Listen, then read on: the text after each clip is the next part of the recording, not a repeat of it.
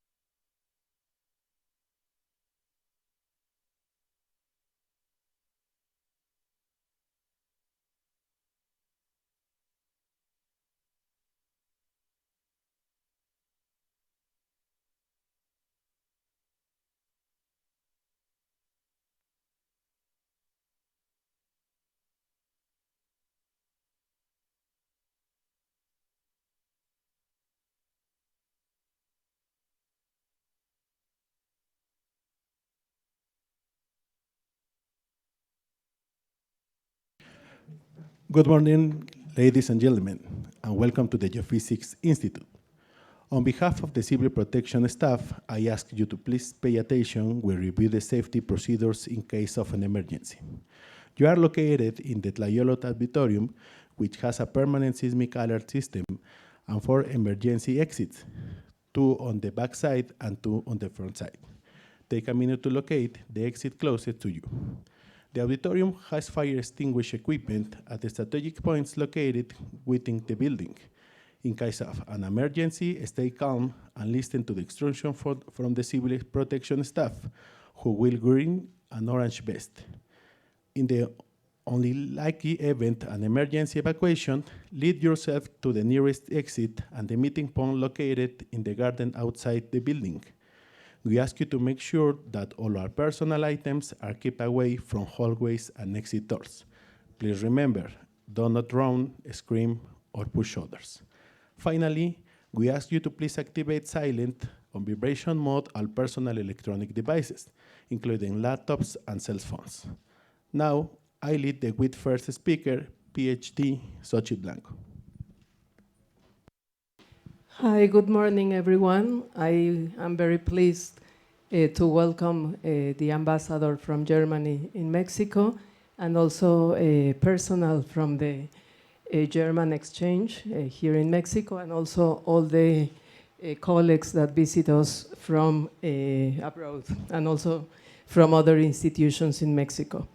So to open the Humboldt College on Measuring Nature's Wavefields, Alexander von Humboldt's time, and today we have 4 speakers. The first one is going to be Dr. Hugo Delgado, who is the director of the Institute of Geophysics.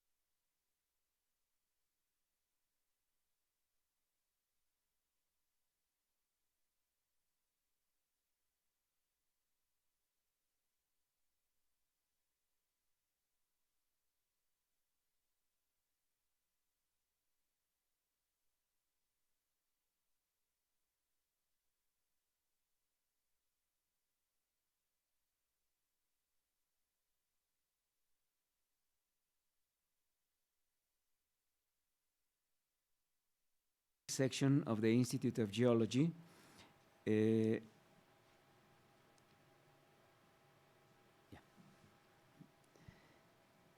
Also at UNAM, it was founded as it was approved, the foundation, by the Honorable University Council on February 21, 1945. On February 7, 1949, it started its activities with 6 departments: seismology, geodesy, geomechanics, volcanology, and applied geophysics. And it included a plan to form 3 medium-term departments: oceanography, hydrology, and meteorology. Our institute includes, since the beginning, entities with their own tradition already. The Magnetic Observatory, which began its observations in 1879, and the National Seismological Service, created in 1910. During the first decades of the Institute's life, its activities were related to geodesy, gravimetry, and tides. However, with the time, its research widens the interest into several different fields, highlighting, for instance, cosmic rays. The growth of the research groups of the Institute has led not only to its strengthening, but also to the formation of independent institutions inside and outside the university campus in Mexico City, such as the Center for Atmospheric Sciences in February 1976, the Center for Ensenada Scientific Research and Higher Education, CICESE, in 1973 by presidential decree, and the Geoscience Center in Juriquilla, Querétaro in May 2002. During the time that the Instituto de Geofísica has evolved in a way that nowadays we are organized in 7 academic units, 6 in Mexico City, 1 in Morelia, Michoacán, 6 national geophysical services, 3 observatories, and 37 laboratories. This is our current organization, with the 6 academic units here in Mexico City and the 1 in Morelia. And seismology has always been part of the Instituto de Geofísica. Some of the achievements include the publication of the book Seismic Risk and Engineering, edited by Lomnitz and Rosenbluth in 1976. Then a series of articles by Singh and others on seismic gaps in the 80s were published. The conclusions of these works were confirmed, especially with the occurrence of the 1985 earthquake in the Michoacán Gap. That earthquake represented a benchmark for seismology in the country because it produced an increase in funding for seismological research, allowing the increase of seismological networks and their associated infrastructure. In 1987, the installation of the first national seismic network transmitted by satellite occurred. In addition to seismic networks, many articles on the 1985 earthquake and side effects in the Valley of Mexico basin were published. The investigations developed by the department were vital to understand these effects and their spatial variations that are most likely the largest in the world. These effects have a decisive influence on the distribution of damage that can even cause the collapse of certain buildings only a few blocks away from other buildings that are scarcely affected. In the 90s, these studies were extended, and the study of the geometry of Mexican tectonic plates began. It is recognized by these studies that the Cocos Plate is unique in its formation because it is the flattest subducting plate along the largest distance existing currently in the world.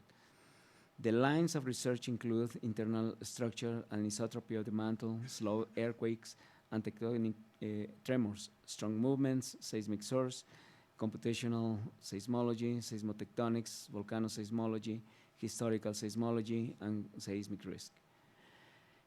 Between 1949 and 1975, several scientists from the Institute developed research projects on seismology, geodesy, and gravimetry, geochemistry, tectonics, oceanography, space studies, applied mathematics, and other fields, some with applications to geothermal, energy, and volcanology. In December 1975, February 1976, the Institute sent researchers to Colima on a mission to for the study of the reactivation of Colima volcano.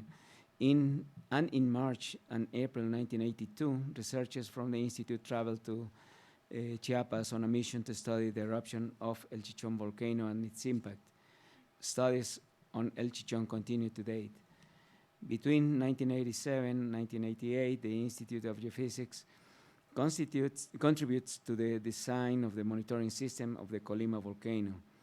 From September 1987, the PPM seismological station was installed in Tlamacas, which together with Alzomoni of the Engineering Institute constitute the initiation of the seismic network, monitoring network of Popocatépetl volcano.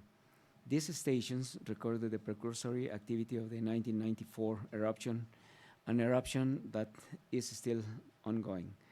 In 1994-1995, the Instituto de Geofísica contributed to the design, installation, operation, and interpretation of the data of the monitoring system of the Popocatépetl volcano as part of the Scientific Advisory Committee of the National Civil Protection System, based on forecasts of eruptive activity and recommendations made by the Institute's researchers. Civil defense officials make decisions on evacuations and communication of alert levels to the population. And as I have shown you, at the entrance, we receive, there is a certificate signed by the current president of Mexico to this advisory committee that is part of the Institute of Geophysics.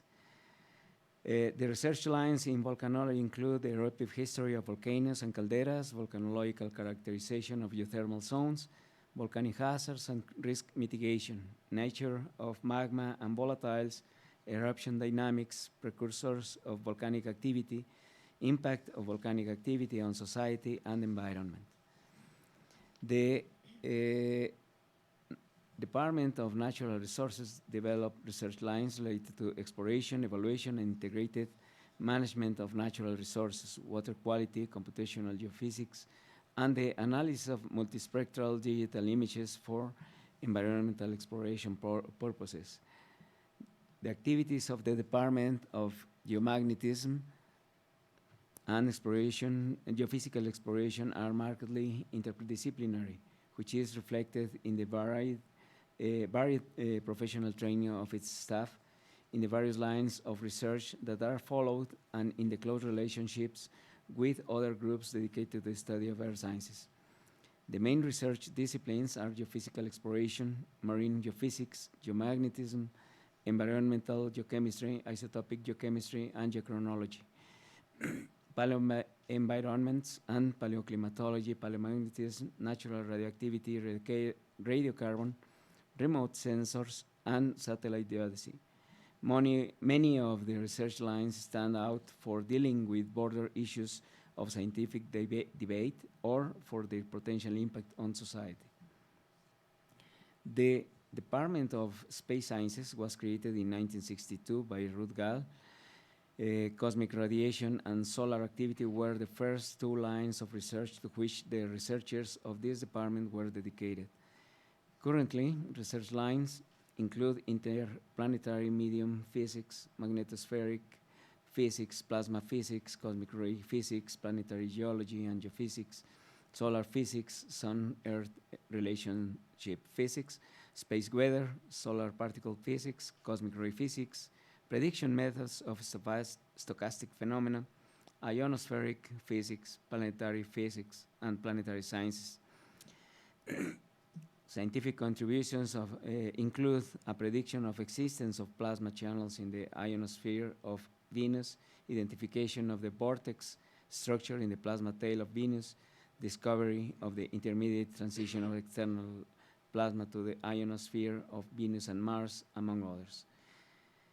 Since the discovery of cosmic dust, holding many secrets of the formation of the solar system, some of the UNAM space scientists have characterized the dust particles emitted by Comet 67P and by Saturn's magnetosphere, determining the thermal behavior of the main rings of Saturn, and have predicted the final destination of the dust of Comet Shoemaker-Levy 9 around Jupiter. Since the Sun is the closest star to Earth, they have proven that the solar activity not only affecting the living beings, but also has some effect on some climatic phenomena. As the Earth is subjected to the meteoritic impacts, space scientists have calculated the probability of re-entry of the Chicxulub crater eject along the crater eject long after the crater formation, and have evaluated the survival of micrometeoroids in the Earth's atmosphere. The solar radiation section is, since its creation, a benchmark for the measurement of solar radiation in Mexico. It was the first research group in the country establishing for study solar radiation as an element of global climate. Research lines are focused on studying the interaction of solar radiation with the Earth's and extraterrestrial atmosphere.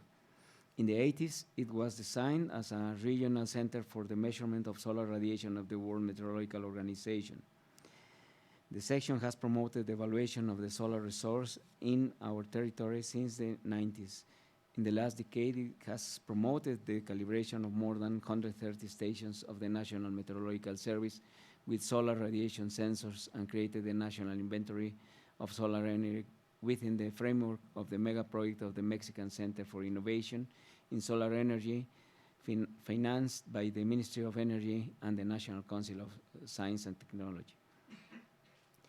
And the presence of the Institute of Geophysics in the state of Michoacán dates back to the year of 1993, where they began in collaboration with the staff of Michoacán University of San Nicolás Hidalgo, studying geology, tectonics, and volcanology. The presence of researchers in Michoacán region is widely justified by the existence of multiple terrestrial phenomena that require deep knowledge because they are unique in the world, such as the Michoacán-Guanajuato monogenetic volcanic field with more than 1,100 volcanoes, including Paricutin and Jorullo, whose studies are of public utility since they are necessary for disaster prevention and for a better understanding of alternative energy sources. At the beginning of this century, it was decided to build up the MEXART Observatory in Cueneo, Michoacán, whose objective is to study the propagation of solar storms between the Sun and the Earth using the technique of interplanetary scintillation.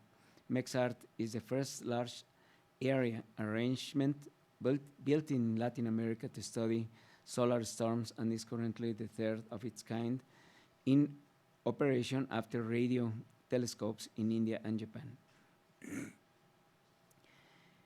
The Instituto de Geofísica has 37 laboratories, 26 in Mexico City, 11 in Michoacán.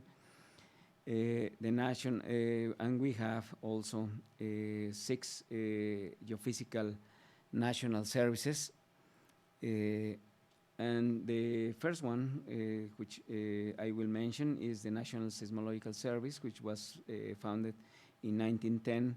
It registers, stores, and distributes movement of the terrain data to inform the authorities and general public about the seismicity of the country, promote data exchange, and cooperate with other national and international monitoring and research institutions. The university's Mariographic Service safeguards, documents, and analyzes the tidal data of more than 50 years of measurements in more than 30 locations around the country, and maintains sea level monitoring in several places in the country. The measurement of sea level at UNAM represents one of the pioneering and most important efforts to monitor environmental variables in an operational way in Mexico, and also it watches together with the Mexican Navy, the occurrence of tsunamis. The magnetic service of the Institute of Geophysics is a technical and scientific entity in charge of protecting the collection of instrumentation and information bases related to the magnetic field observed in Mexico. It is responsible for the operation and maintenance of the observatory in Teoloyucan and the Coneo Observatory. The objective of space weather service is to respond to the needs of the country in space weather research and monitoring, supporting the national security demands contemplated in the latest amendments of the General Law of Civil Protection. The Mexican Solar Energy Service maintains the first of its kind Mexican solar network, consisting of multi-parameter measurement stations for solar radiation, as well as meteorological stations that serve as a reference for the evaluation of models from satellite images. And finally, the mission of Satellite Geodesy Service provides GPS, meteorological, and value-added products necessary to advance the advance of our knowledge in geological processes that cause the formation of the Earth's surface, particularly those related to tectonic plates and the seismic cycle, magmatic and terrain subsidence. And of course, here we are to celebrate the presence of Alexander von Humboldt, his presence in Mexico. And we know that as soon as he got to Mexico City, he established relations with local scientific people. And he made a series of emissions or observations he wrote down, and our presence today is to see the impact of these observations in our country, but also how we are observing the same kind of phenomena currently in Mexico. Alexander von Humboldt was a very insightful person, very much interested in not only in science, but also the culture of Mexico. Of course, he had several observations about volcanoes which were actually erupting very close to his visit in times, but also had the opportunity to develop several scientific ideas regarding the formation of lavas, which at the time were a first, but currently we can see in a different way, of course, with different tools and information, these ideas and test them. And when he returned back to Europe after leaving New Spain, he drew and wrote several of these ideas that are currently under our sight. And according to him, nature loses nothing of its charm and the prestige of its magical power as it manages to penetrate its secrets, understand and mechanism of celestial movements, and numerical assess the intensity of forces.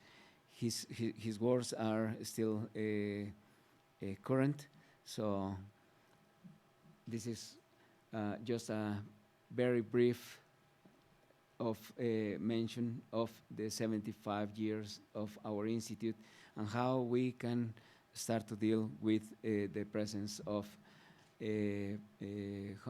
Alexander von Humboldt after 250 years of his birth. And again, welcome to everyone. Feel at home. Thank you very much. Dankeschön.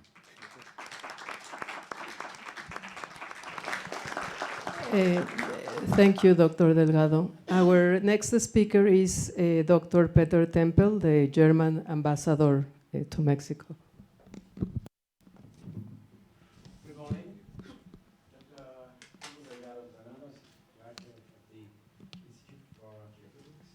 Dr. Alejandra from this institute. Dr. Fleckenstein from the German Academic Exchange Service. It's a great pleasure to be here. Thank you very much for the invitation to participate in the inauguration of this Humboldt Project on natural nature's wave fields, Alexander von Humboldt's time and today. I've in the last years participated in a number of Humboldt colleague events. Topic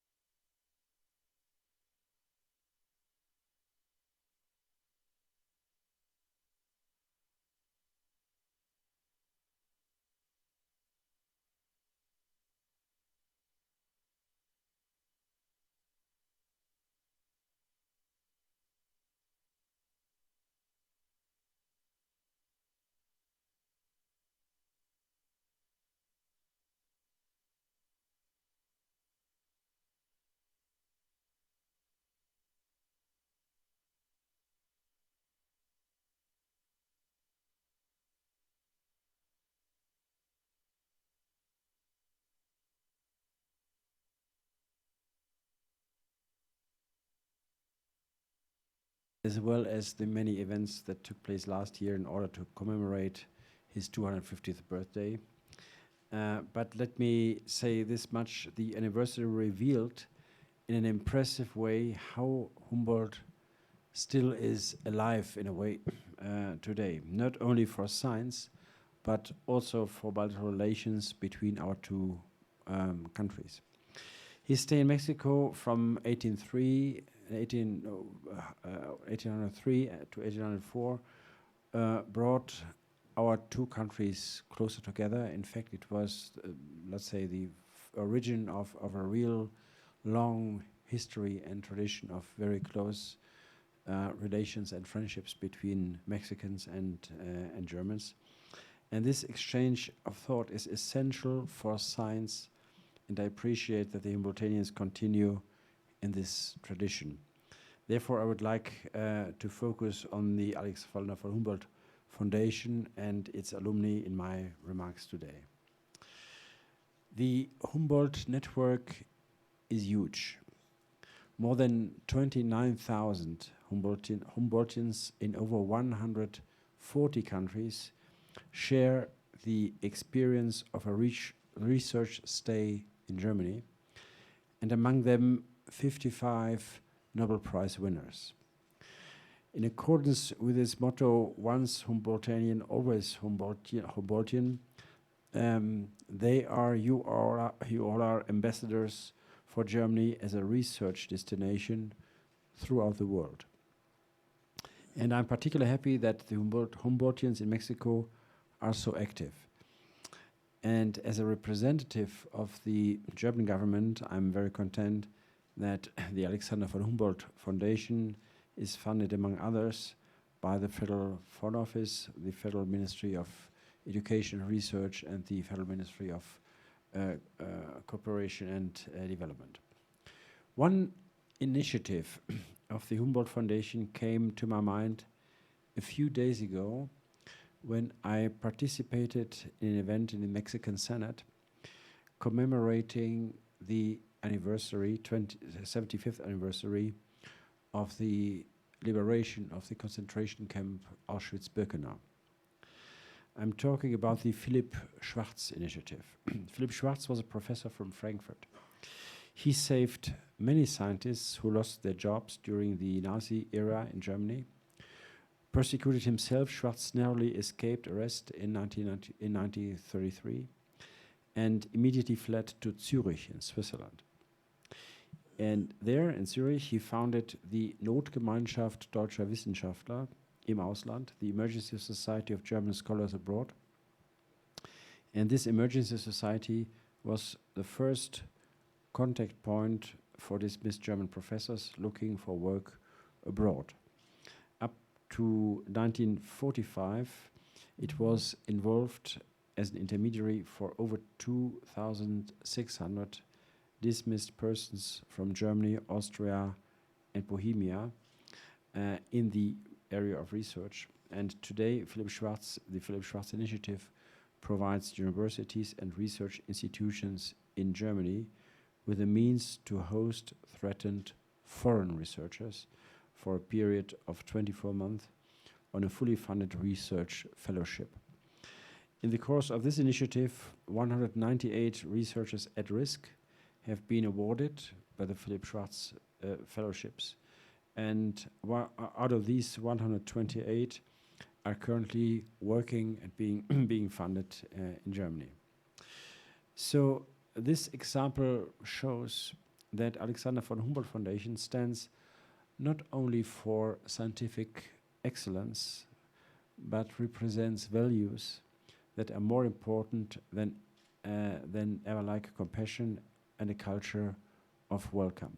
I hope that these values will continue to spread just like a wave field, and therefore I want to wish you all the best with this conference, your scientific endeavors, your personal life. Thank you for the attention, and I hope you have a very successful conference today and tomorrow in Mexico. Thank you.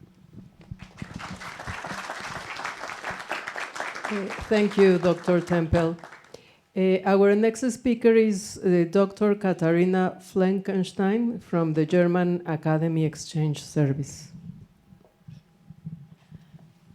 Good morning, Your Excellency, dear Mr. Peter Temple, dear Dr. Hugo Delgado Granados, dear Dr. Alejandra Arciniega, dear Alexander von Humboldt alumni and fellows, dear scientific community.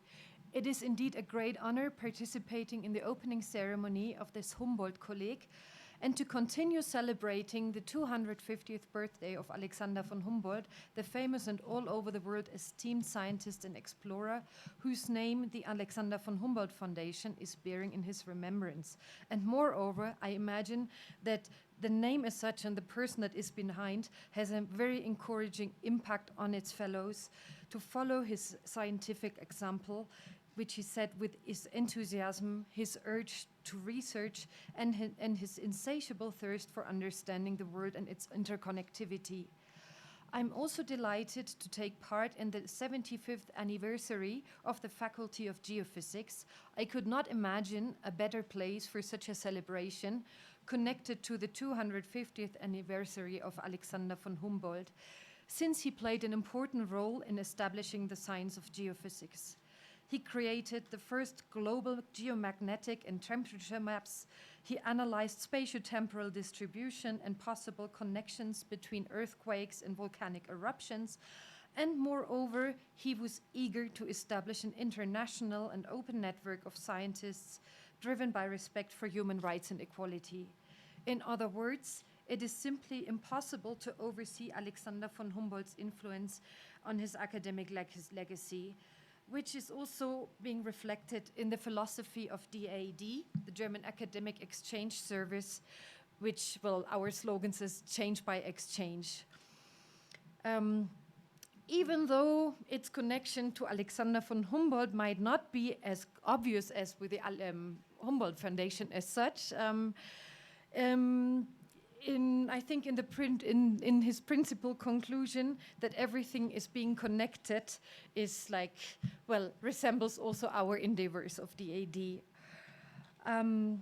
Our aim is to keep the academic world in interaction by supporting and funding the academic exchange between Germany and other countries of the world in order to create a scientific network and constant exchange between all kinds of researchers and academic disciplines.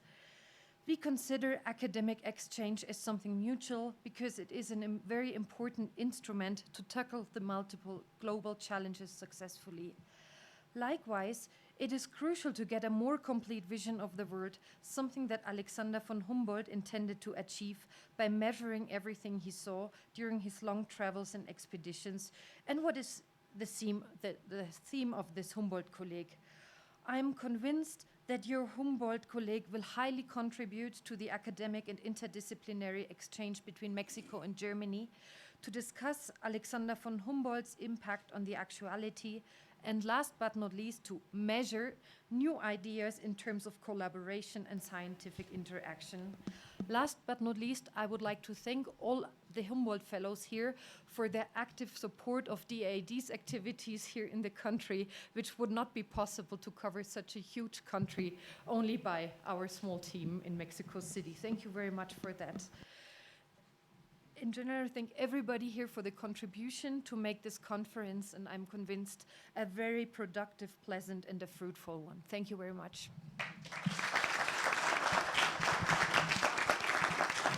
Thank you, Dr. Flankenstein. Our last speaker of this opening ceremony is Dr. Alejandra Arciniega. She's one of the organizers of this Humboldt KOLLEG, and she's also a researcher in Institute of Geophysics. Good morning, everybody.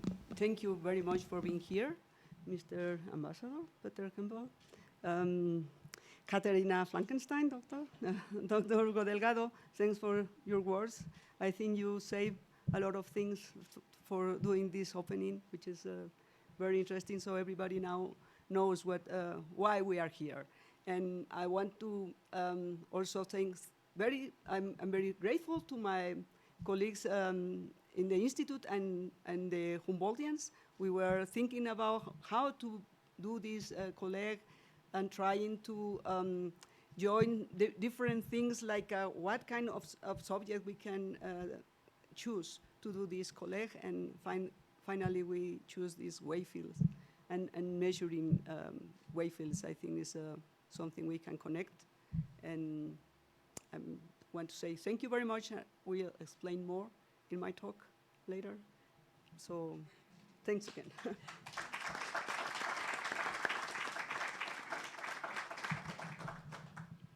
So it's next is we can start with the KOLLEG.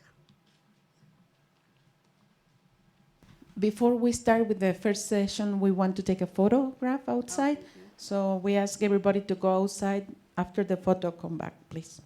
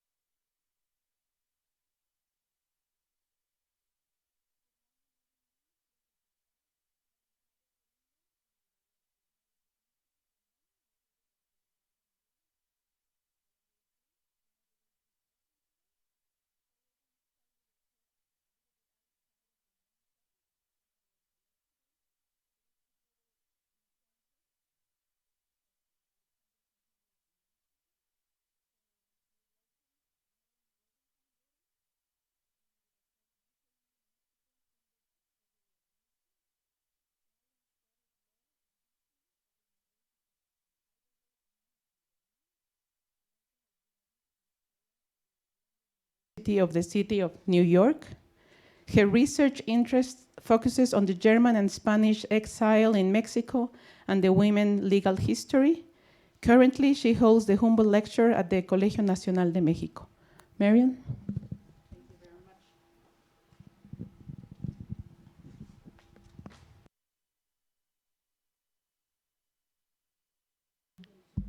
Now, thank you very much for the kind introduction. Actually, I tried very hard to prepare my talk within the context of this seminar, as I always try to prepare my talks within the context of the seminars. Of course, I'm a historian, so I'm not a specialist for waves or wave fields of neither kind, but Humboldt was, and I tried to follow him in that. So if I haven't done my work on understanding Humboldt correctly, it probably is my mistakes, not Humboldt's, but bear with me. The director of the institute is not there anymore, but Alexandra is. I also would like to say congratulations to the institute and to celebrate not only Humboldt, but the institute today. So let's start. Alexander von Humboldt was a preeminent scientist of his time, a true cosmopolitan, polymath, and an international working scientist, though he was never part of any university, also not in Germany. His portraits were in his time a best-selling product.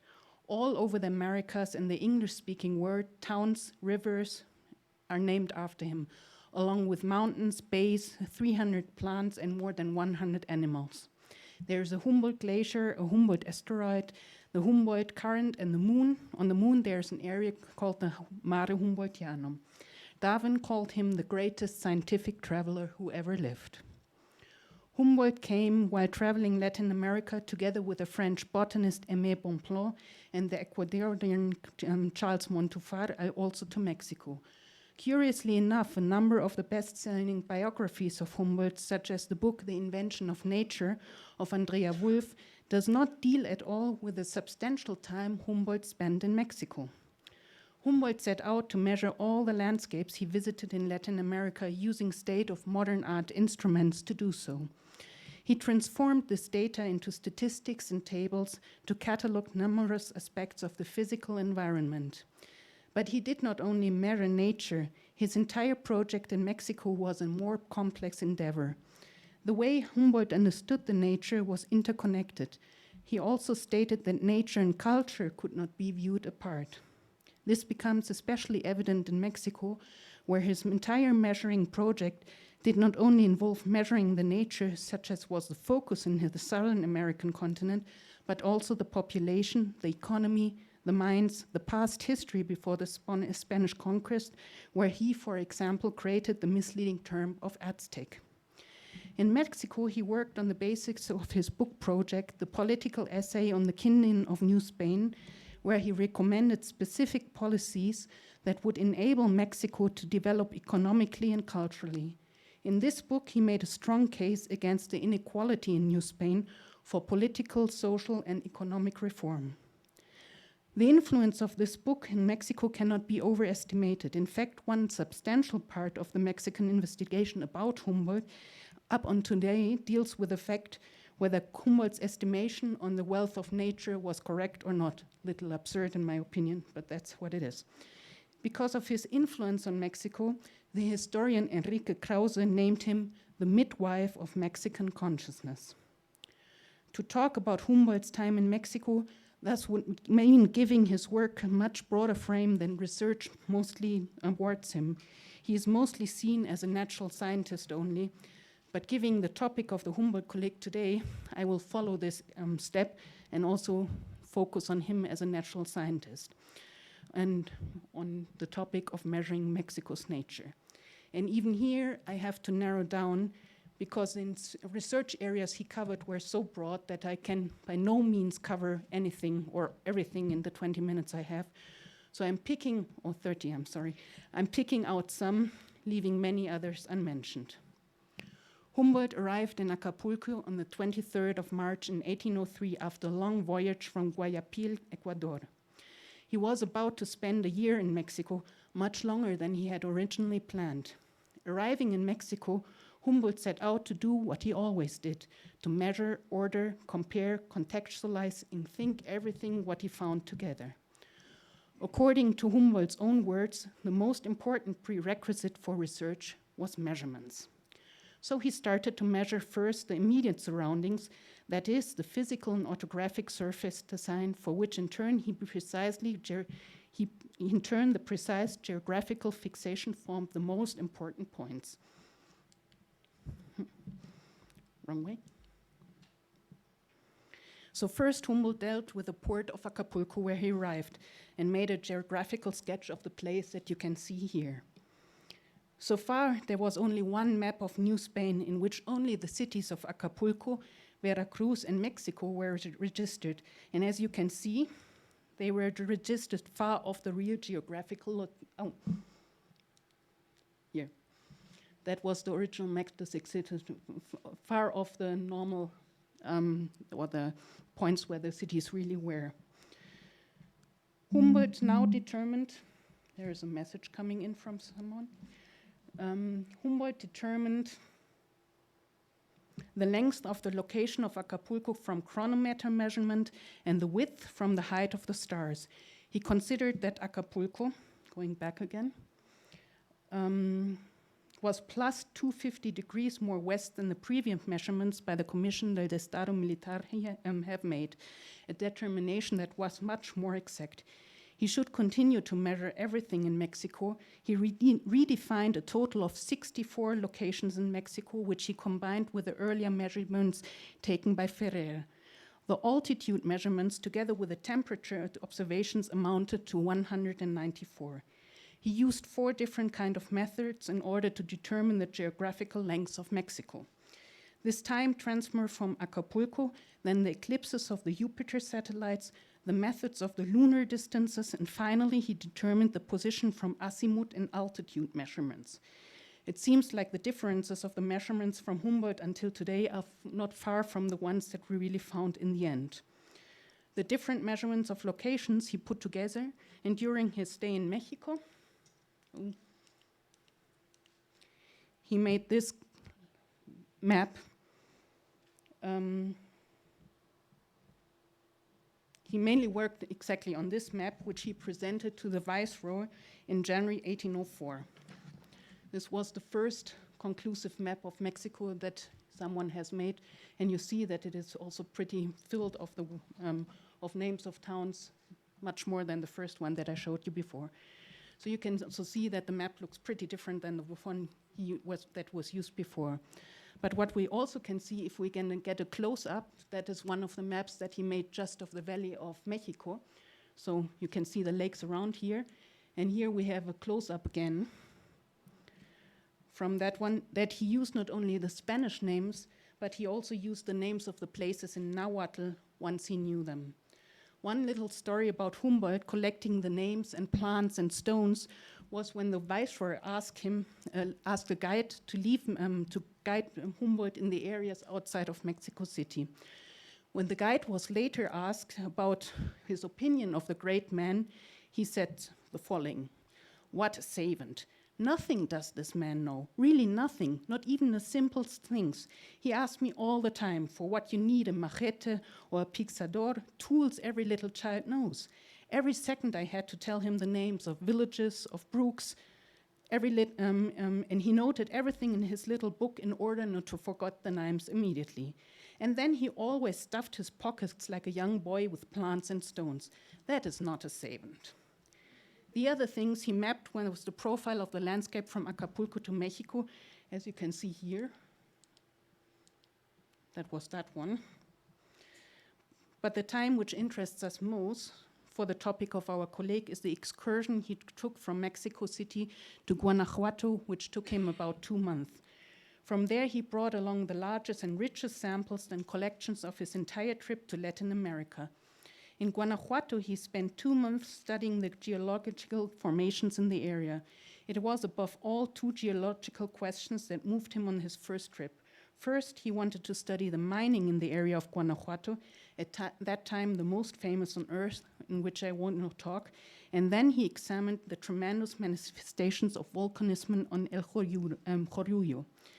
It was the youngest volcano in Mexico at that point of time. When Humboldt climbed in, oh, I'm doing wrong way around again. I know, here he is. When Humboldt climbed in on September the 19th, 1803, the Joyurullo was exactly 44 years old. The pressure of the underground lava masses must have been very enormous when he erupted, that a layer of over 4,000 square meters should rise like a bubble and raise the ground at the edges by 12 meters, and in the middle of over 160 meters above the surrounding plain.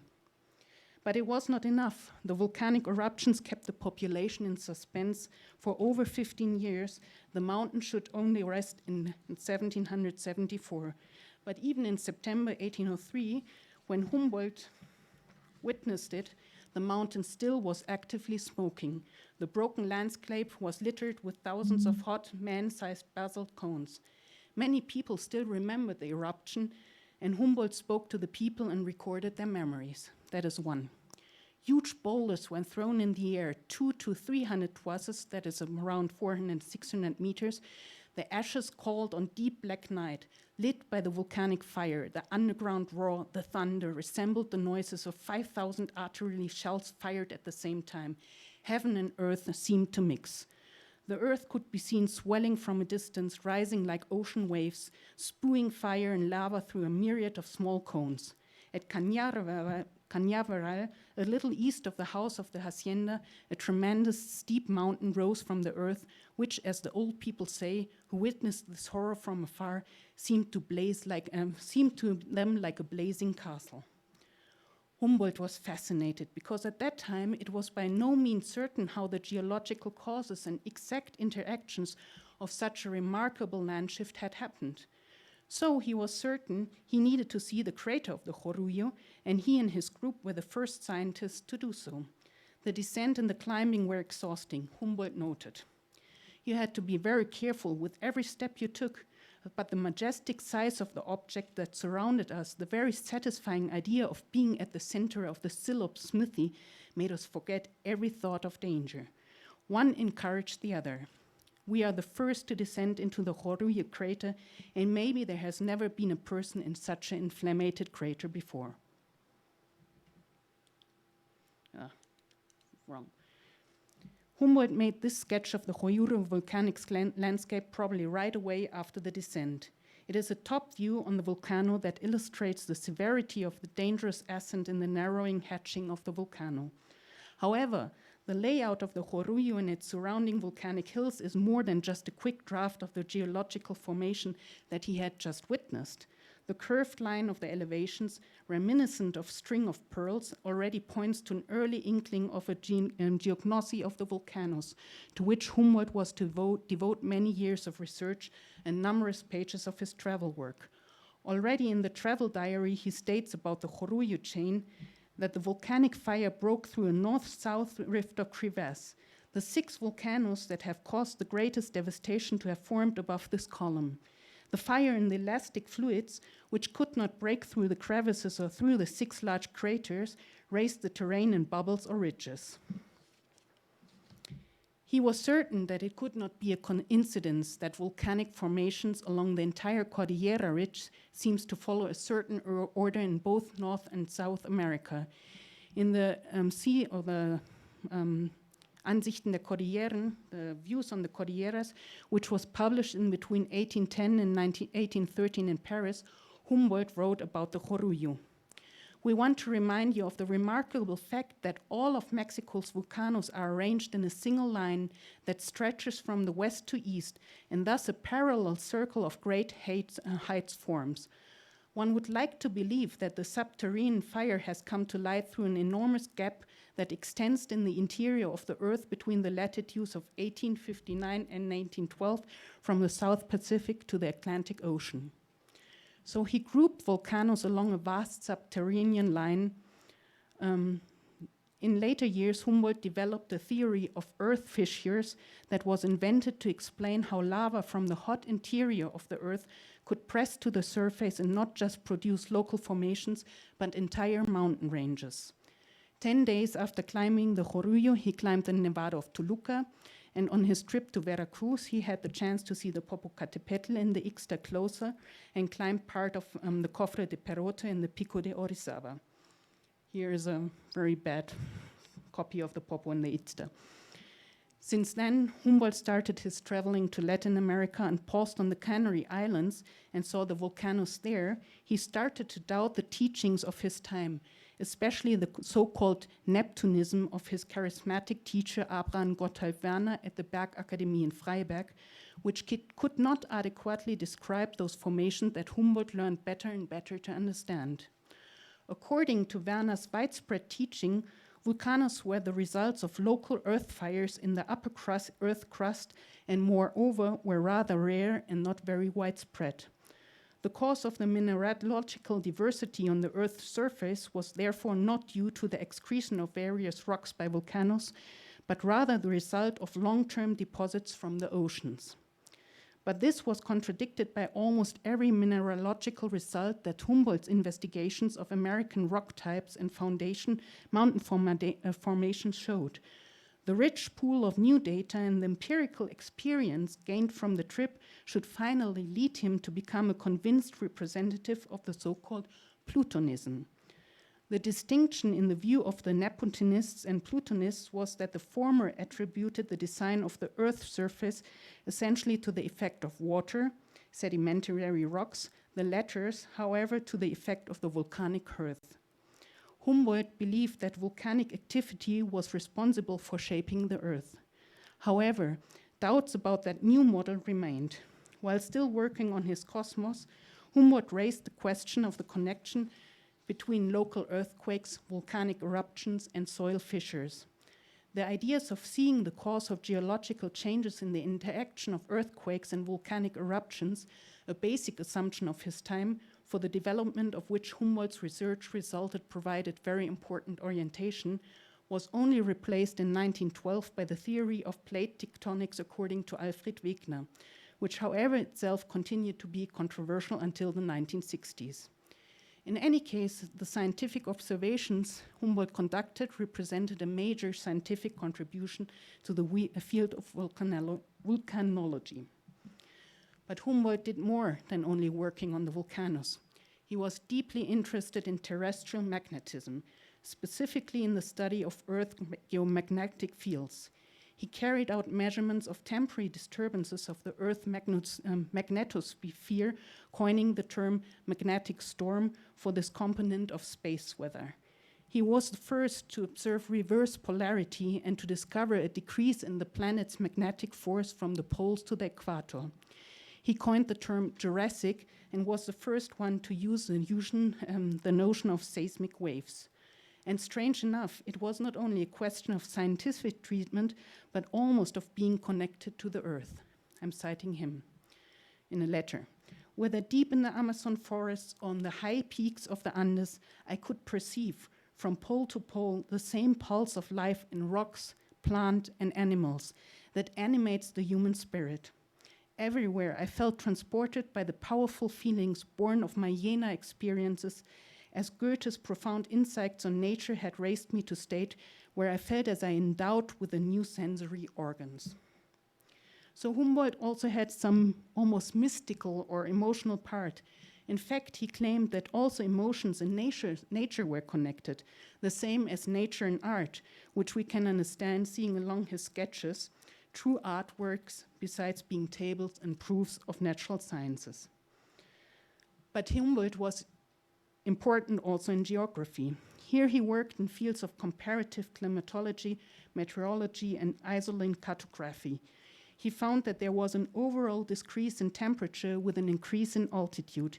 He invented weather maps using the first time isotherms and isobars, which are still used today, mostly in the weather forecasts on TV.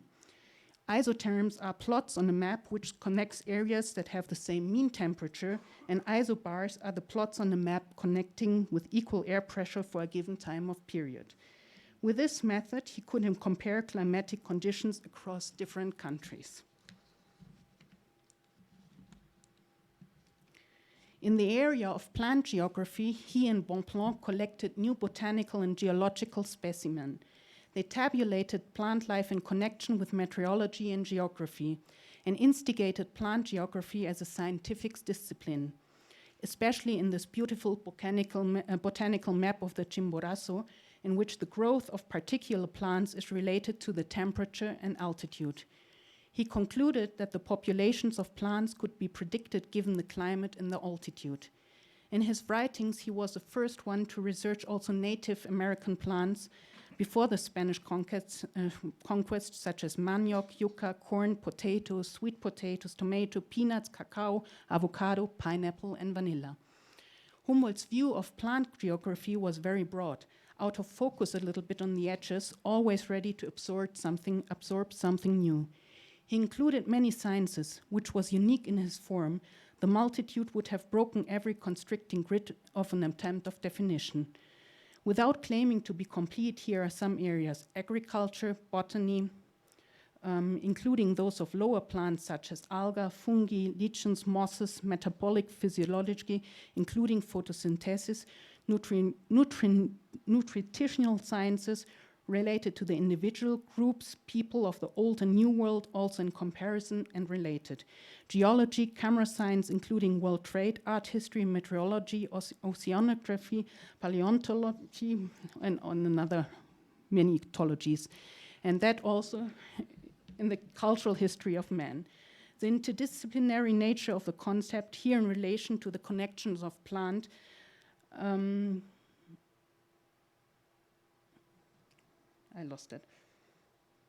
Plant geography with geological sciences or location science already shows a remark by Humboldt from 1789 in which he praises the work of a colleague in plant geography with the word, "It is certainly one happy idea to combine the mineralogy with the botany and to watch the place where the plants live." Given the width of this approach, Humboldt always had the uncomfortable feeling that he did not consider every aspect necessary, a feeling probably all of us know of having missed something in our research. At the same time, this was also true for animals. He collected and tabled as much of the animal life he saw on his travelings, in Mexico especially his attention to the ajolotl. The Aztecs saw in the nocturnal animal descendants of their god of death, Xolotl, and therefore called him the ajolotl, which translates roughly as water monster. The ajolotl has exceptional abilities. Equipped with both gills and lungs, they are able to restore the limbs and even organs when wounded. Under extreme conditions, they can even transform from the larval stage underwater into the land-living salamanders. Incidentally, Alexander von Humboldt brought the first two of them to Europe in 1804. They were exhibited in the Exotic Curiosity in the Musée National d'Histoire Naturelle in Paris. In all his work, Humboldt strongly rejected the hierarchical and racist views of Georges-Louis Leclerc, Comte de Buffon, and many others, especially from Europe, who argued without having been in America that everything coming from here, whether humans, animals, or plants, were weaker or underdeveloped as compared to Europe. Humboldt, in fact, did deny the contemporary assumption of inferior or superior races of men. In this, he was very different from most of his contemporaries. Now let's turn one moment away from the discovery of nature to the destruction of nature. The Viceroy also invited Humboldt to participate in the plans to build the drainage systems around Mexico City. Here he wrote about the poor fate of the indigenous living along the canals in these diaries and about the first effects of humans' influence on the destruction of nature. The channels established by the Spanish colonialists served as all we know from our history of Mexico to drain the waters of the Lake Texcoco. In the middle of the lake, the Aztec capital Tenochtitlan had been built on the island. The Spanish colonialists had largely destroyed the Aztec temples and buildings of Tenochtitlan and built the city of Mexico in their place. In 1803, Humboldt writes in his diary, "The Spaniards have treated the water as an enemy. They seem to want this new Spain to be just as dry as the inner districts of their old Spain. They want nature to be similar to their moral, and they do not do it badly. One has not understood how to unite the two goals, the security of Mexico City and the irrigation of the lands. The lack of water makes the valley barren, unhealthy, the salt increases, the air dryness increases. Humboldt describes here the change of the local climate caused by human interference in the water balance of the landscape. In the middle of this climate studies on the high valley of Mexico, he writes in his travel diary the programmatic and famous sentence that we all know: everything is interconnected. About the consequences of deforestation for the climate, he had written already on his earlier travelings in Latin America. I'm citing, "Deforestation is perhaps one of the main causes of the drought that has been going on for the 5 last years, and reason for drying up the springs in the province of New Andalusia. Forests plants not only produce water, they release a large volume of newly generated water into the air by exhaling them. But they don't not only increase water from the air and cause fog because they precipitate the cold, but they are especially benevolent because they prevent with the shade they are providing the evaporation of the water masses provided through periodic rain showers. This evaporation is comparatively fast where the sun is so high." And then he followed. "By cutting down forests, by changing the distribution of water, and by the development of large vapor gas masses at the centers of industry, these changes through man are without any doubt more important than we should assume. But among many different influences, we are working on the same time together, and that determine the type of climate. The most important ones are not the small localities, but the relationship of position, of configuration, and the height of the terrain and the existing winds. On this constellation, the civilization has no influence." It might have been the first time in history that someone described the Anthropocenic influences of the climate correctly. 2 years later, Humboldt wrote in the first volume of his famous book, The Cosmos, again about the phenomena when he talks about the mixing of the atmosphere with a mass or a more or less damaging gaseous exhalations as a factor for the change of climate. Of course, he was right in his assumption that in 1843, the civilization did not yet influence the climate terribly. The use of fossil fuels since the industrialization, and especially the expulsion of CO2, was not yet a dangerous climate factor that humankind should have considered. Meanwhile, we do know about the greenhouse effect. The concentration of CO2 in the atmosphere has come from, since the times of Humboldt's writing, increased about 280 ppm to 400 ppm, and the temperature has risen about 1 degree in average. And the world population has risen from 1.2 billion people in his times to 7.5 billion today. Humankind has changed the surface of the globe in such a way that we now talk of the Anthropocene, as proposed epoch dating from the commencement of the significant human impact on Earth geology and ecosystems, including but not limited to climate change. But when Humboldt lived, the problems of industrialization did not yet exist. So we leave the point here, just noting that Humboldt can be called one of the first scholars to point out climate change made by man, and that we could have known about the consequences of our acts already much earlier than we did, if we had spent the attention to. At the same time, I also don't want to overpraise Humboldt. His estimation on the silver in the Mexican mines lead to a global investment in the mines and the destruction of nature in its wake. The same is true for other recommendations he gave for exploiting Mexico's natural wealth. It is not to say that he was responsible for the act of others, but his knowledge contributed to the development of many problems Mexico is facing today. His work in Mexico stands for an example that the work of a scientist is not solely an objective act of measuring without any consequences, but a political and a social and cultural contribution that can also lead to harm and raises the question of ethics in science.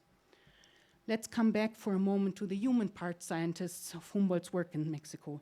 He also spent hours in the libraries to research the pre-Columbian cultures, and different than many or actually all of his contemporaries, he saw that the pre-Columbian societies in Mexico, not as a barbarian tribes, but as highly educated predecessors and an interrupted culture that needed to be rediscovered. For someone being trained in the hard sciences, Humboldt made a great contribution to the emergent field of anthropology or the field of pre-Columbian studies. He observed and collected also here whatever he could, put his hands on, and rescued manuscripts from the wet archives in order to analyze them. He developed a lot of comparative ideas about the development of cultures and hypotheses of some use for later generations of anthropologists and art historians in classical Mexican pre-Columbian studies. Reading Humboldt, one thing is clear. He is not hiding behind any jargon. Even as a historian, I can more or less understand what he's writing about in terms of the hard science. He wants the educated public to understand him, so his discourse is always accessible, pleasing, and patient. Something we might have to relearn a bit in our fields of work to make our work accessible to other fields of academia. This leads me to one other celebration of Humboldt's many strengths, the ability to network. He had been all the time while staying in Mexico in contact with Mexican scientists, incorporating their knowledge into his research and doing first Mexican-German academic networking and improving global knowledge by doing so. In fact, Humboldt was very impressed by Mexican academia. He wrote, "No city of the new continent, without even accepting those of the United States, can display such a great and solid scientific establishment as the capital of Mexico." Humboldt wrote shortly before his death in 1854 to President Santa Anna, who conferred to him one of the Grand Cross of the Order of Guadalupe, that he still believed in Mexico's potential for a great future, given it was linked to the progress in arts and science. So basically, our Mexican-German getting together today is something Humboldt had started in 1803 and 1804.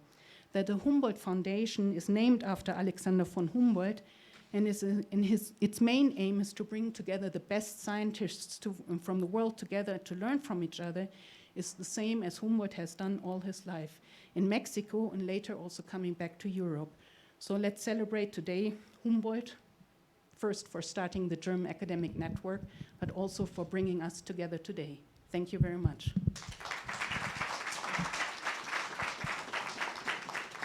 Thank you. We have time for one question, a comment.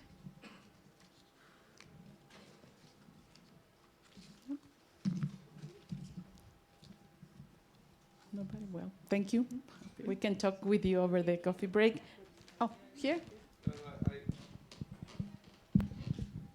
I think he met Andrés del Rio, some of the geologists that were very famous, and also visit the School of Mines at the Minería School here.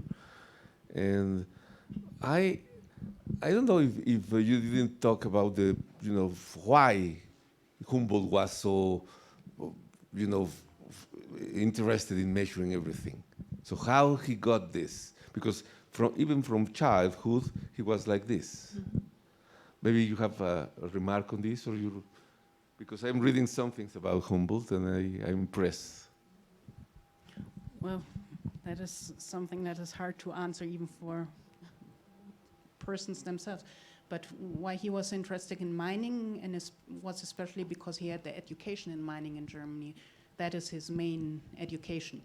So what he came to do here was to look for the minings, to explore the possibility of the mines, and that is why the King of Spain gave him the permission to freely search in the archives, which was also the first time that someone outside from Mexico was allowed to do so. But yeah, why was he curious about science? He started from child on. I don't know why. Sometimes he risks his life. Yeah, he risked his life for that things many times. I know a partial answer. Okay. Among his interests, I know only the volcanological part, but he was interested in Mexican volcanoes, especially in the basaltic ones. And this is because there was, at the time, this discussion between Neptunists and Plutonists, whether basalts had formed in the ocean or whether they had formed on land. As usually is the case, many theories after some time are proven wrong, but not entirely wrong. And this basalt thing is one example of that. So that is the reason why he went, for example, to San Miguel Regla, to look at the basalts there. And Jorullo is also basaltic, and that is why he was interested in Jorullo. And he always mentions, he's not very explicit because he was a student of Werner, the most preeminent Neptunist. So he had to be a kind of polite, although he did not believe in his theory anymore.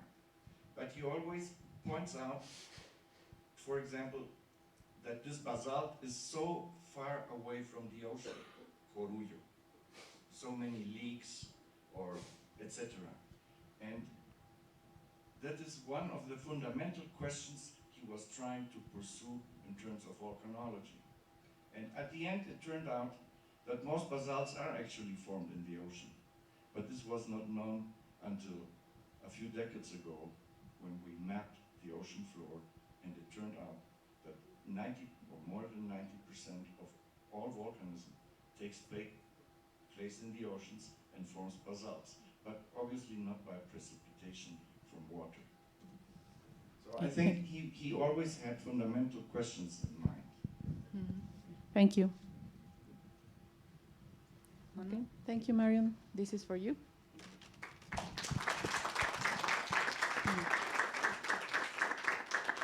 Okay, the rest of our speakers will have 20 minutes total. We will control the time with this lamp here.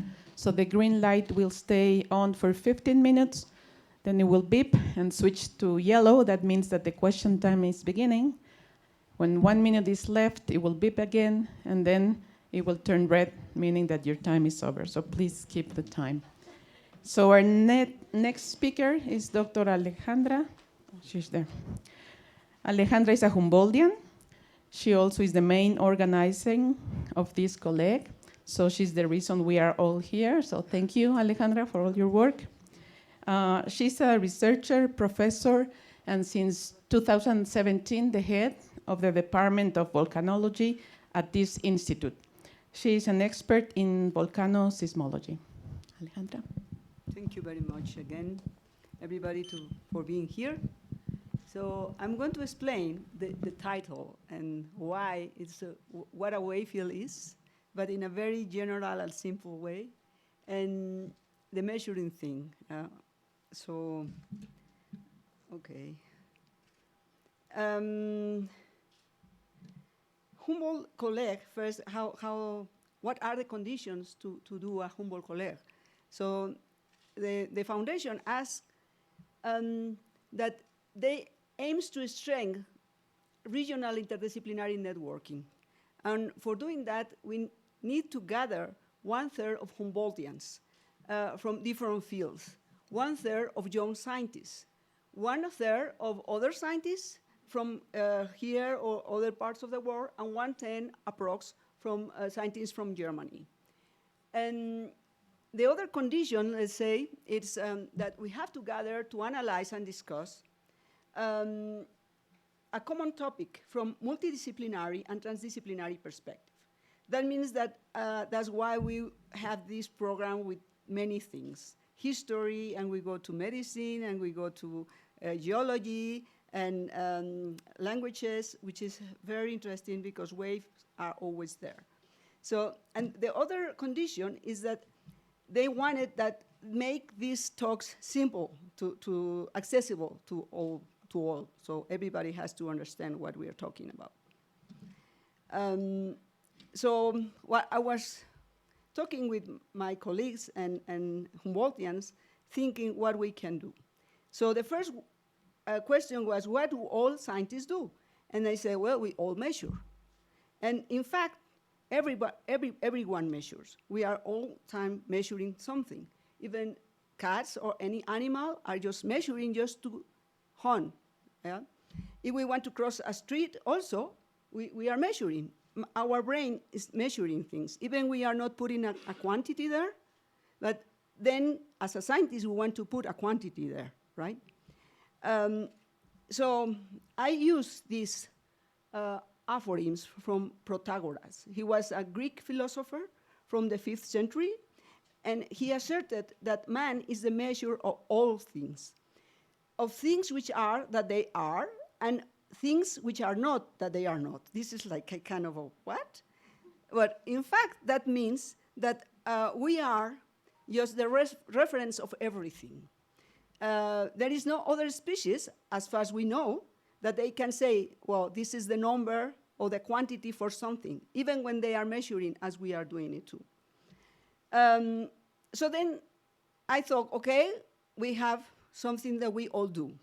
Then the next question and how to connect this with Alexander von Humboldt is that he was systematically measuring everything.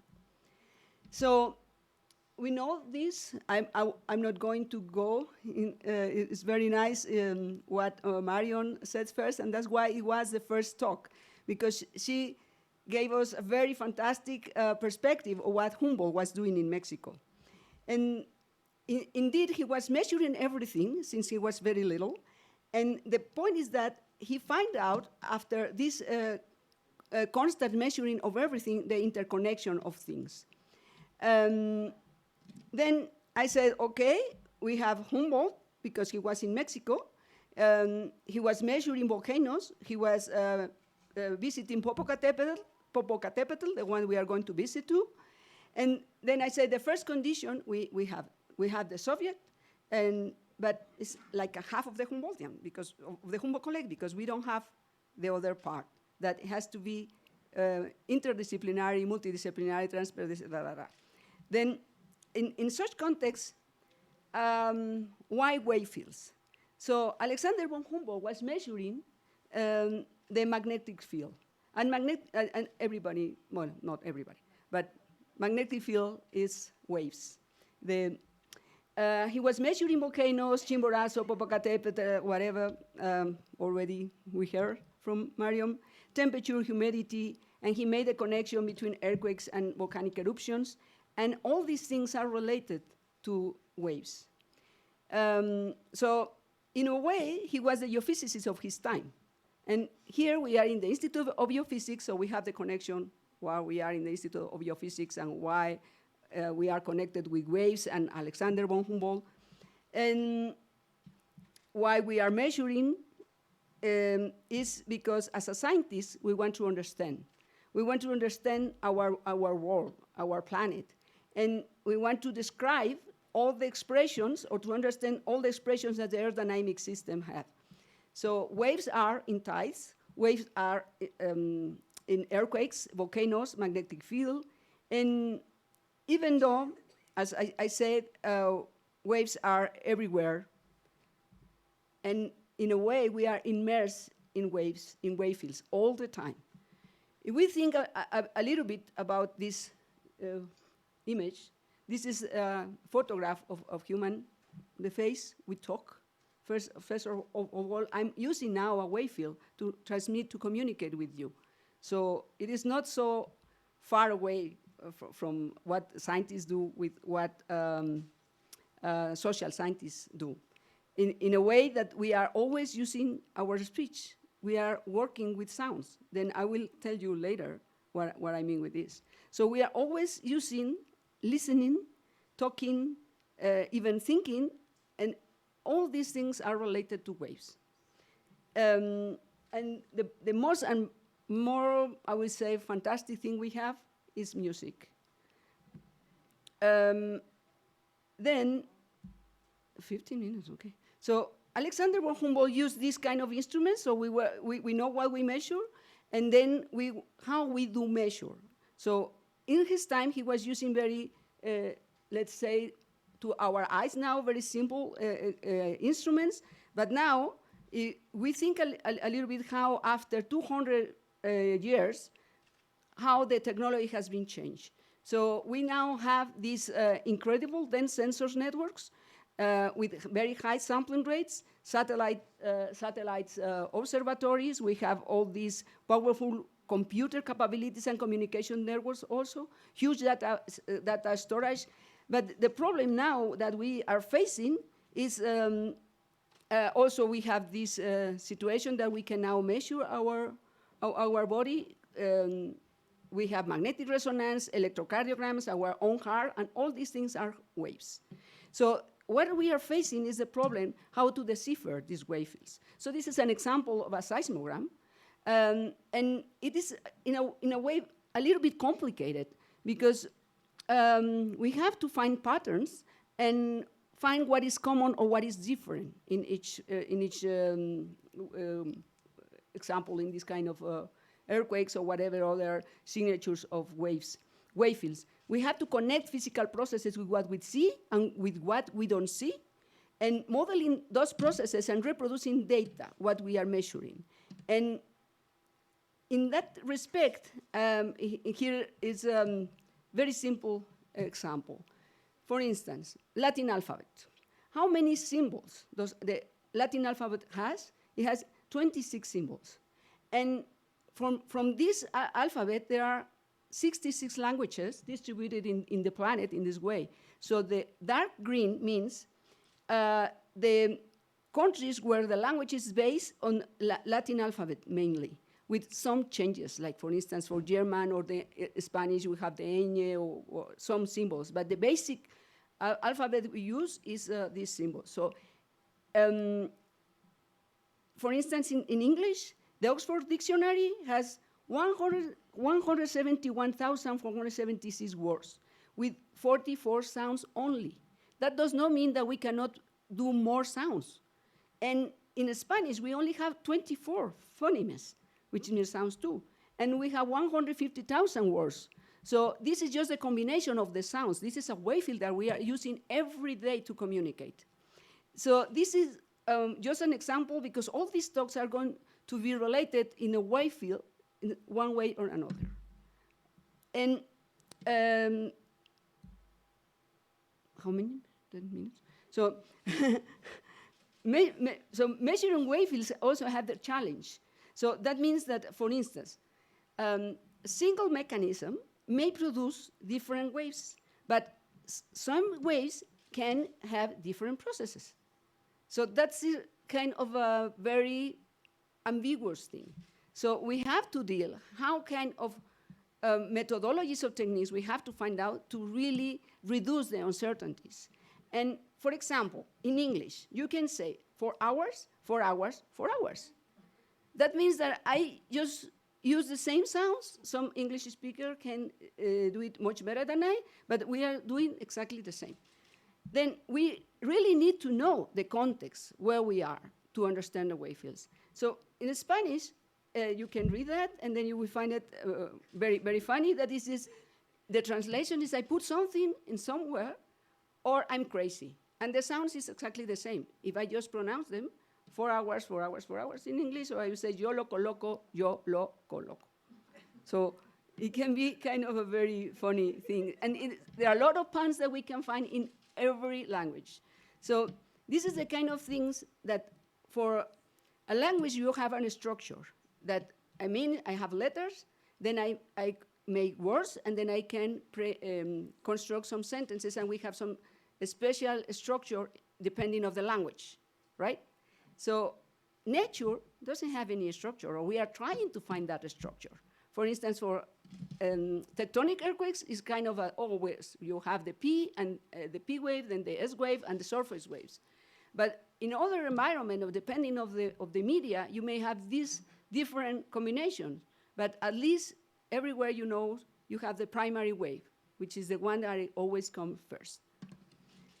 This is a simple example how wavefields are everywhere. And that's why I say, okay, this could be the good topic to talk and gather all together talking about wavefields in different ways. So, for instance, elephants are an expert geophysicist. They do not have that problem to have this, let's say, ambiguous interpretation of what is happening. They are able to perceive waves at very far distances. They just follow the patterns of the vibrations that they produce with their own weights, and they perceive that vibrations, and they can find water. So if they can find water in some place or another, it's because they are able to recognize the properties of the material where they are just hitting. They can recognize how these waves are traveling and coming back to them, and then they say, okay, this is a place where water must be or not. So this is the great thing. Elephants are the best we can use to represent a geophysicist. Yeah? So I hope in this colleague we all share our experiences for measuring wavefields, the techniques we use, and find a ways to decrease the uncertainties we face in our own field. Because I'm sure, talking with other colleagues and being in different Humboldt colleagues, that in different branches they have completely, they are using very nice way to approach to reduce these problems and have very nice, machine learning, for instance, or match template for infrasound or whatever. So we can really, I hope, well, that we can have this. And also with historians, we can share why Alexander von Humboldt was measuring wavefields. He doesn't have that nice technology we have now, but this is the purpose of this colleague. So thank you very much.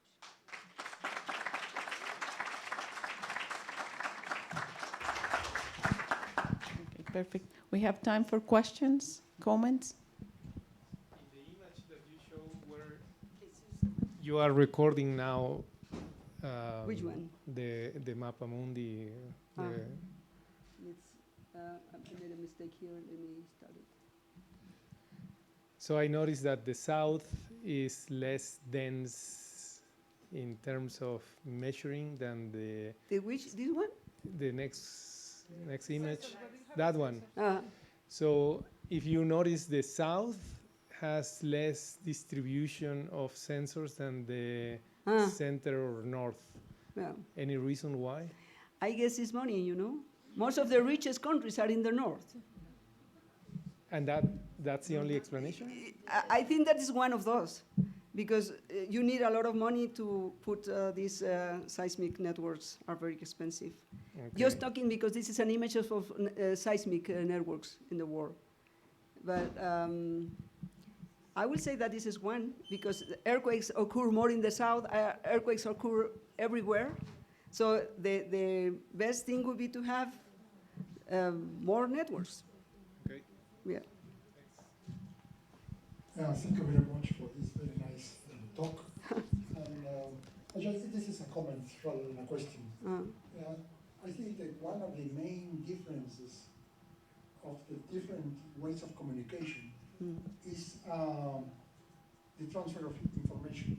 Also. For instance, if I send you a letter in a paper, I am transferring information through the transport of mass. So there is a matter that goes from one place to the other.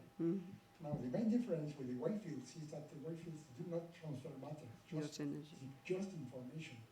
And I think that's a basic feature which we should use more to distinguish about how many possible ways of transferring information are. So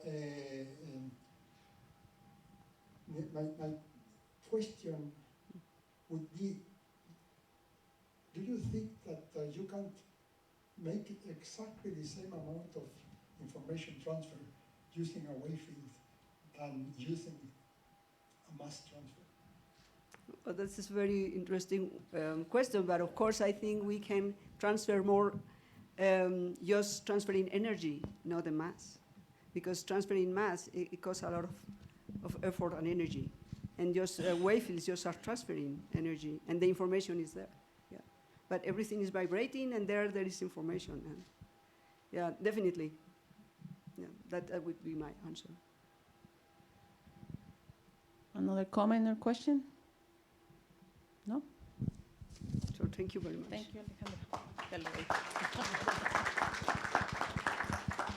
By the way, about this, I'm sure Klaus is not around here, but he will give us a very nice explanation of what you Of the content. speakers are, what is inside. Okay, we will continue with Alejandro Rosado Fuentes. Alejandro is a physicist with a master's degree in geophysical exploration.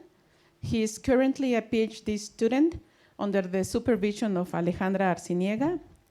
He is also an assistant professor teaching younger students on the fields of earth sciences, physics, and biology here at UNAM. So, Alejandro.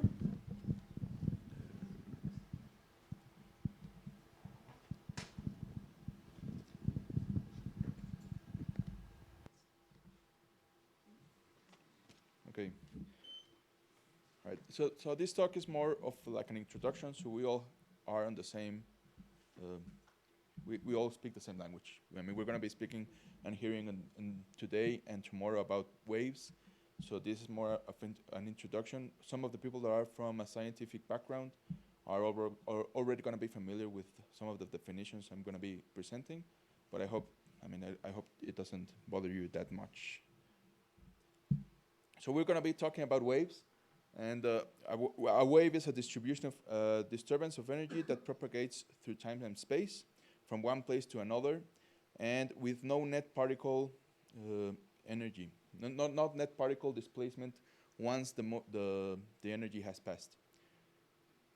A wave field is a physical and mathematical space in which the wave propagates. And what we do in science, we turn nature and everything we see, we try to turn nature into a signal, and that signal we do, the language we use is math, and we use math to process and analyze these signals and try to learn from nature. There are different types of waves. We can categorize waves as mechanical, just like sound or seismic waves. There are some other, like electromagnetic. We have a wide range of waves over there. We have X-rays, gamma rays, radio waves, microwaves. And there's another one that we're not going to be listening to in this KOLLEG, which is gravitational waves. That's pretty much, that's pretty much new in physics. We can also talk about waves as longitudinal, transversal, or surface waves, depending on the particle displacement they generate. An example of longitudinal wave would be a car shock absorber. The displacement of this piece of engineering we have in the cars is longitudinal. It just compresses and decompresses. Of transverse waves, everyone that has seen people doing exercises with ropes, it's a clear example of a transversal wave. And surface waves, of course, we're going to listen to that in the seismic talks that we have, but also one clear example in nature is ocean waves. Waves can also be, depending on the spatial dimension of propagation, they can be one-dimensional, two-dimensional, or three-dimensional waves. One dimension would be just the laser pointer that I'm using right now. 2 dimensions would be a drop of water on a pond. That's going to be, the oscillations are going to be on a plane. And a 3-dimensional wave would be any light bulb that we have. Waves can also be, depending on if they have enough energy to change atomic structure, waves can be ionizing or non-ionizing. Like ionizing would be X-rays or gamma rays, which are very common in medicine, but also at airports.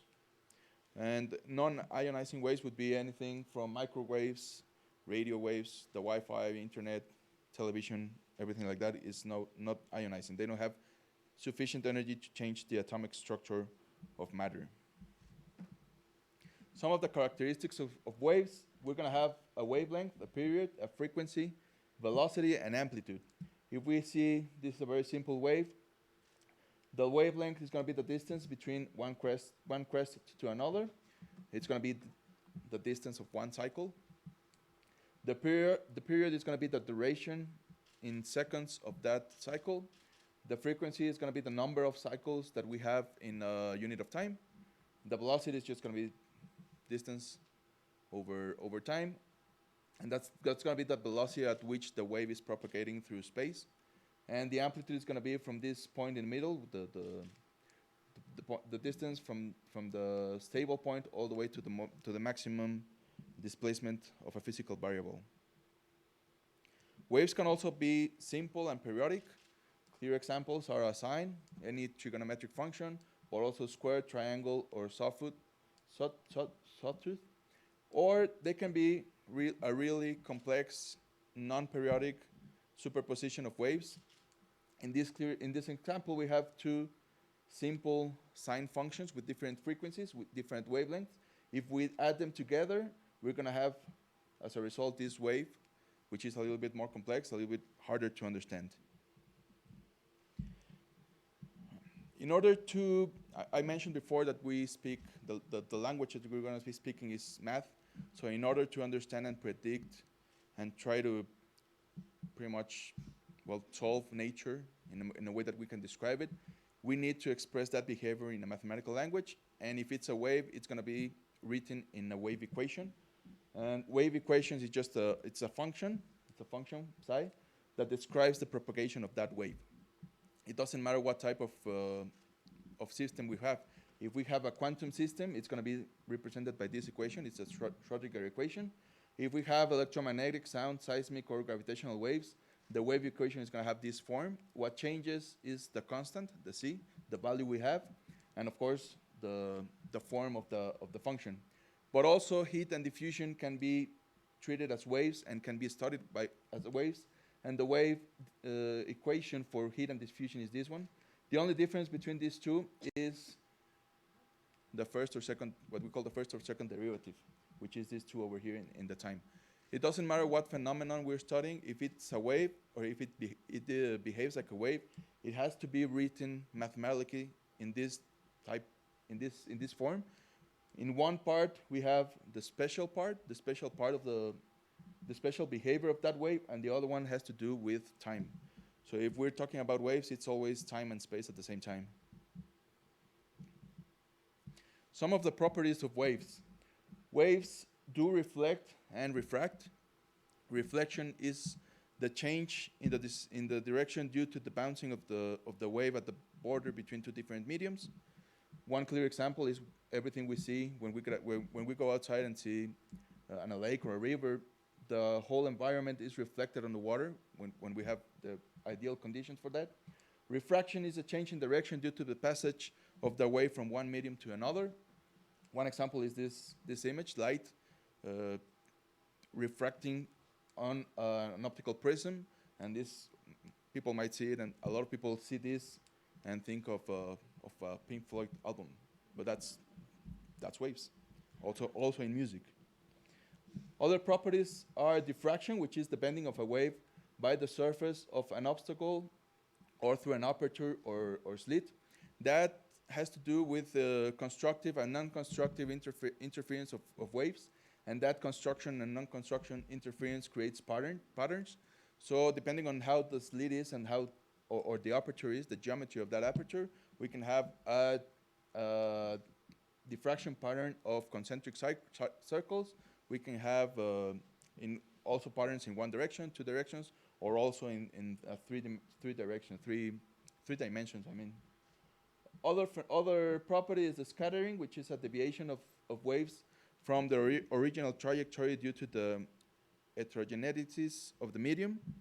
One clear example is this one.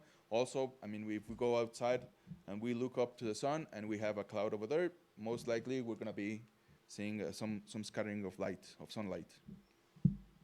Other properties are polarization. For everyone that uses sunglasses is actually a polarizer. They polarize the wave in one direction. This one is especially interested in electromagnetic waves. Waves in electromagnetic waves oscillate in every direction. So if we put a polarizer like any sunglass, and that polarization is vertically, then if the light is oscillating in every direction, once it passes the polarization, the waves is just going to oscillate on the vertical horizon, vertical displacement. If we have two polarizations and both are put parallel to each other, then we would be able to see what everything is behind, just as any sunglass. If we have two polarizations, two linear polarizations, and we turn them one perpendicular to another one, the first polarizer is going to polarize the wave in a vertical form. So if we're traveling, if the wave is traveling vertically and then the other polarization is horizontally, then very little of that energy is going to pass the second polarizer, and that's why we won't see anything behind it. Another property is absorption, and that is the transfer of energy from the wave to the medium that it's propagating into. One example is the fluorescence of rocks. This is an example when rocks or minerals are seen with ultraviolet light. The minerals, some part of the minerals some atoms of the minerals absorb certain amount of energy from the ultraviolet light, and that energy is then released back to the naked eye. Something else that we're going to be listening in this KOLLEG is wave spectrum and spectrograms. And what we have is a signal, a seismic signal. That signal, if we want to see in what ranges of frequency it has, we have to turn it, to transform this with math. We transform it into a wave spectrum, which is a distribution of energy among different frequencies. And another way to represent signals is with spectrograms, which is a visual representation of the signal's strength. Just some quick examples of different spectrums. Not all of them. I mean, I'm not going to go through all of different waves, but just one example, like sound. The sound wave spectrum is this right here, and it's divided into three. It's divided below the 20 hertz in infrasound, which we're going to have, I think, 1 or 2 talks tomorrow, I think. Between 20 and 20 kilohertz, we have the acoustics, which is everything we are able to hear as humans. And above 20 kilohertz is what we call ultrasound. Now, depending, and this is why I put these slides over here, depending on the phenomenon and depending on what we want to see is the range in this spectrum which we're going to be looking at or which we're going to be studying. If we want medical diagnostics with ultrasound, they're pretty much in this part of the spectrum. Volcanoes are in this part of the spectrum. Elephants, like was mentioned before, uses this part of the sound spectrum. Also, with the improvement of technology and knowledge and the sensibility of instruments, we are able, as time passes, we're able to build better instruments. So the range in which we are able to record events is getting bigger and bigger. Another example is the electromagnetic wave spectrum, which is this one over here. If we want to study, if we want to see something in the size of atoms or molecules, nuclei, we have to use gamma ray or X-ray. If we want to see molecules, we have to use ultraviolet. If we want to see bacteria, we have to use the visible part of the electromagnetic wave, which is the shortest one. You can use infrared thermal images, microwaves. Everybody uses microwaves at their homes or offices, and we have radio waves, which are also used to study the universe. So depending on what we want to see, that determines the instrument that we're going to be using and the range in which we were going to be observing. Another example, the gravitational wave spectrum. Like I mentioned before, depending on the phenomenon that we want to study. If we want to study quantum fluctuations in the early universe, we can do that in this whole part of the spectrum. If we want to study binary supermassive black holes, we use this part of the spectrum. Or if we want to study emerging binary neutron stars, we use this part of the spectrum. Now this is LIGO. These are some of the detectors that are being built all around the world. LIGO was actually one of the systems that were used to measure for the first time gravitational waves. So with LIGO, we're just watching a very small part of the whole gravitational spectrum. As technology advances, we're going to be able to see even a wider range of the spectrum. And last but not least, everything depends on the eye of the beholder and the natural phenomenon. So like I mentioned, everything depends on what we want to see. That determines what instrument we're going to be using. And we have to keep that in mind when we're analyzing data. And just to illustrate this quote, this is the sun. It's an image of the sun as seen with different frequencies in the electromagnetic spectrum. So as you see, depending on the frequency that you're using and you're observing, you're going to see different things in nature. So I hope I was a little clear with everything. Thank you. Okay. We have time for questions or comments. Please. You talked about heat waves and diffusion waves. Yes. But I was once using the word wave for describing a process where there was no restorative force. And I was criticized very strongly by a seismologist who says, if there is no restorative force, then it is not a wave. So with heat and diffusion, you would not have I mean, restorative force, not, or? not everything in nature comes back to its original structure, like original behavior. And that has to do also with absorption, with some of the properties of the wave. If you don't have a restituent force, I don't know. I think we can still discuss it as a wave propagating through space, because what we're actually describing is the propagation of that energy, not the whole phenomena together. I think we're still a little behind to describing the whole thing together. If it actually comes back to its original energy level. But like in physics, not every time you go back to the how do you say it, to the original energy that you had before. And then sometimes you, like in ionization, like was mentioned before, if you ionize something, then you're not really letting the atom or the molecule come back to the original level of energy that it had before. You can have atoms and you can have anything pretty much still upper energy that it had originally. I don't know if I answered the question or not, or I tried to. Yeah, the issue is perhaps there are some processes that in the average, if you look at the wave equation, for instance, if you look at the averages, they behave as asymptotically as diffusion equation. So maybe the interrelationship is what it will be interesting to examine. Maybe not restoring forces, but behaviors that are very closely related.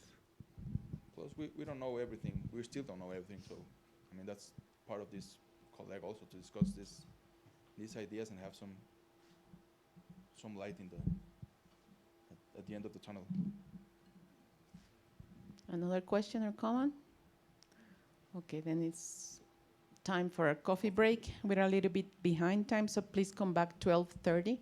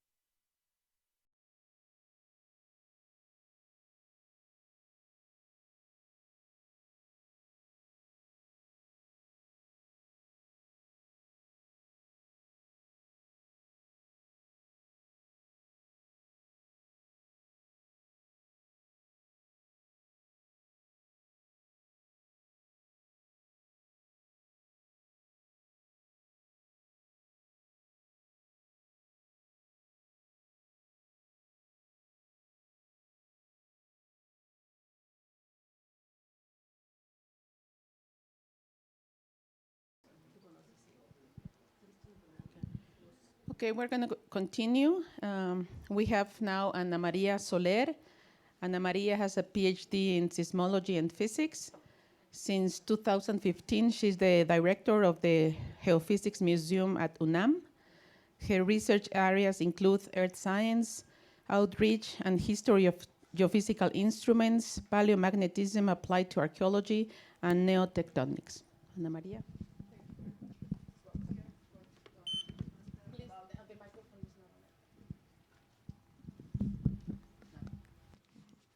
Hello, everybody. We are going to talk something about the importance of washing, measure, and the development of the instruments. As we can see in my first slide, we can see the first, this is the beautiful observatory at Chichen Itza in Yucatan, or this is the image of a codex for the Mexico, and for example, the beautiful telescope of Galileo, and our last telemetric telescope that our institute participates in this, or the change in the seismographs. The Chinese, the Bosch Omori that we have in our museum, and finally, the digital instruments. Well, our first observation as humanity was the day and night.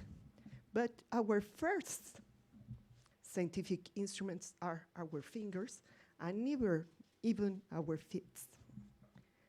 Which, or why? This was important, and later, long time later, we start to see the stars. Why? Because it was important to us for the time of seed and harvest.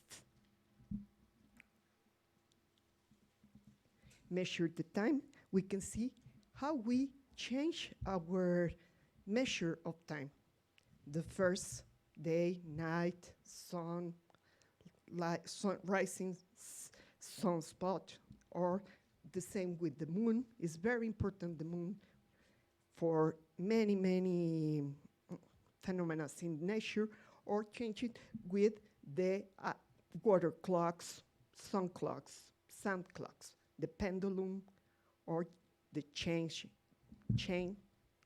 clocks, digital clocks, or for example, in my class, I always ask for the students about which time is it, and in this moment, everybody takes her cell phone and say, and nobody discussion about this. But in other times, we have to do it statistical to say the time is this, okay?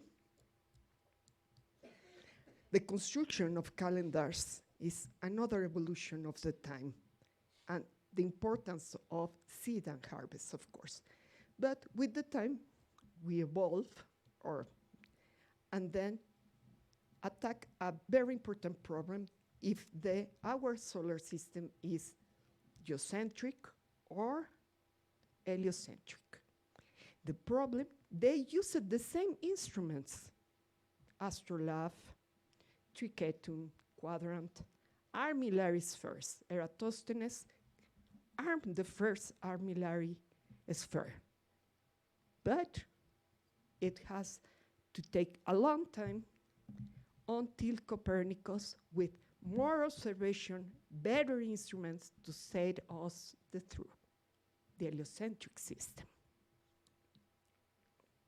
New times, and like 268 years later, Alexander von Humboldt made a decision, and he wants to travel to America, but to observe the geomagnetic field, of course, the mineral resources, and many, many other things.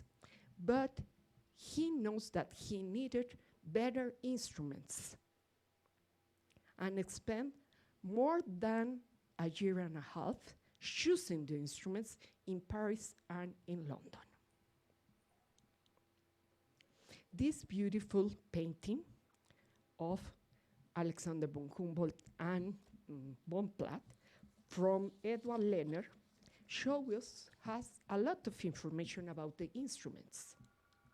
We can see in astronomy instruments a theodolite, a quarter of circle, a sextans of Ramsden, and optical instruments like this microscope to observe the plants and magnifying lens. But of course, meteorology and magnetism too. We can see a very old backpack with thermometers and a barometer in this ones in another painting, but compasses, one over the table and one on the floor. I was so strange because I don't think that they leave the compass on the floor, but it was a romantic paint, of course.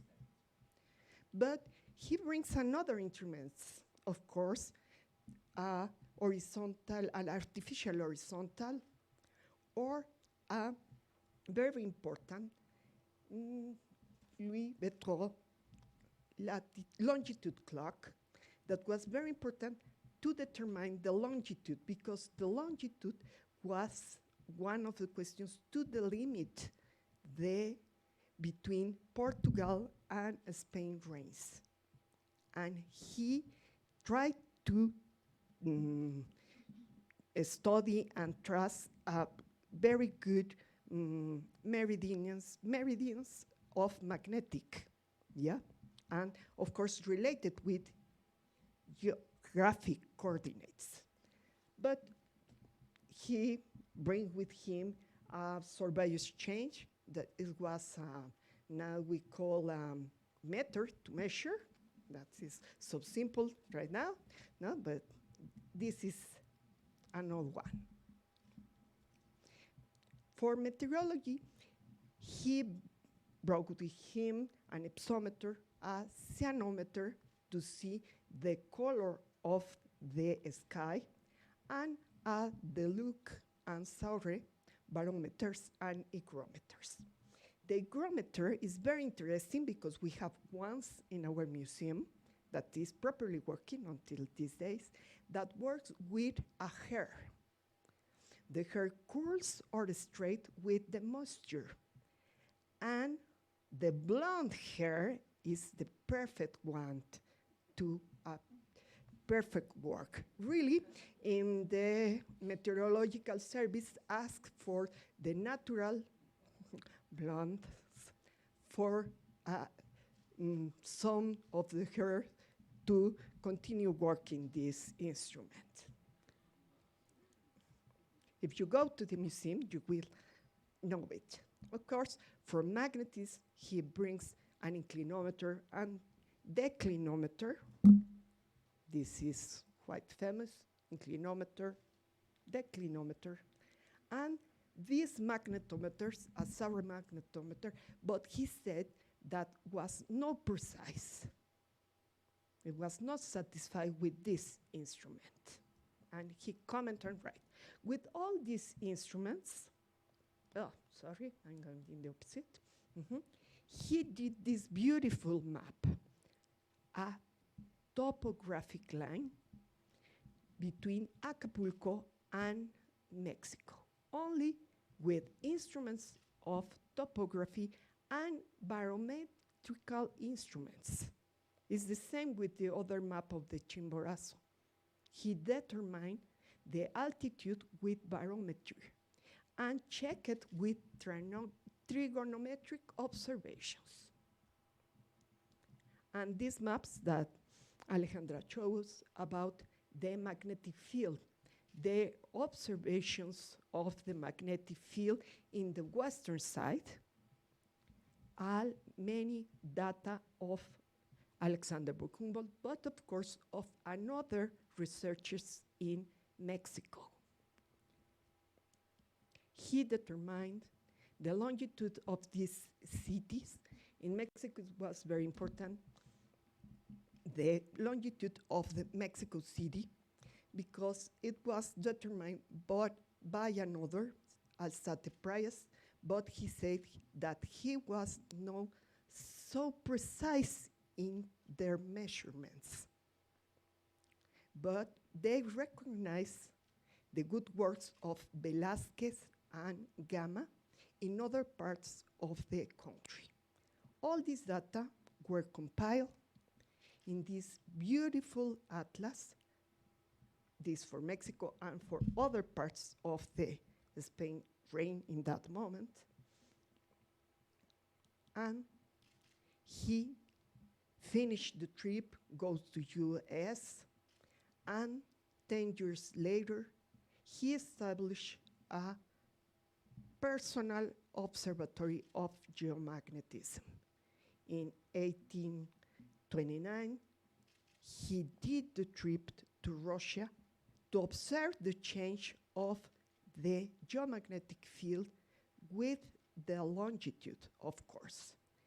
And in that moment, Gauss were working yet, and he did an association, the Magnetic Association, but with the help of Humboldt and connections and relations with people with money to invest in the observatories, and reach 50 members with the main goal understand the geomagnetic field to create a model.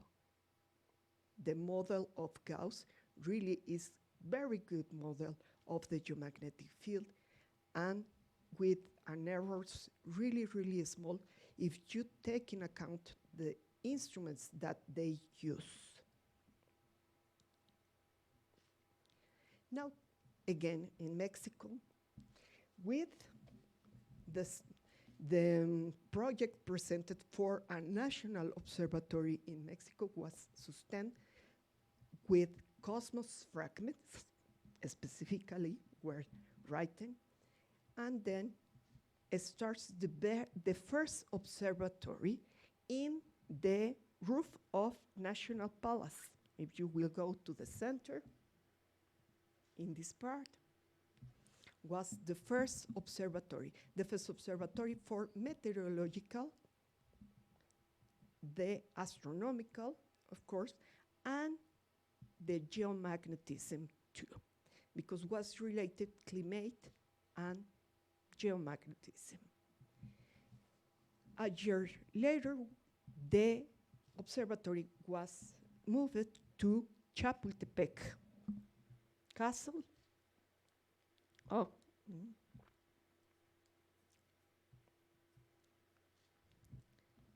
And less than 5 years, again, the observatory was moved to the ex-archbishop's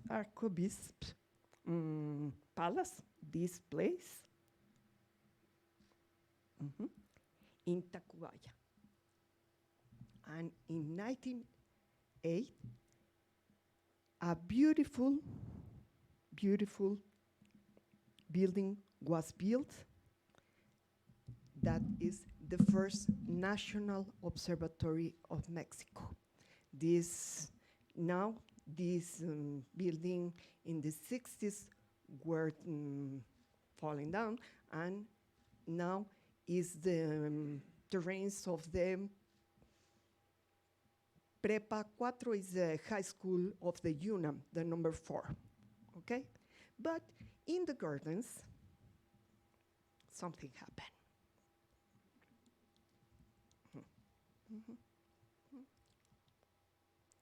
And in the gardens, in the years of 1908 until 1910, was built the first seismological observatory of Mexico. The observatory, you could see, and now is the place where the geophysics museums stay. Oh, sorry. The seismological observatory was built specifically to observe the earthquakes and then their wavefronts are nested, three structure nested to avoid change in temperature, pressure, any air current, and of course, all the buildings are independent because it's very important to avoid the noise between one and another. The vibrations can trespass one building to the other buildings. Okay, I'm almost in time. And these two instruments were or constitutes the first seismological station in Mexico, and the first order was the number one in that moment, inverted pendulum of Beaker. Very, very high masses to detect the far away seismicity. I'm going to tell you later why this. For the local seismicity, we had this one, the Bosch Omori of 12 kilograms mass, enough to, but this, with this so small mass, detected the St. Francis earthquake. Yeah, the next one, and this I will show you the portable instruments. For example, this one, someone is going to talk about replicas. These were translated or moved to the places of the big earthquake by train. Or this one, a Mintrop instrument that we have movie record of the birth of Parkinson. We can see the evolution of seismograms from mechanical to electromechanical, and later, mechanical, electromechanical, and now the digital one. The difference is impressive because now with 10 kilograms or something like this, you can detect and have a lot of signals, of course, and without the problems of how to record the change or the seismicity in that moment.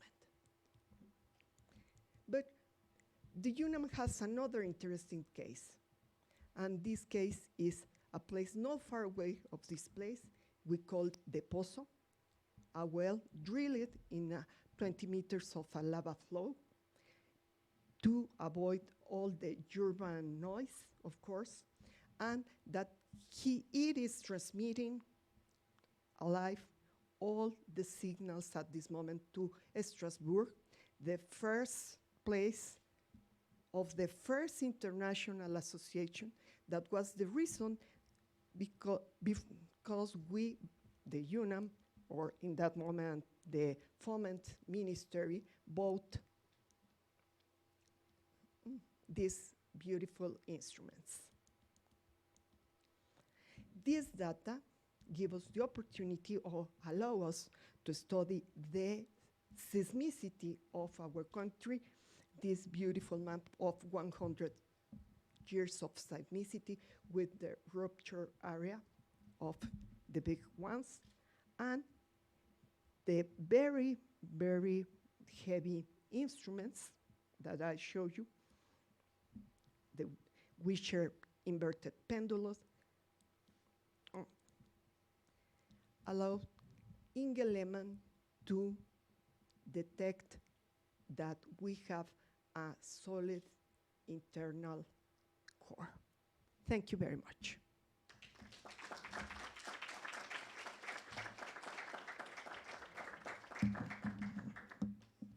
We have time for one or two questions, comments.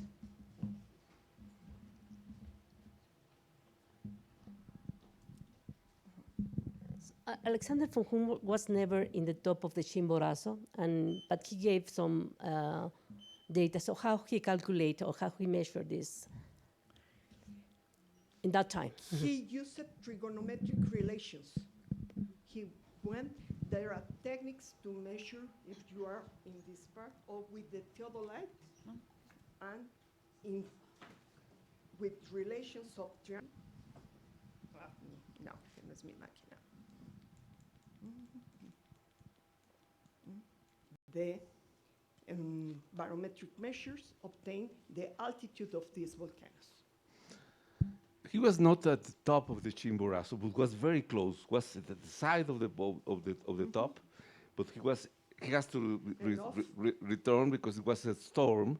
But during the storm, he was able to measure the boiling point of water, to calculate the height and calculate what was lacking to the top. So he was very close. And was at the risk of his life. He was measuring the temperature of boiling water and measuring the pressure. And he was calculating with up to 7 figures the accuracy, the altitude of the Chimborazo stop. Thank you. Hi, thank you for your talk. I have a question. Do actually modern students are taught to use these classic measuring instruments? Yes. And if so, what do you think they can learn of these old ways of registering? No, we talk, well, the museum works is amazing. It depends, our talk, it depends of the grade of knowledge that they have, of course. And we talk about that the seismographs record a waveform that is depends in frequency and many things like this. And we show even to calculate an epicenter is one of our works with the people, but it depends on the level of knowledge. But it's quite, we talk about how a seismograph register or record an earthquake, of course, and show them, and of course from the geomagnetic field, we explain because are really very simple instruments. That is the best of our museum. Very simple, but they are the basis for the digital one, because the difference between the bigger seismogram with a big Mac, and we finish with that digital one, but it's the same principle, the movement of a mass to record. Thank you very much, Ana.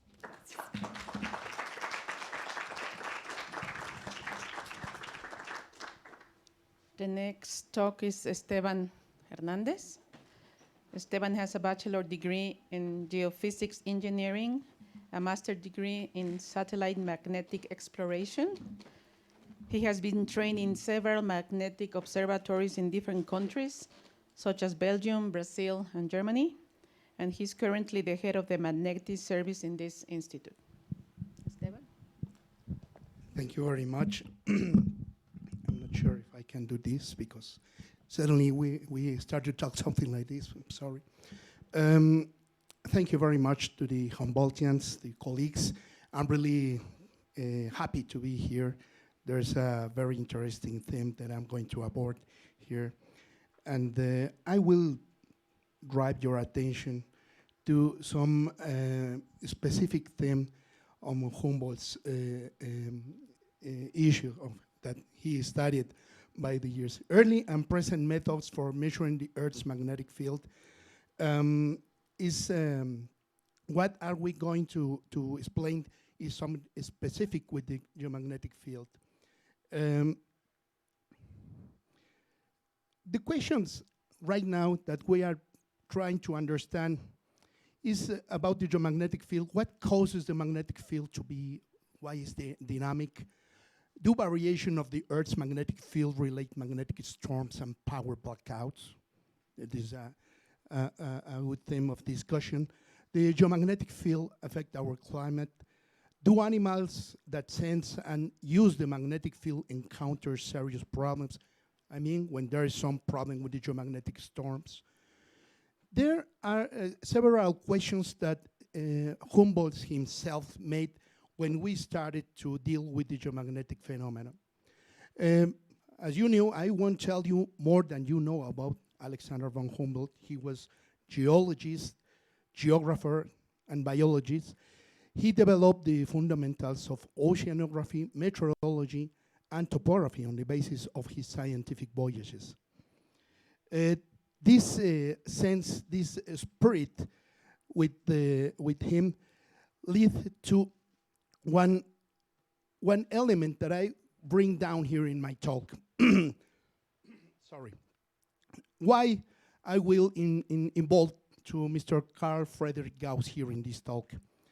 Because one reason. The first one is in this little table. I put the years when they was born. As you can see, there was no more than 10 years between them. One died, even he was a little older than Carl, a little later. But by one hand, Humboldt's the scientific techniques and Eim's method of mean values, for example, that was invented by Gauss, were well founded. Humboldt's traveling and researching form an inseparable unity. The both things, Humboldt's notion of nature implied possibility, his outstanding interest in natural laws. By the other hand, we have Carl Gauss. This is a key point, a key idea of my talk. He ordered a magnetic observatory to be built in the garden of the observatory, I mean the observatory of Göttingen, where he was working around 1838 or so. And with Weber, a colleague of him, founded the Magnetic Association. Why these two ideas get together? And I simply try to relate this one. But scientists were strongly interested in the Earth magnetism that temporarily led to some tensions between them. There was different personalities. They have some discussions. They even was not completely deep friends, but they having find ideas that discusses along their lives. But why a magnetic observatory? The magnetic observatory, what is? By those days, there are several facts that every one of them knew. For example, since the 17th century, so the very early 17th, Gilbert stated that the Earth is a big magnet. He stated that there was a planet that could be considered such as have a magnet inside it, and like a dipole was in the space. Other important thing is by those days knew that the geomagnetic field could be considered as a vector field. What this mean? That it could be decomposed in several what we call in geomagnetism the elements of the geomagnetic field. I mean, there is a north component, east west, horizontal, the declination and inclination, as well as of the vertical component. By the around 1835, K.F. Gauss was dealing with the problem, the big problem, the scientific problem in those days, the magnetic problem, aborting that the principles that Gilbert stated earlier, and Gauss tried to solve the Laplace equation. This is a solution that proposed Gauss himself. This is a modern solution of this one. And you know, as a concept of modeling the geomagnetic field, he needed to know, to prove, to measure this magnetic model, and he needed some physical measurement by those days. I should mention that this equation actually is used in a magnetic field modeling that we call the International Geomagnetic Reference Field. I think that so far we have in the 12 or 13 version of this one and help us to determine or forecast some behavior of the geomagnetic field. So Gauss developed the potential theory solution for this, but he needed some technique to measure, to find out how his model was working out. And that's the reason why Humboldt helped him to make some measure around the world. We have some measurements here in Mexico, for example, in declination and inclination in downtown by the beginning of the 19th century. And then by those days appears the idea, what we, our colleagues have talking about that, there are different ages of definition of the observatory. Oh, sorry for different here. The definition of 19th century of an observatory was precisely focused on the behavior of the geomagnetic field, trying to test the magnetic model of Gauss. So it was an observatory, was installed to solve the proposal of the theoretical magnetic field model based on Gaussian theory, an observation made in the world, including those of Alexander von Humboldt. So I'm here dealing and trying to mix the two ideas. Alexander von Humboldt incorporates some good and precise measurements, as my colleague, Dr. Soler, told about the instrumentation that they have. What do they have by those days to make an observatory? Let's see. We have the observatory by those days, and by those days they knew that something was coming from outside the Earth. Some studies magnetic and electric was the beginning of the discovering of the ionosphere and other external sources generally. And Gauss proposed as well in his model that there was his internal sources of the geomagnetic field.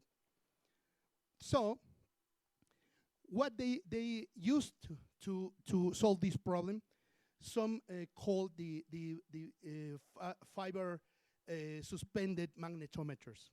As you can see, by 1832, Gauss devised a method for using an auxiliary magnet to measure not only the direction of the Earth's magnetic force, but also its intensity. So we, by those days, they was available to measure the complete vector. And in this way, the basis for the measurement of the all components of the vector representing the magnetic field of the Earth became available. By the way, in our museum here of geophysics, we have samples of this instrumentation that became after a few decades here to Mexico. Around 1879, there was some of two instrumentation like this one. This is in order to measure the horizontal component of the geomagnetic field. And this is a compass, a vertical compass to measure the inclination. So I'm very happy that independently, my colleague and myself find out the instrumentation and is perfectly fine. So with this instrumentation, the observatories became a real idea that became a worldwide idea that the observatories are all around the world. If you can see, before less than 100 years before these inventions, we have a lot of observation in almost all the continents. For example, in Mexico, we have a Teoloyucan observatory that was founded in Teoloyucan. This is a place near the Mexico City, around 60 kilometers in the north. But there was some, as the photo of my colleague, in 1879, the geomagnetic observatory was installed here along with the astronomical and the meteorological observatory. The observatory, because of the reason of the noise of geomagnetic, was started to move until in 1914 was installed in Teoloyucan town in the north part of Mexico City. There's a photo of 1924 that was a little building where there was this instrumentation based on fiber suspended magnets that was describing the magnetic field. This is last year of our photo of our geomagnetic observatory in Choloyucan.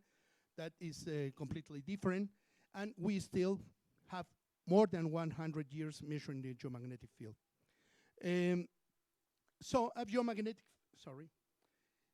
And now we have a current definition, an updated definition of geomagnetic after the first approach that made Gauss and Humboldt.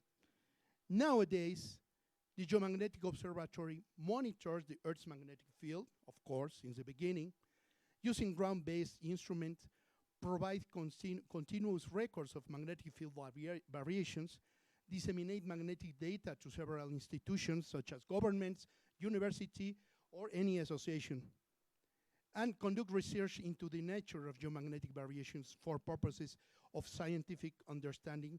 And very important nowadays is the hazard mitigation. You may ask yourselves, well, what kind of hazard mitigation? For example, we are applying this kind of studies for comparing the behavior of a local geomagnetic variation into or nearby an active volcano, for example, the Popocatépetl, and compare it with other signals that do not are completely related with such volcano, for example, with the observatory. So we have a new concept of definition of what is a geomagnetic observatory. Now we complete the cycle here. As you can see, before we was just talking about from the Earth surface up, and we are talking of the same sources by the 19th century, such as the sun, such as the ionosphere, and from the beginning of the 19 years, I mean in the 20th century, there was a new concept of the relationship between the magnetic field of the sun and the Earth. They called the space weather. What is space weather? Is the relationship of the geomagnetic field and the magnetic field of the sun.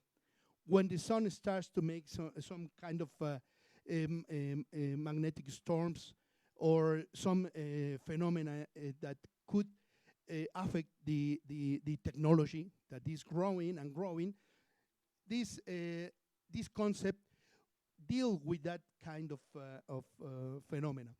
But as you can see now we have not only one only source of geomagnetic field inside the Earth. We have, for example, as I told you earlier, the volcanomagnetic signals are used not to forecast eruptions. I mean, to be the behavior of the signals when a volcano starts with some activity, important activity. We have dealing now with ocean magnetic signals that are coming from inside the oceans. Sorry for the Spanish, is tectonomagnetism is a science that studies the crust under stress. If you know, the Earth subject to stress, it make geomagnetic responses. As well, the deep core mantle boundary signals that nowadays know that they are the main sources of the geomagnetic field of the whole planet. If I would like only to speak of space weather, as you can see, there is a bunch of themes or of subjects that I could abord. But only looking to this picture, you can see that from the bottom of the oceans, from beyond the ionosphere, there are several subjects that need to be studied. Finally, I will show you that nowadays the International Association of Geomagnetism and Aeronomy have a great knowing as Intermagnet that now counts more than 200 observatories around the world. Now we are dealing with this observatory, we are knowing new phenomena, and as a heritage of Humboldt, we have a really big read of observatory that will explain continuing new phenomena related with the geomagnetic studies. For example, the geomagnetic induced currents that affect our principal power lines in the country. We are still dealing with that. There was not any study about that, and now are new subjects that are studying. There is a new devices that provide some protection with this kind of phenomena. Finally, I want to make some conclusion of the heritage of Humboldt, that in comparison with the high technology available nowadays in measuring the geomagnetic field, the main characteristics of its behavior remain mostly Humboldt here. I mean, the geomagnetic field is the same as 200 and more time ago, and the questions are taking different choices, different ways, and we are still dealing with this. So you can see seismogenic zones, active volcanic, the study of events such as geomagnetic induction currents, and so on. So I would like to explain more, but the time is running, and I appreciate very much your attention. Gracias. Okay, we have time for questions or comments. Thank you, Esteban, for your presentation. I wonder if the measurements Alexander von Humboldt did have a long, how big is the difference with the modern measurements? I don't know, in Mexico or any other place. Have you compared them? Yeah, of course. Actually, the differences are mainly the instrumentation. You know, when I came down here by 85 here to the institute, I used to manipulate some devices that based it on the Humboldt's theory, and was measuring the inclination and the declination. And answering your question, that data are pretty good correlated with the new ones. You know, became the electricity, the electronics, and of course the precision is better nowadays, but still we have the same response of the devices. It's really amazing, and the appearing of new devices every time short, and suddenly you can see that there are some devices that everybody has in his pocket that we can measure the magnetic field and still are very, very, very close to that of old days. Thank you. Thank you. Any other question? Okay. Gracias.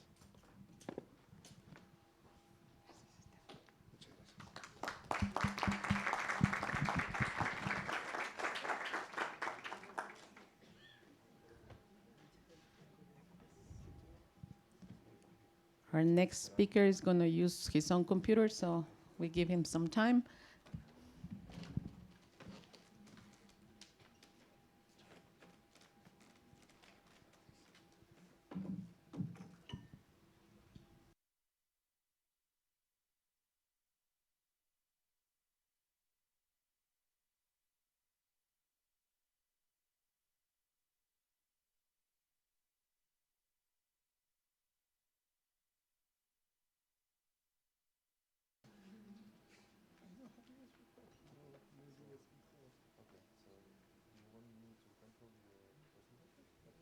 Okay, our next speaker is Florian L'Huillier. I don't know if I pronounced that correctly.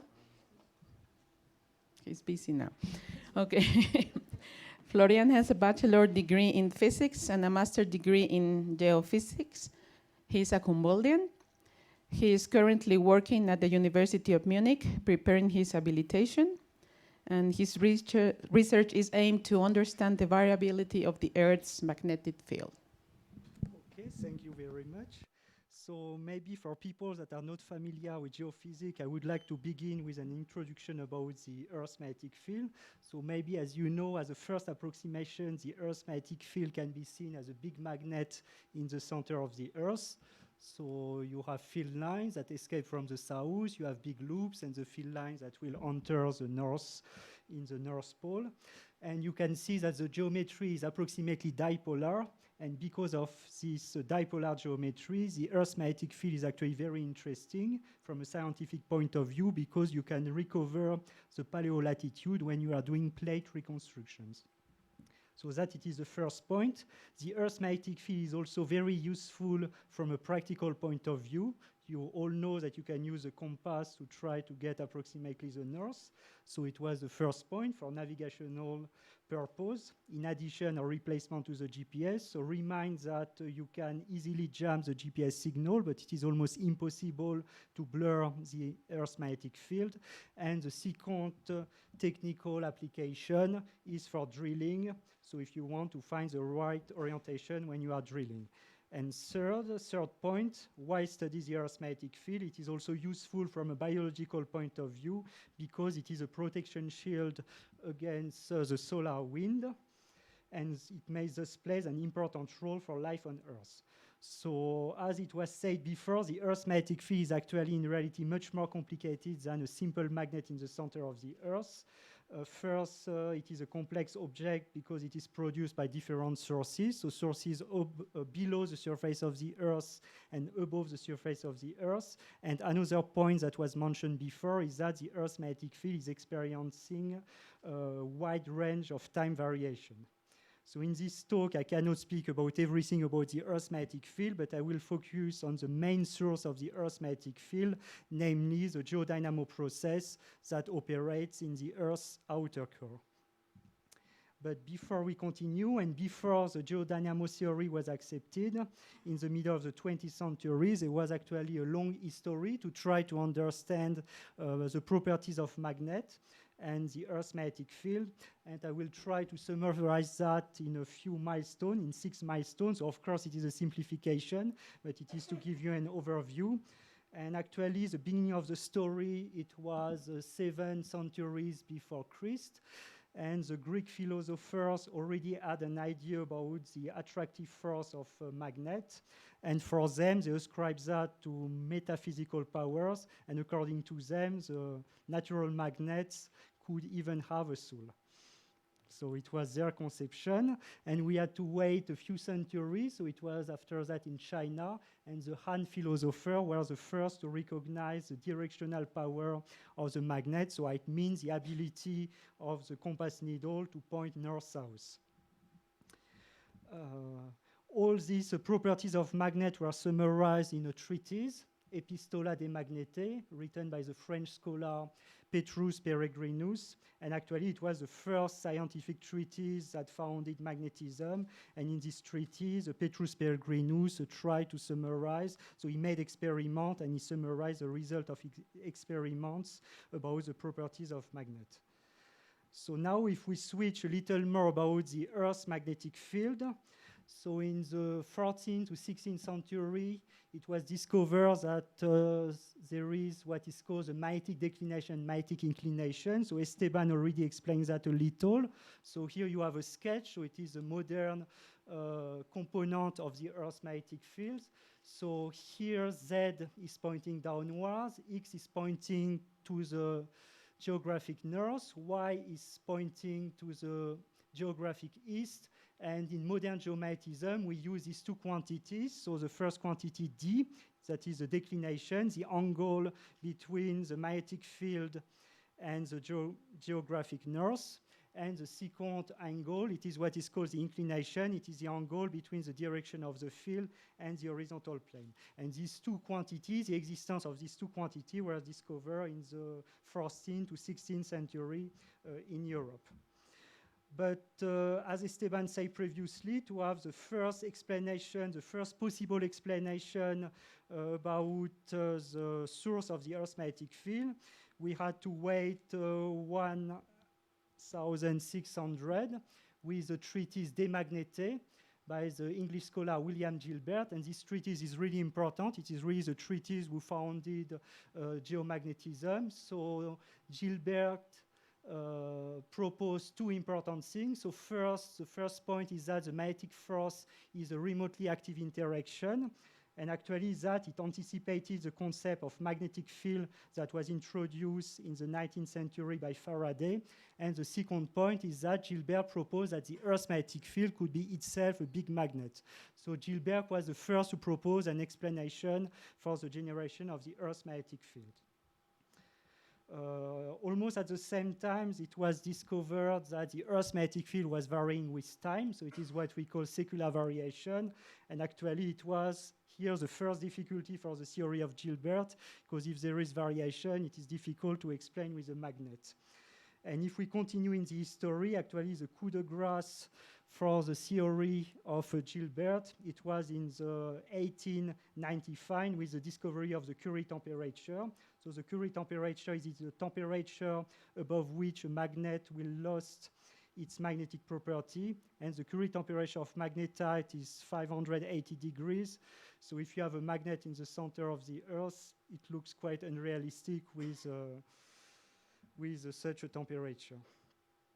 Okay, so let us continue. So it was really the sixth important milestone for geomagnetism, and today we are speaking about Alexander von Humboldt. So let us come back about the big contribution of Alexander von Humboldt for geomagnetism.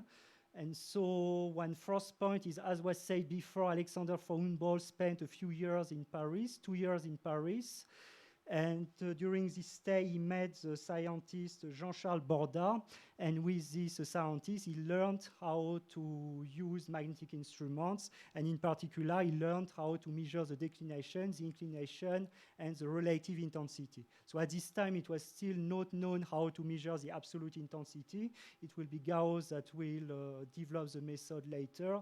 But so he could only measure the relative intensity. And for that, he measures the frequency of the fluctuation of the compass needle with respect to the equilibrium.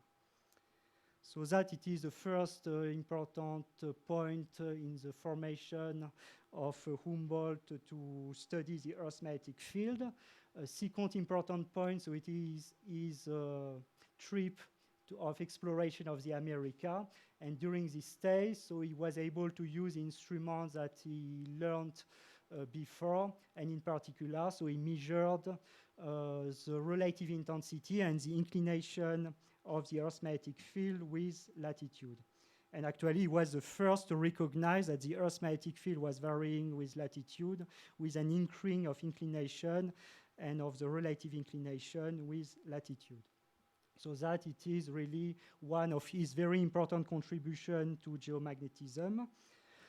And the second point, was developed before by Esteban. So Humboldt was also very active for the observation of the Earth's magnetic field. So during a second stay in Paris, he founded with the French astronomer François Arago an observatory in Paris. And actually, it was the prototype of modern geomagnetic observatories.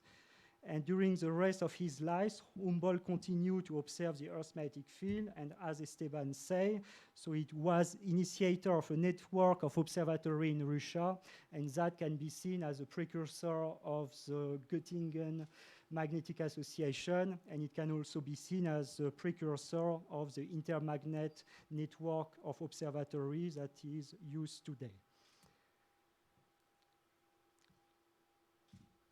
Okay, let us switch to another point. So at the time of Humboldt, Humboldt was only able to observe the present-day magnetic field, but actually it can also be interesting to observe the magnetic field of the past. And so for that, what we can use is paleomagnetism. And actually, Humboldt had already found some guesses about the possibility of using rocks for paleomagnetism, because Humboldt was a general director of the mines of Franconia, so next to Freiberg in Germany. And at this time, he discovered that some rocks, some serpentinite rocks, had a strong influence on his compass needles. And he proposed that he guessed that the rock had been lightning struck, and he is probably one of the first to have recognized that rocks can carry a permanent magnetization.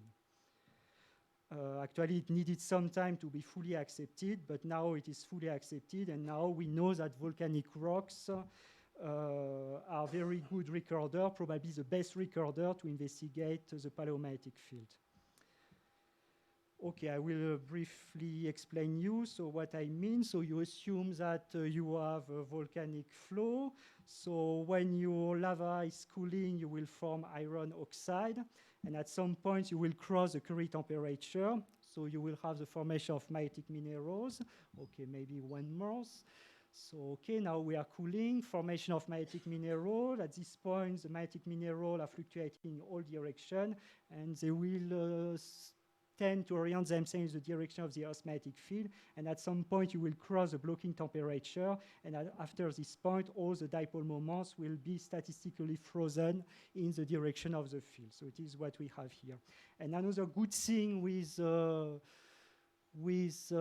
TRM, thermal remount magnetization, is that you can also use it to deduce the absolute magnetization of the field, and it relies on this property. So actually, you have a proportionality between the magnetization and the amplitude of the ancient field.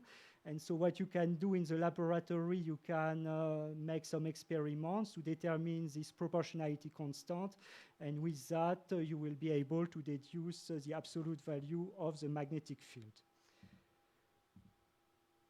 Okay, another fascinating thing with the Earth's magnetic field is that over geological time scale, the Earth's magnetic field has the ability to reverse its polarity, an event that is thought to last 5 to 10 kiloyears.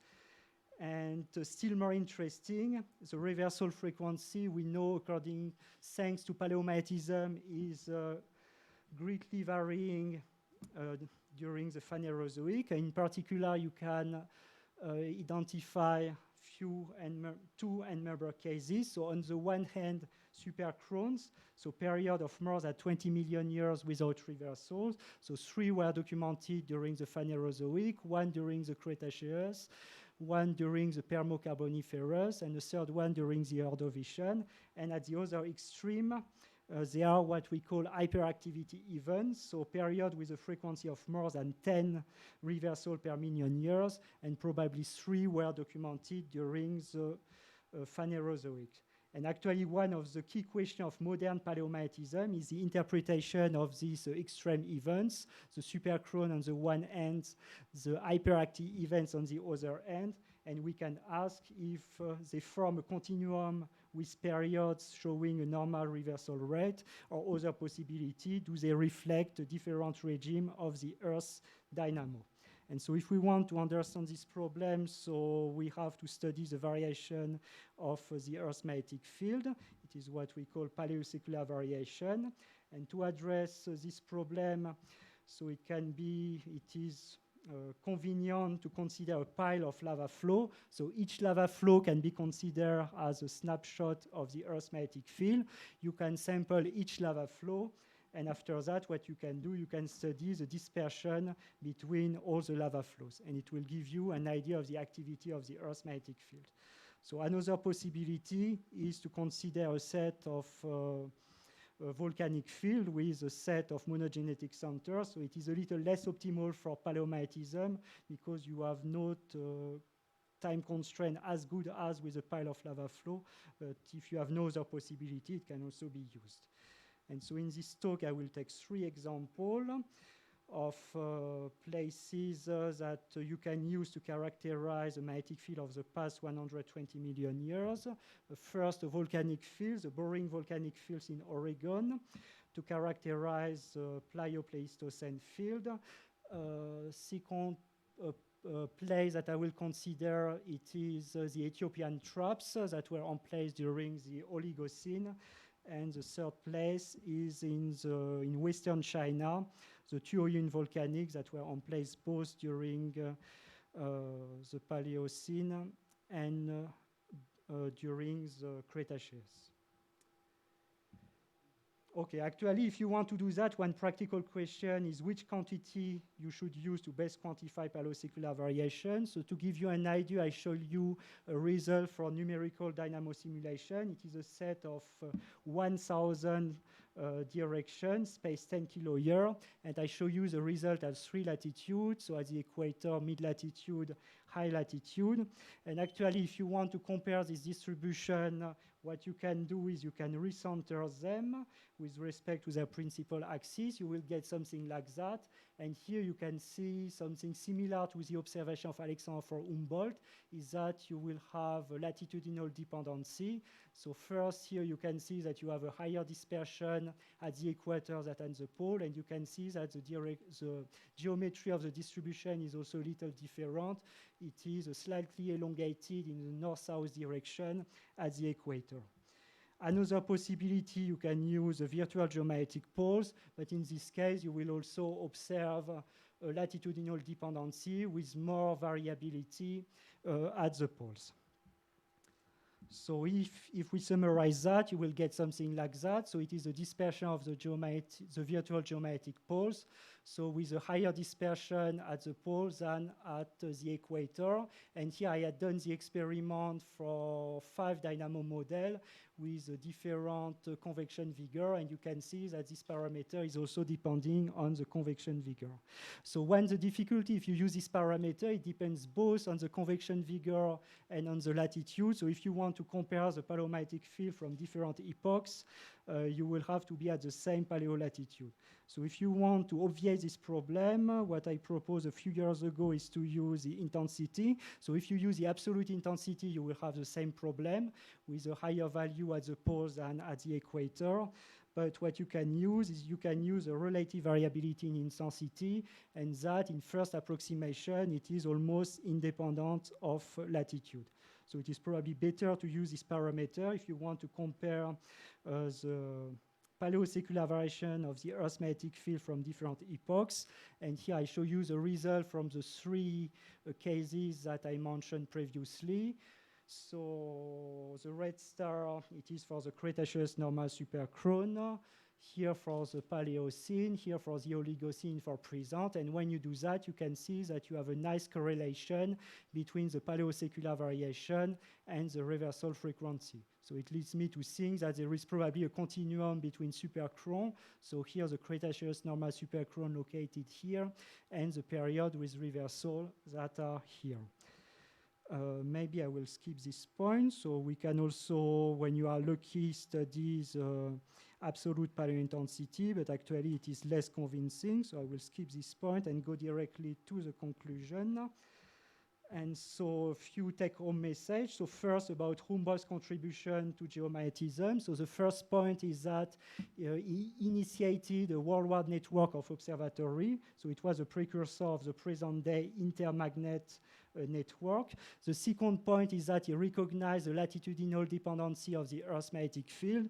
And the third point is that he was probably one of the first to propose that rocks can have a permanent magnetization.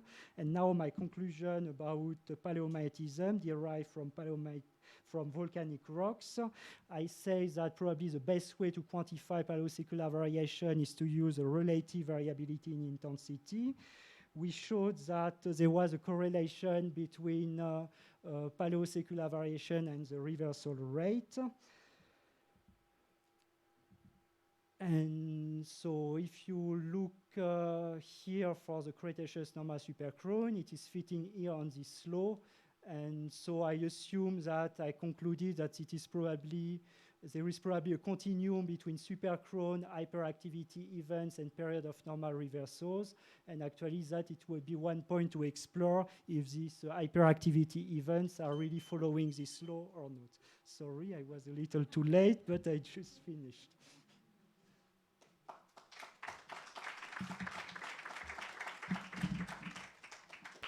One question, comment? Thank you, Florian, for your talk. One question. What could be the consequence if we have a reversal of the magnetic field in technology or something? And do you think there is some kind of time when you can consider it may happen? Yeah, actually, yeah, it is an open question. We don't know exactly because we never observe it. But so what will happen is what is clear, that is during a reversal, you have a decrease of the intensity of the field. And I say in my introduction that the Earth's magnetic field is a protection shield against the solar wind. So you will have more radiation from the sun, and so I could assume that you will have more mutations.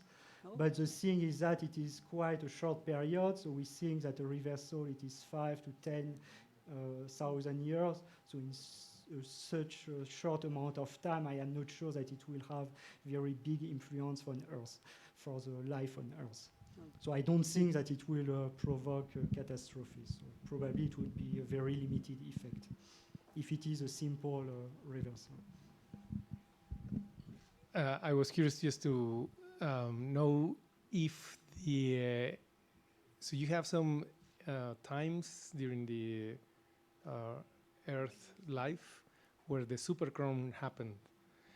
Is there any correlation of those events with changes in the temperature? Because for that also scientists have been looking at the ice densities to estimate the temperature of Earth at the different times. Actually, up to now, we have no very good explanation for. First, we don't know why reversals occur, and we also don't know very well why the reversal frequency is changing. However, we have a small hint, so I say that the Earth's magnetic field is generated by a geodynamo process in the outer core, and actually this geodynamo process is influenced a lot by the boundary condition at the core mantle boundary.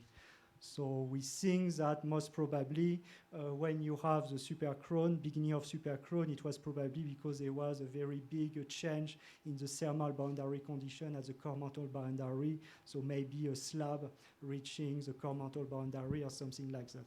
But we are not sure. It is one possibility. Another possibility is a geodynamo process. So it is a complicated process that is explained by the equation of magnetohydrodynamics. So it is a fully nonlinear system, and in principle, with a nonlinear system, you can also have bifurcation, so you may have two different states that occur in a completely random way. It is also a possible explanation. And up to now, we still don't know exactly what is the right explanation for that. Thank you, Florian.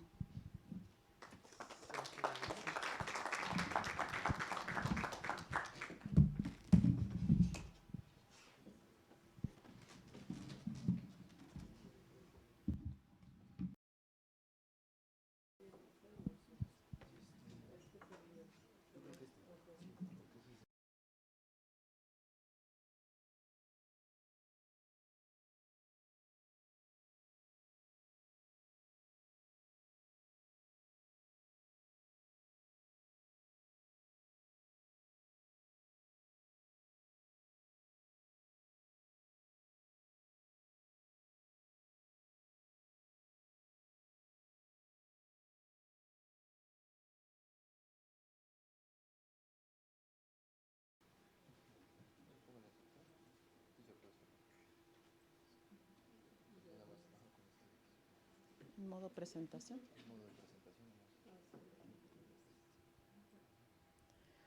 Okay, our last speaker on this session is Xochitl Blanco Cano. She is a full professor and the academic secretary at this institute.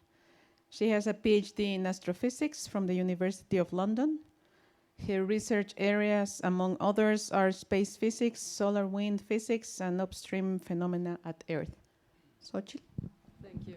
Well, first of all, I want to thank the organizers for inviting me to give this talk. In preparing it, I have been given myself the opportunity to read several papers that link geomagnetism with the space physics.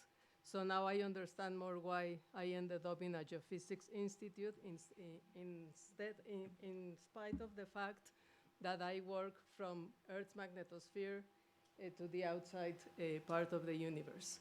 So the last two speakers, how do I?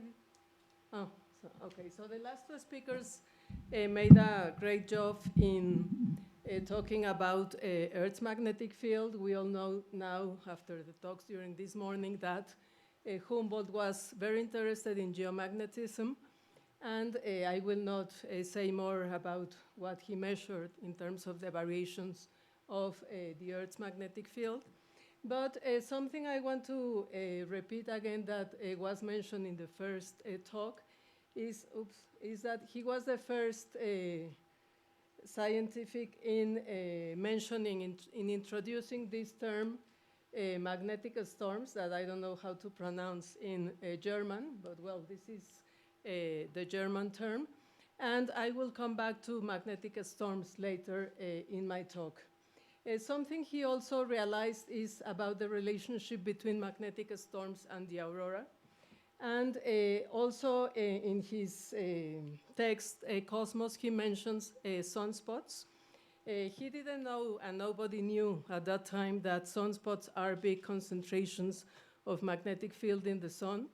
But sunspots are that, and that is why they are very dark, because they have high magnetic field and a low temperature. Something that I want to repeat, because I think that is basic in the way we do science now, is that he made a big point about the importance of networking, and of particular importance was his relationship with Gauss and with putting together measurements and modeling. I do a lot of work using measurements, but I have also been involved in modeling solar wind waves and solar wind phenomena. So, I am very bad with these things. Sorry about it. So now I will talk about how the vision of the magnetic field changed after Humboldt's time, and that basically is related to the discovery of the solar wind.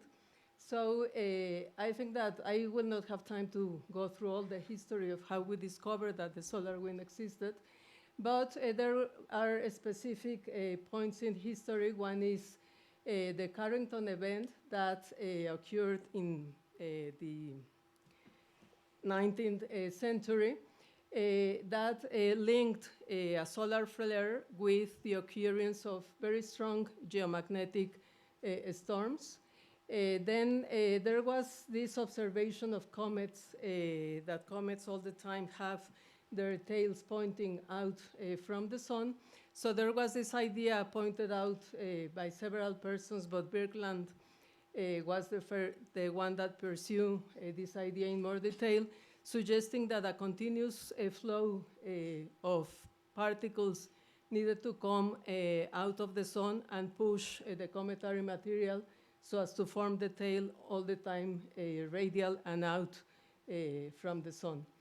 It was till the end of the 1950s that Eugene Parker proposed, based on a theoretical hypothesis, that there was a continuous supersonic flow coming from the solar corona, and he's the one that named this flow the solar wind.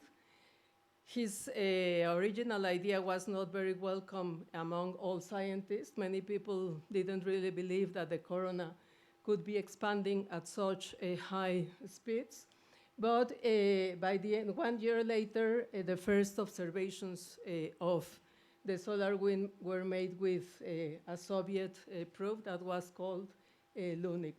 So after that is when the space era really begins. So I will go very quickly into what are the characteristics of the solar wind. As I said, the solar wind is the continuous expansion of the solar corona. The corona is the outer part of the sun and is what we see in eclipses.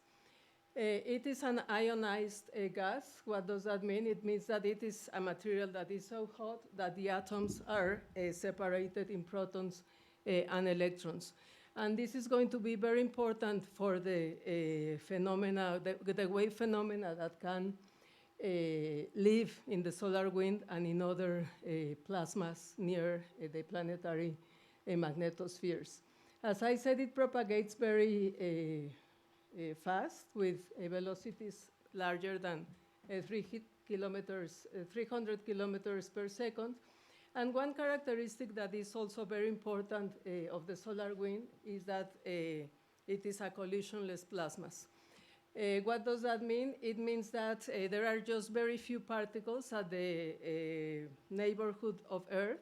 There are only around 10 particles, 10 ions per cubic centimeter. So it is almost a vacuum. but because the particles are charged, they are ions and electrons, as I said, the electromagnetic fields are going to interact with the particles, and then many processes such as the conduction of heat or dissipation or acceleration even do not occur in the classical way by collisions, for example, the transmission of heat, but they occur via the interaction of particles with the electromagnetic fields, and that is where waves play a very important role. So one thing we colloquially always say, but it's not so colloquial, it's true, is that the solar wind is our closest natural plasma laboratory. And if you think that all the stars can have a solar wind, or well, a star wind, then being able to study the solar wind is a great opportunity to know about what's going on in a lot of regions of the universe. So by the discovery of the solar wind, the global configuration of the Earth's magnetic field changed completely. It was not immediate, but some years later, the idea of just having a dipole, as was thought in Humboldt's time, changed, and observations proved that change of geometry or of shape is true.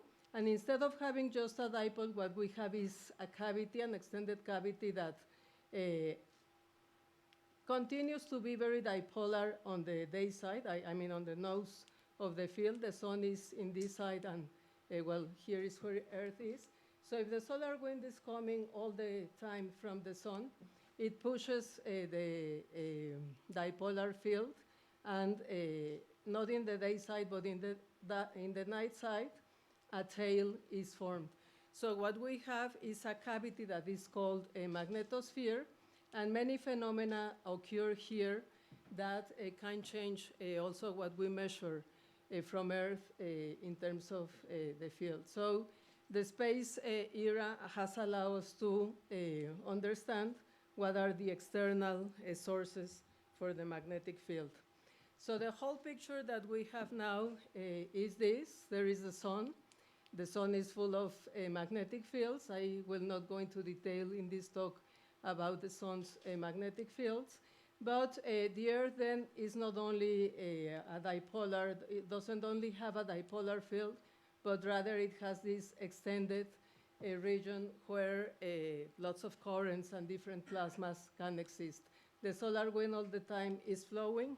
And on top of that, sometimes we can have what is called coronal mass ejections that are a large-scale phenomena on top of the solar wind.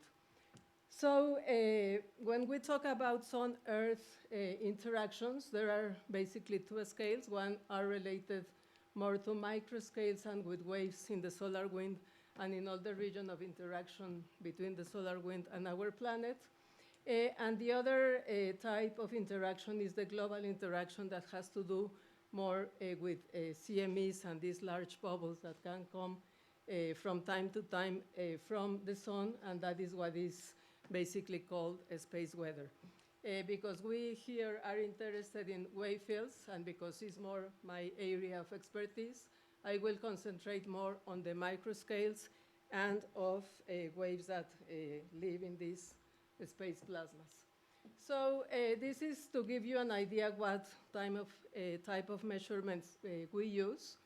Here it seems as if we have lots of spacecraft flying around Earth. In reality, they can be quite a few, but we still are missing many points. We would like to have more points of observations. But basically, you have several missions that go around Earth's magnetosphere in these kind of orbits all the time. There are also missions that are only monitoring the solar wind, so they are out of the magnetosphere. And now we have two very nice missions. Well, in fact, Solar Probe is already orbiting around the sun. And next week, this solar orbiter is going to be launched.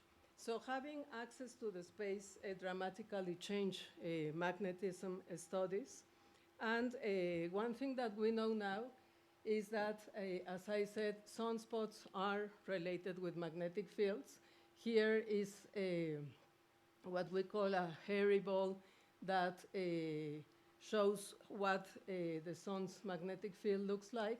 And here what you can see is that all these bright regions that are called like that because that is where CMEs come out from, are also related to the sunspots. So basically below these bright regions are the sunspots, but it depends in which wavelengths you observe. Earlier this morning we saw the sun in different wavelengths. This is in the ultraviolet.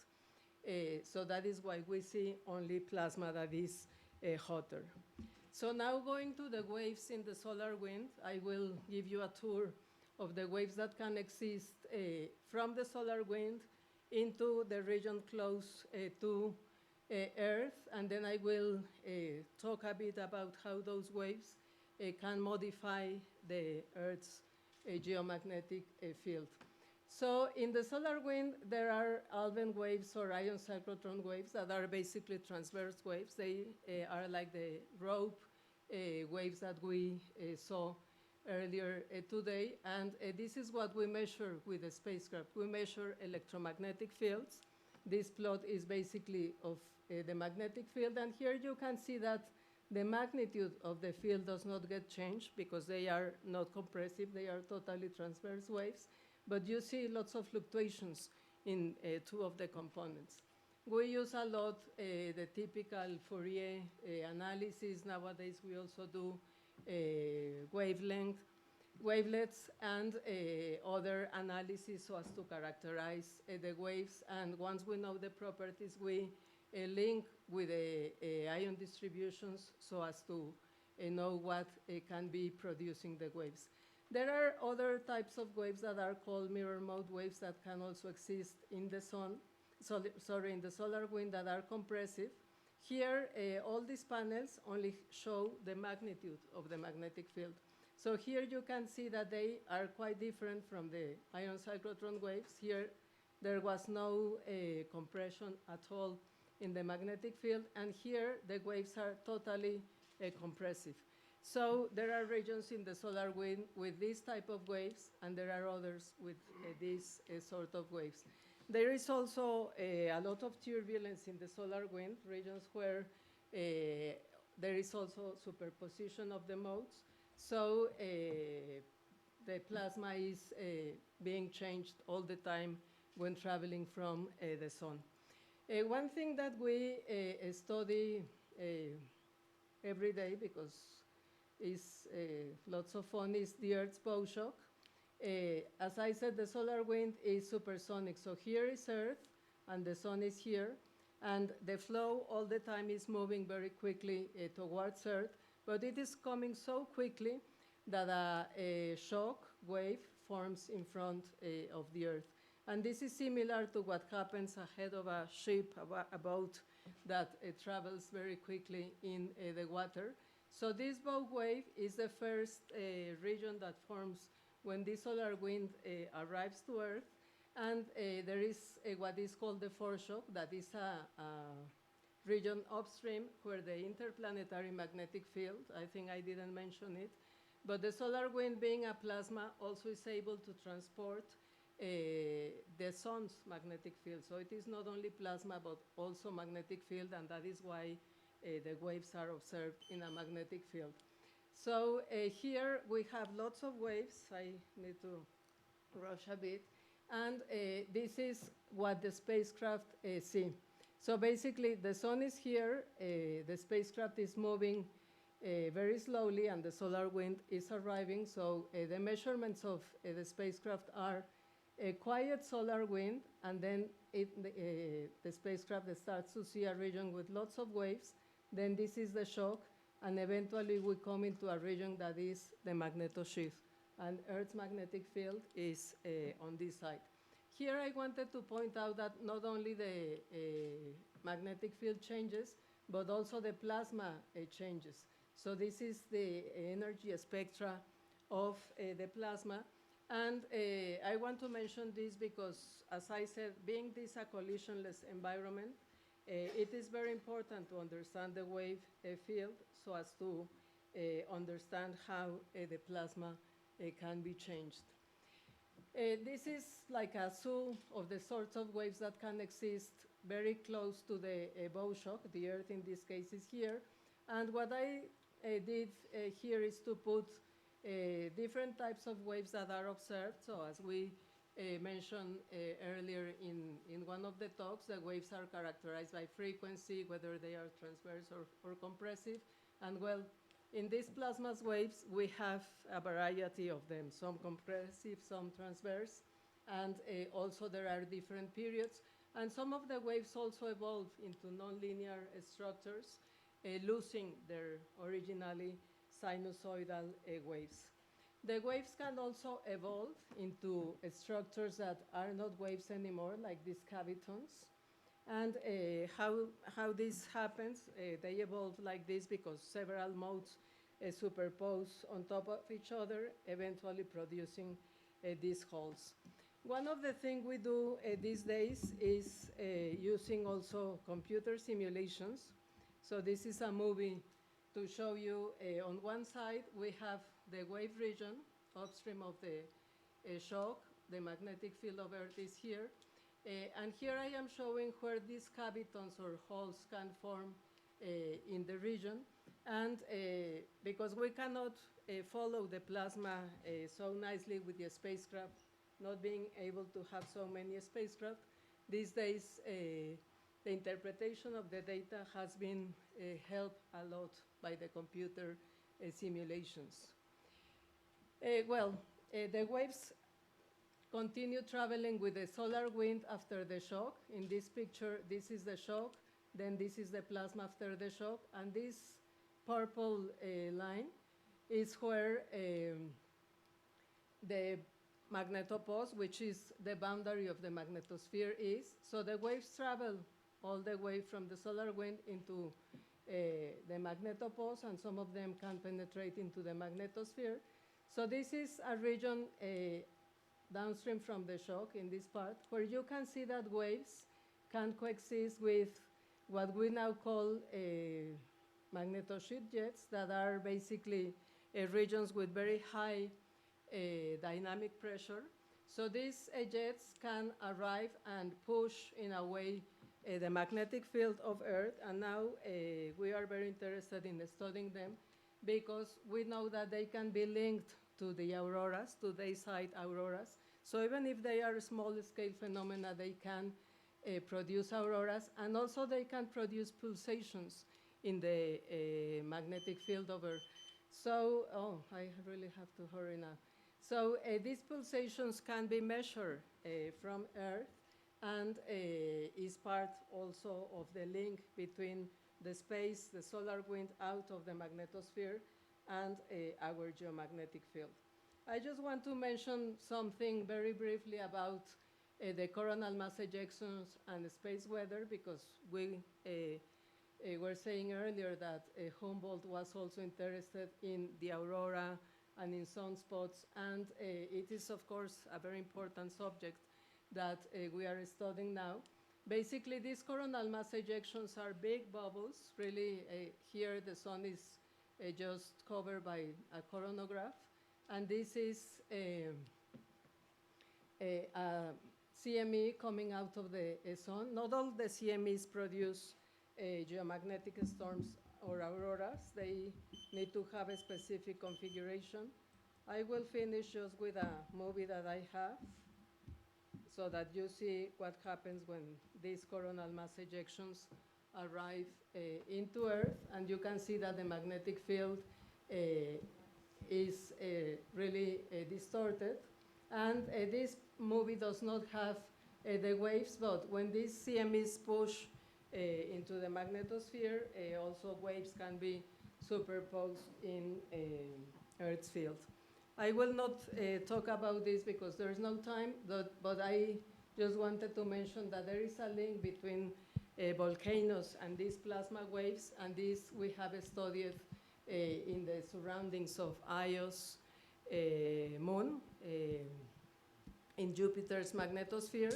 These are dynamic spectra for the plasma waves, and they form because material can come out of Io from the volcanoes. But well, we can talk about this during lunchtime. Thank you. Thank you, sir. Yes, in the interest of time, we have to stop here. So if you have any question, please approach Xochitl during the lunchtime. We come back at 2:40, please. The lunch is where? Because I don't know.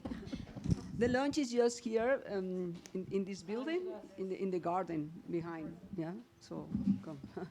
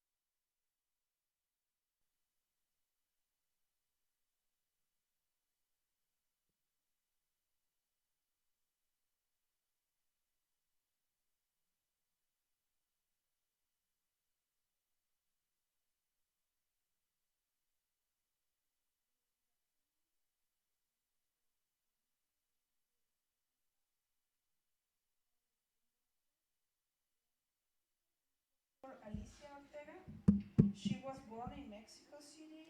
And Then received her don't say everything. No, Not no, no, everything. no.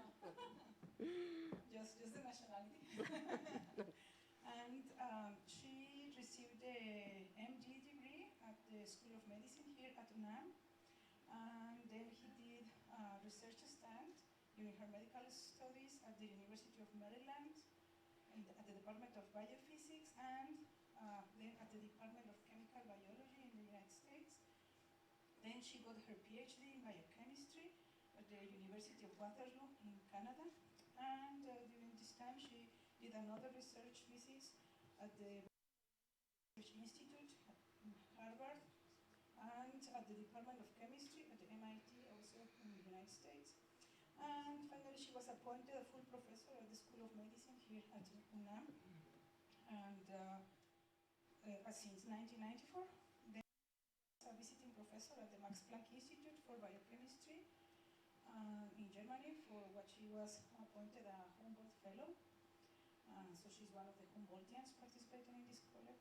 And she was a chairwoman at the Department of Biochemistry and Molecular Biology at the National Institute of Climatology here in Mexico from 2003 to 2006, where she is currently an honorary researcher. Currently, she is the head of the laboratory and muscle research, and she is a lecturer at the Biochemistry, Molecular Biology at the School of Medicine and Medical Sciences. Yeah, I'm almost done. Yeah. And she's a member of the National Academy of Science and the National Academy of Medicine. Thank you very much. So with the only thing that I didn't want you to say is my age, right? But the rest is okay. Okay, thank you. Well, we are going to change gears now. It was a little bit difficult, not really difficult, but interesting to try to put together Alexander von Humboldt, galvanism, and wavefields in something that I used to work with, which is the skeletal muscle. So we'll see what is going to happen here. But because it's something that is not very well known about Alexander von Humboldt. So let's remember that Alexander von Humboldt was born 250 years ago, at the time when the was a scientific revolution in Europe. I have to just to mention that this Europe was living in wealth, basically for two reasons, or mainly for two reasons. First, the conquest of America, and second, the slavery of Africa. So I think we must mention this because these two facts will later influence very much Alexander von Humboldt's view of human nature and will be reflected in what he wrote in his political essays after he visited the Spanish colonies. So,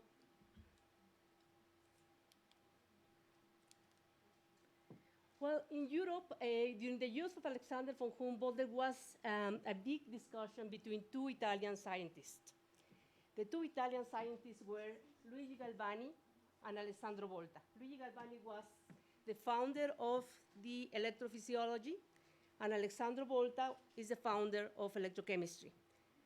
Luigi Galvani was working in something that he called animal electricity, and he uses the legs of a frog to do his experiments and discover that certain tissues from the animals, like skeletal muscle and nerves, were able to generate and conduct electricity without any external source of energy. So this was his main work, and even that Galvani was not very much a fan of traveling anywhere. He never left his hometown, Bologna. He was very well known in Europe, and many researchers tried to follow and reproduce his experiments and ideas, and including these researchers were the two Alexanders. One is Alessandro Volta, and the other is Alexander von Humboldt. So Luigi Galvani published his works, his main work, in 1791, and Volta didn't like very much the idea of the animal electricity. So he was very much against it and trying to debunk Galvani's idea. what he proposed with experiments of Galvani was that the electricity produced in the tissues, it was really the metals that were composing the materials that Galvani used as an instrument for that. So Galvani, Volta, for example, Volta, exactly the same year, in 1791, when Galvani was publishing his work, Volta publishes his hypothesis of voltaic battery. So he was more fond of traveling and showing his research around. He was a physicist, the other one was a physician. So as a physicist, he likes to do conferences and demonstrations all over Europe, and also was invited several times to visit and make his demonstrations in front of Napoleon Bonaparte. In the group of the people that were present in these gatherings was Alexander von Humboldt. So Alexander von Humboldt at that time was captivated by the idea of Galvani, and he himself uses his own body to prove, not to prove, but to feel and report how does the body sense the electrical shocks. So he used to have very strong shocks and make demonstrations everywhere in Europe also, and he was well known. So in certain circles of people around him, even know him with the nickname of the martyr of Galvanism. Okay? So, well, Alexander von Humboldt did experiments in muscles and in nerves, and published his experiments exactly like that, experiments on a stimulated muscle and nerve fibers in 1797. So it was very interesting writing there. So, but what is this electrical, animal electricity all about? So, we all know that the electricity is the flow of electrons. But in the case of animal electricity, we have something different.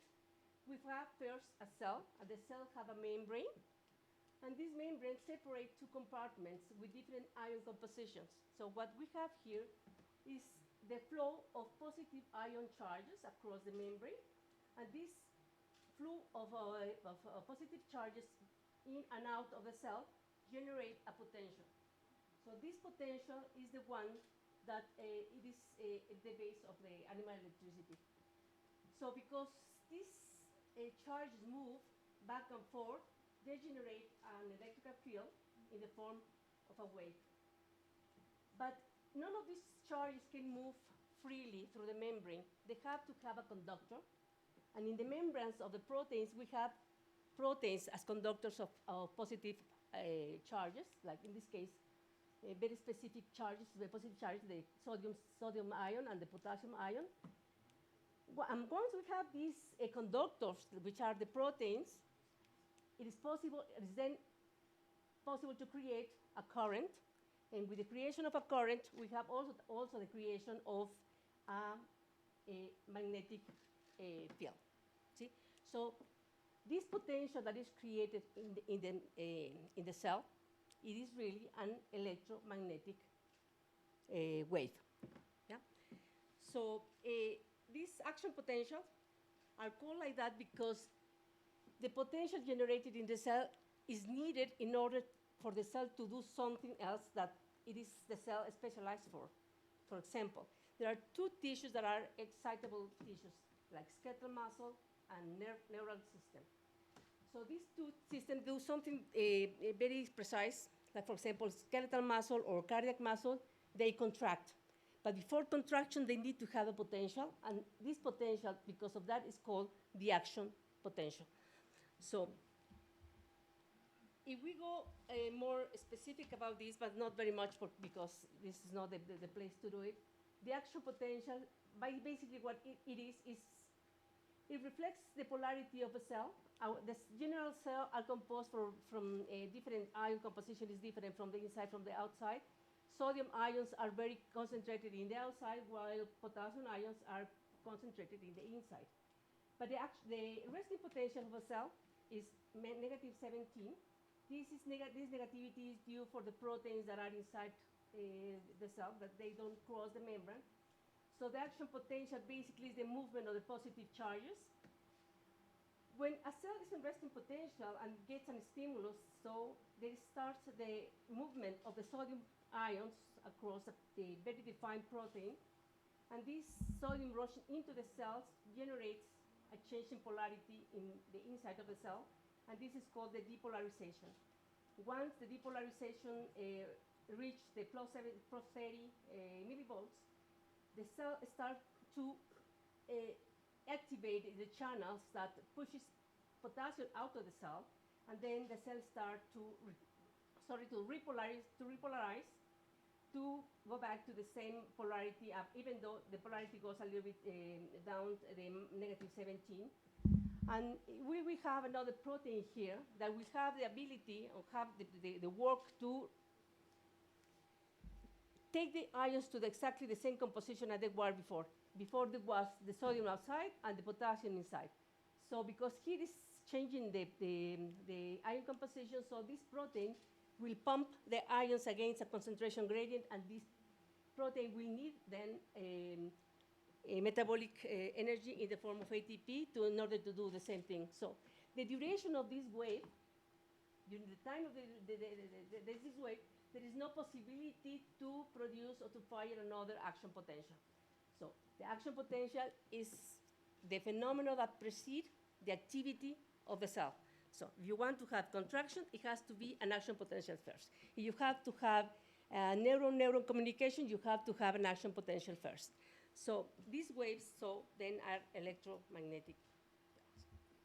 So if we go back to Alexander von Humboldt, now in America, he arrived in Venezuela, and one of the first things he witnessed was a fight in the waters of the Orinoco.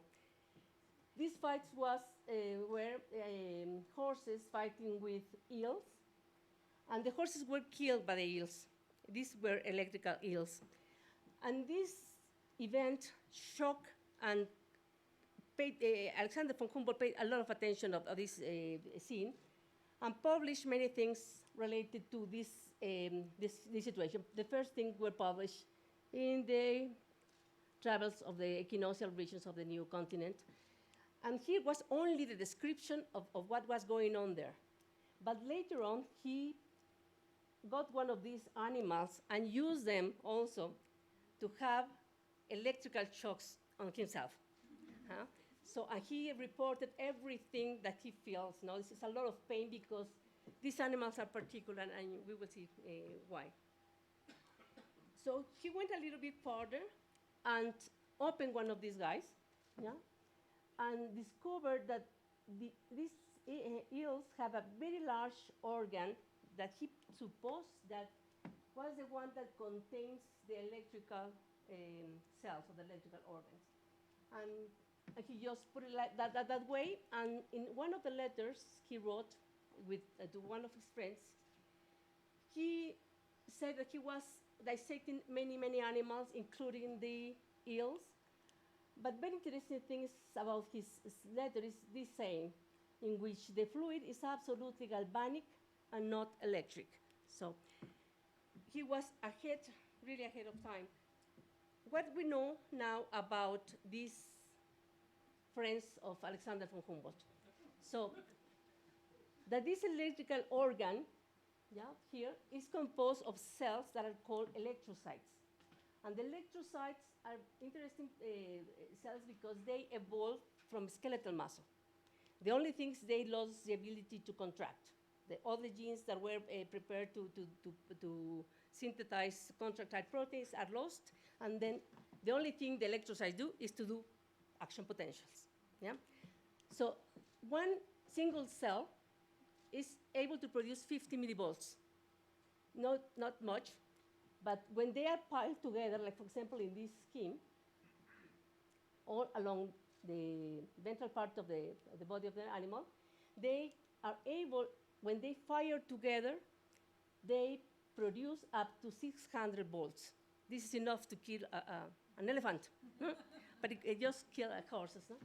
So this is the explanation that Alexander von Humboldt was not aware of it, but now there is a lot of research, very recent research, about these electrocytes because they have a lot of potential from the medical point of view. And something else that is interesting about this is in all these very recent papers, in the list of publications, there are the publications of Alexander von Humboldt from the 1800 years. So this is really remarkable.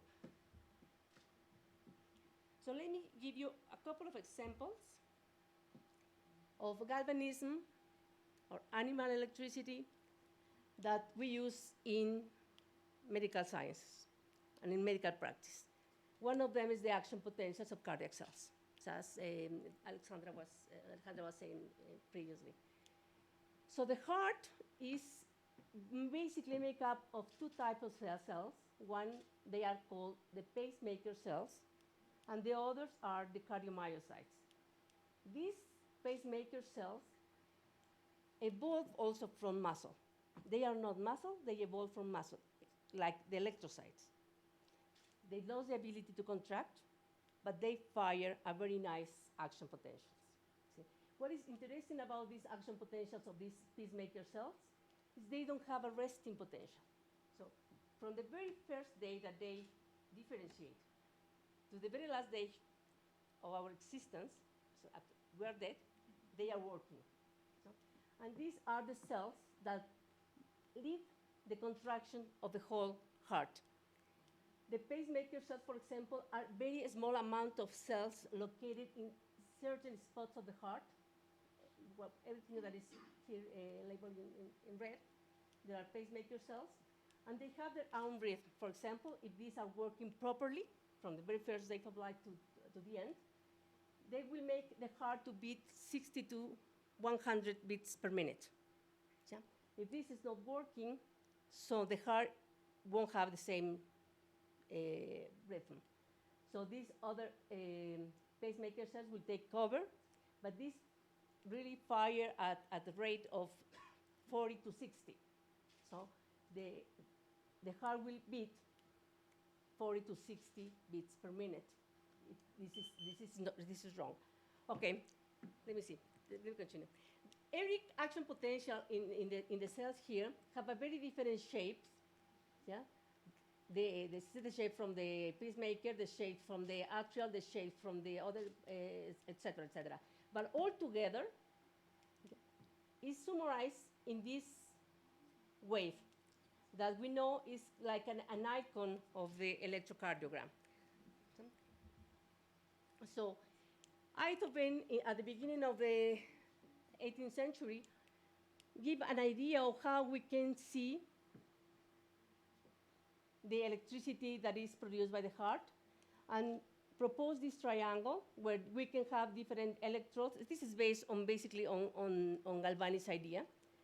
And putting this triangle and electrodes in exactly these positions, and these are periphericals and these are central exactly in the chest. There are 12 leads to produce this normal electrocardiogram. And we are able to see, depending on the lead we see, the electrical activity of the heart. For diagnostical purpose, this is very important because every time we see an electrical damage, the next step is the mechanical damage.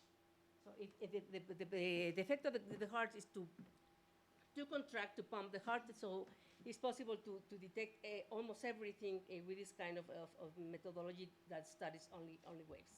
So in the case of skeletal muscle, which is a very interesting tissue, so we have, I don't know if it will happen to show this. It's not working. Okay. It was moving? Okay, okay. So the cells here are, the cells here are as long as the distance between the joints. So they are very big cells, unique cells, and they are connected to the neural system. These cells, different to the cells from the heart, need to be connected to the neural system. But what is interesting about this is the connection. Here we have, it's not moving, right?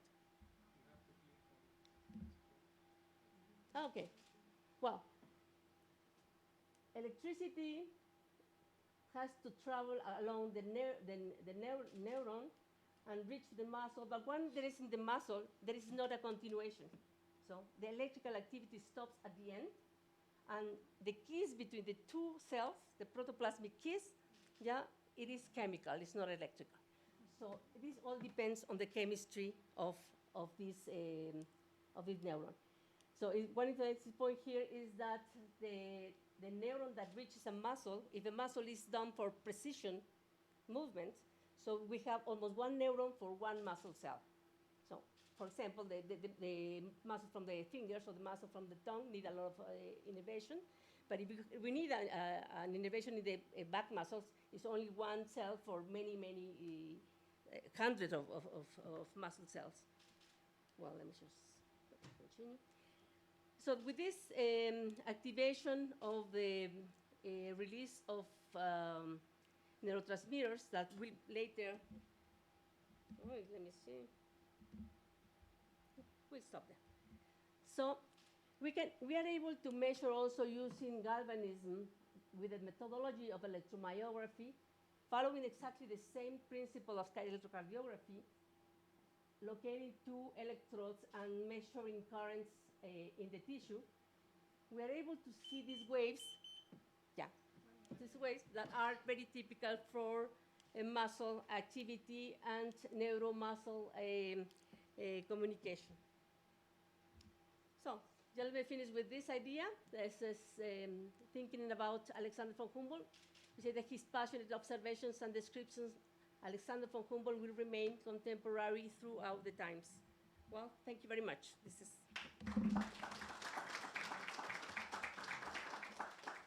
We have time for a question, comment.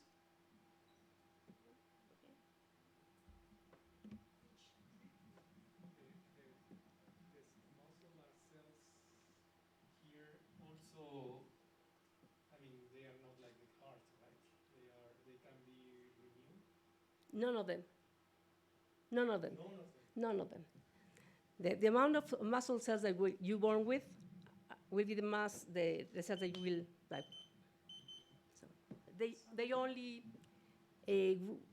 have hypertrophy, but not hyperplasia. They don't divide. After birth, they don't divide. None of them. Not even the pacemaker cells. Huh? With this knowledge, what kind of treatments can be or could be done? For which, in which conditions? For example, for the aging, for the that is exactly the point now. Before we were not very much interested in muscle. There is little research in muscle, skeletal muscle. But now with aging, the muscle is the tissue that first declines. Around 40 years old, muscles start to be getting lost, and then there is no renewal. So we have two big problems there. One is mechanical, and the other one is sensitivity, because muscle is the most important sensorial organ, even more important than vision. Yeah? Because proprioception is something that we are not aware of, but it is there in the muscle. So if you lose muscle, you lose the two things, sensitivity and contraction. There is nothing now we can do. We were talking about sodium and calcium at the beginning. Do you have an idea about the ratio that you have to make work this sodium, calcium, and potassium? Yeah, to keep this potential going, or it's not? Well, there are definitive concentrations. There is around 150 molar of concentration of sodium out, and the same concentration of potassium in. The cells is really impermeable to sodium, but is more accessible to potassium. So this has to be, this is the precondition, potassium in and sodium out. In the same proportion? The same proportion. So this is not a problem of a charge, it is a problem of the ion, the type of ion that is in the medium. So we have to keep eating enough potassium? No, yeah. Depends. Thank you very much.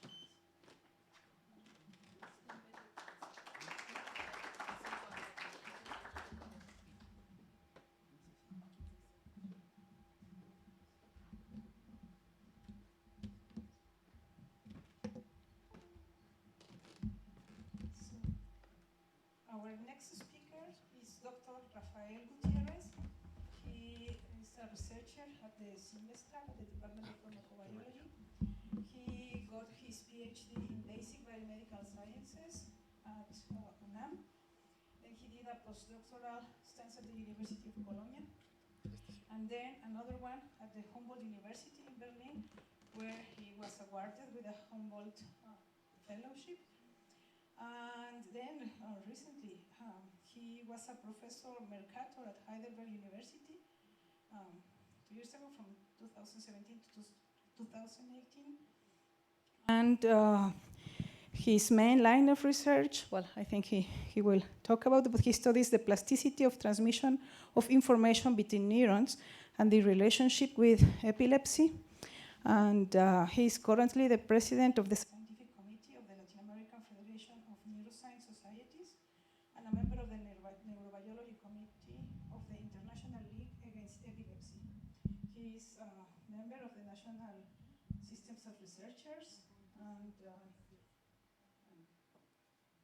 thank you very much for accepting. On the contrary, thank you very much for this invitation. I was very worried because I didn't know that I could speak about waves, but then I thought of my own work. And I realized that I was working on waves all the time. So I thank Alicia for giving the introduction to my topic. Because, first of all, the cells, like she said, the nervous cells also use action potentials to communicate information. So if you put an electrode inside the brain and measure the voltage, you will see these action potentials that she talked about. So you will see either it is firing or not firing. So every time you see an action potential, you can see here a line. And so every time an action potential is released, then we can see a line, and a long time we will see that certain cell will fire a number of times. But that's the way they send communication. And as she said, in reality, this is not the way they transmit information. There is a second step in transmission of information, which is that when the action potential gets to the terminal zone of the neuron, and then there is a release of neurotransmitter. So here, for example, there is an electrical recording of a green cell and a black cell, and then every time that the green cell fires an action potential, which is a phenomenon that I call all or none, then it produces a deflection in the follower cell. And this deflection, as you can see, is very different. The different deflections are very different from themselves. So what I have proposed for a number of years, and I am working right now, is that actually the nervous system is working in a digital and an analogic manner. So the digital manner will be like that. Every time a cell fires an action potential, it's a bit, a 1. And when there is no action potential, that's a 0. However, when it transmits the information, the transmission is analogical, because there is a chemical released. So here is a caricature of that. So we see here the terminal, and when the action potential gets to this part of the neuron, a chemical is released, and then this chemical goes to the next cell, activates the receptors, and then these cells, in turn, can generate an action potential, or not. So this is one type of communication in the central nervous system. And there is a second type of communication, which is an electrical synapse. So this is called a chemical synapse. Synapse is where they get together. And the electrical synapse, instead of releasing a neurotransmitter, it has a bridge between the two neurons. So this is a protein. So the ion fluxes that go through the neuron, along the neuron, then they can go through the membrane of the next neuron. So there is no need for a chemical to be released. It's a direct connection. And actually the heart cells are connected all in that way. They should have electrical connections so that they can be together. And that's very important for muscles and for the brain. So my main interest is how cells communicate with each other.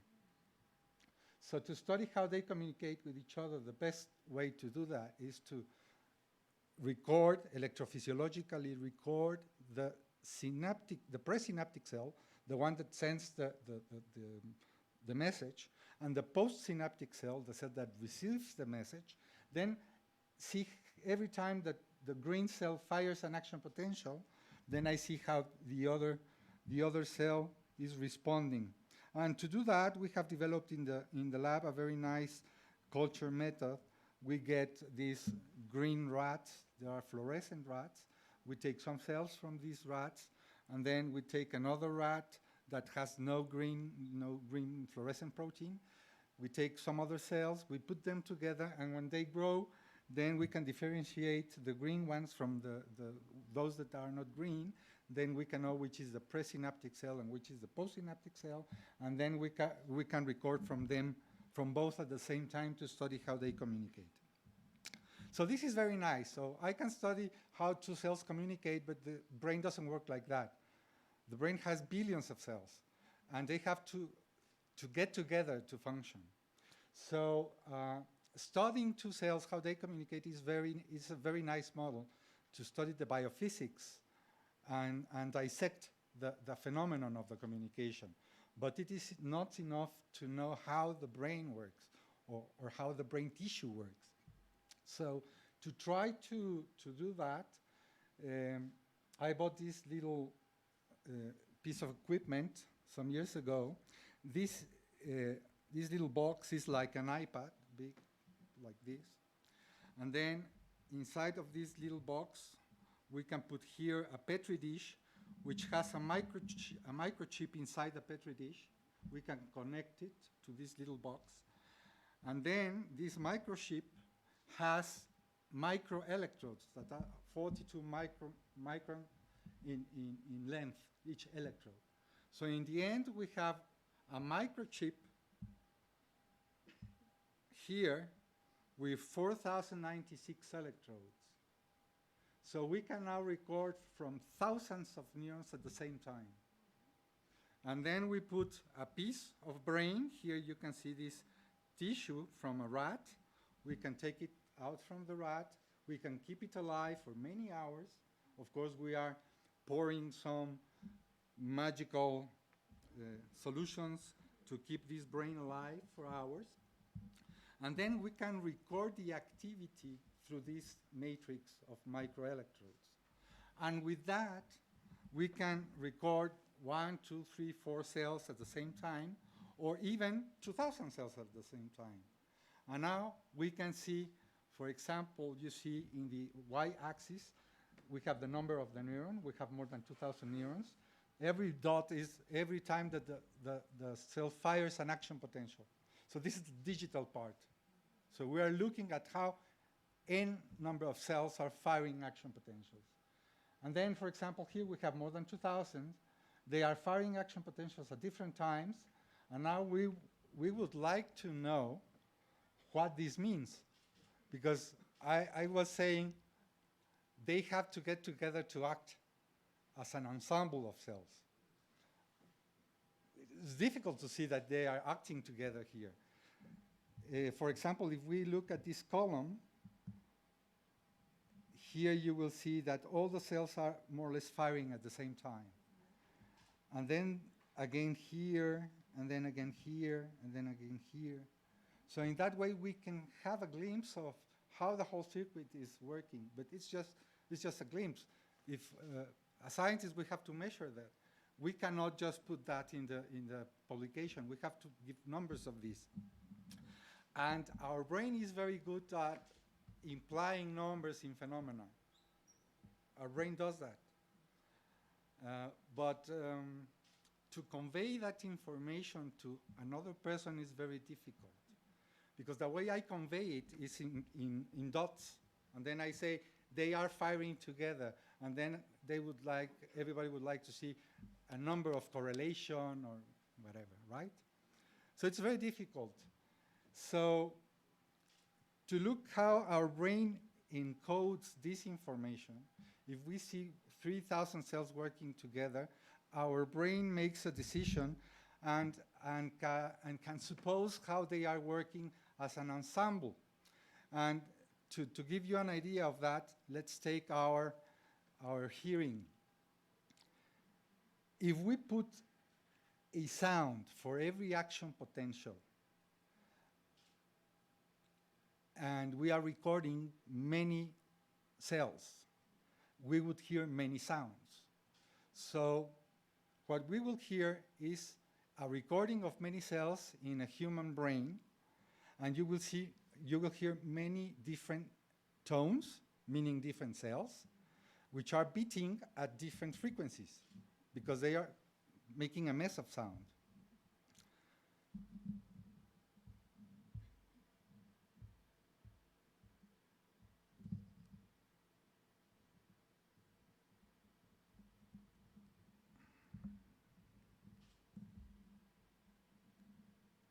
I am not sure why we are not hearing this.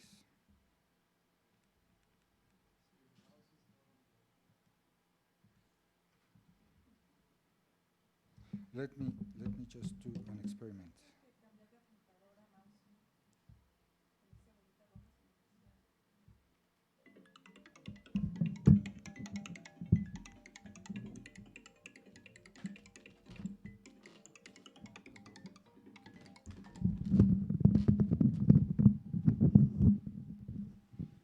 So when the cells,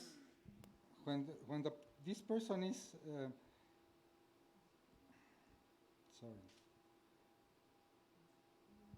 is awake, all the cells are, I don't know when it works and when it is not working. I have no idea. Oh, okay.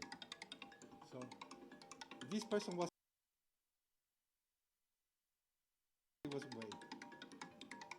You clearly note that there is no way we can make any sense of this. However, if this person goes to sleep and we record this from the same cells,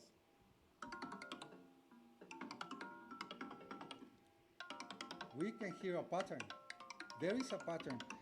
And this pattern was very easy for us to determine, or at least to identify. There was a pattern. I cannot say now the frequency or whatever, but we can measure it. Our brain already knows that there is a pattern. But what if we record from 4,000 cells at the same time in order to know how the circuit works? So we have to do this, and now I have one postdoc, which is a PhD in physics, and a PhD student, which is a biophysicist, trying to get some information out of all this. But this is, again, digital information. But the brain not only works like that. You have heard about the EEG. You can take the electroencephalogram of any person, or even the EKG, by recording from very distant places, I mean from the skull, which is very 2 centimeters away from the brain, and we still can see EEG activity. Is this EEG activity?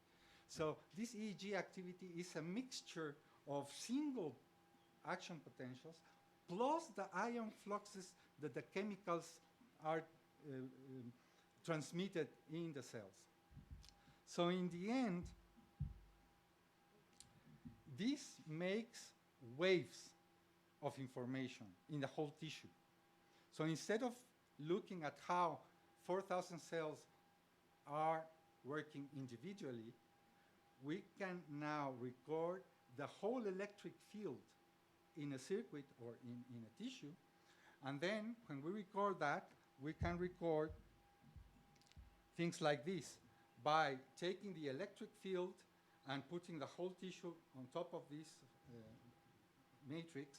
We can see the voltage that is generated in the different parts of this tissue when we have a certain stimulus.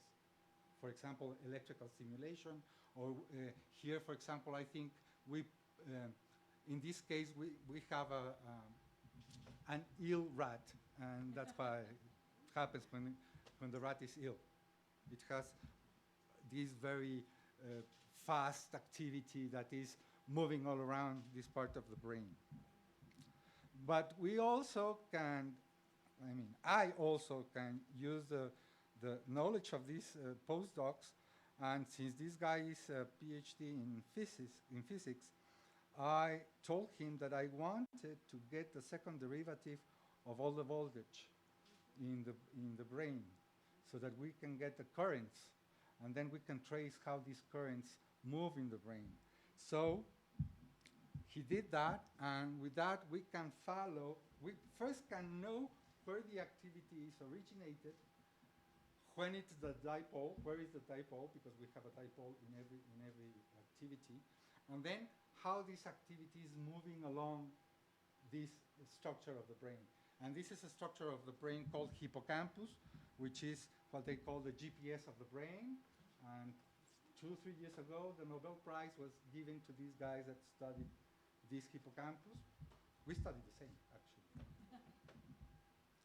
So by doing that, by doing these things that the physicists can do, that it's very complicated mathematically, and you can imagine that the computational power we need to have to analyze this is huge. So we have done different analysis, and now we can pinpoint the site where a tissue arranged in this manner gets together to generate the first point of activity that then spreads to the other parts of the brain. And then we can track them by using the center of mass. It's just a simple vector measurement. And we ponder where the mass is bigger, then we put the center to that, and then we trace how these currents are moving throughout the nervous system. So in that way, we can study again and again the same, well, not the same phenomenon. Actually, the brain, the tissue, is generating certain frequencies all the time. So if we would record our EEG now, we would have 30, 40 hertz. That would be the frequency of our EEG. And if we close the eyes, we would have, I don't know, 10, 12 hertz. And if we go to sleep, we will see 4 hertz or 5 hertz. So we can measure that, and now with this technique, we can take a little bit of, a little piece of nervous tissue, put it on top of the chip, and then exactly follow the path this electrical activity is taking in a certain structure.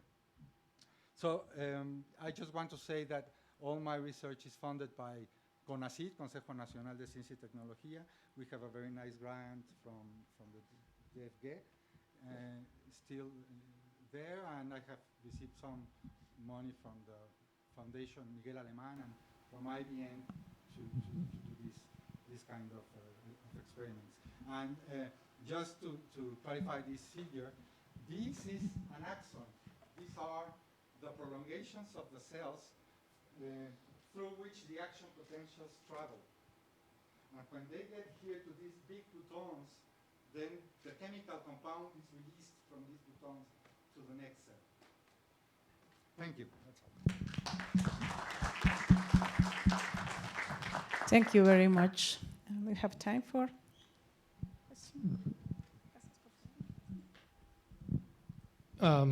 very nice talk. When I was listening to the idea that you are measuring waves, in one of the previous presentations, someone explained that waves can be added up.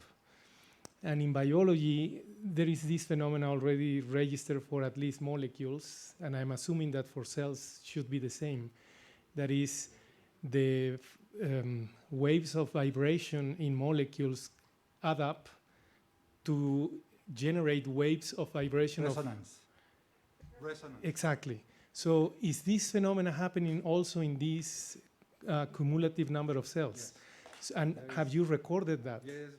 Can you tell something about that? I have even published a couple of papers regarding resonance. So this is a new technique. We have already measured resonance with different techniques, But with this technique, this is very new.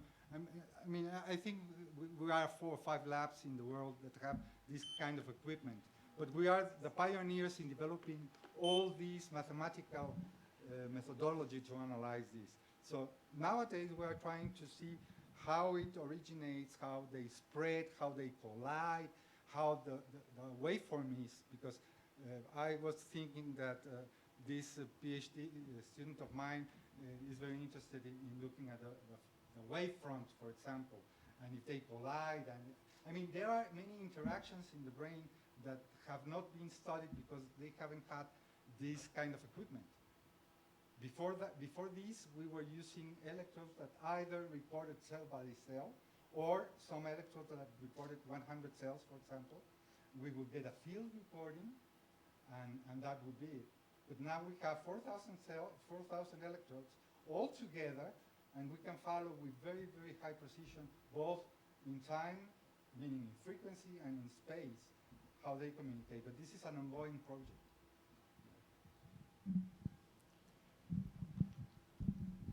Very nice talk, Rafael. This is not my field, however, I wonder about the tissue you use to measure things. What's the size and how you mentioned that you have to keep it alive, that tissue, you have to put it in a special liquid. But I wonder if it could be some changes if you just measure the real one. I mean, not taking a piece of a tissue that you artificially have to keep it alive, but in one that is actually alive. It's actually alive. Yeah, but it's a piece. Out of the brain. Yes, yes, but it's a piece. It's in vitro, no in situ.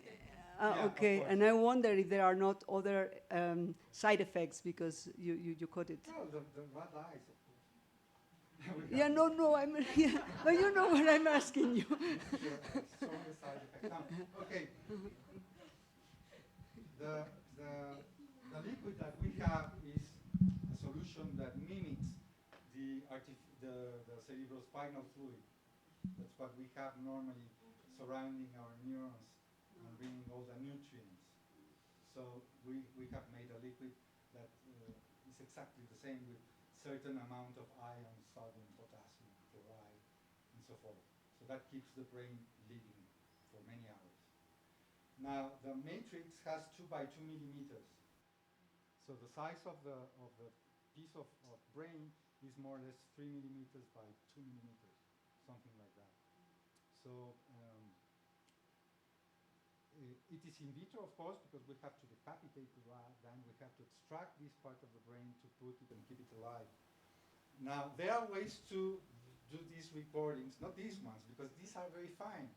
I mean, there is no way you can have 4,000 electrodes in a 2 by 2 matrix and then put it into the brain. However, they have developed like combs. So you have this comb full of electrodes. Every stem of the comb has 5 electrodes, for example. And then you have 100. So you have 5 by 100. So you have 500 electrodes recording at the same time, and you have your rat or mouse moving all around with the comb inside. You can do that, of course, and it's normally done all over the world.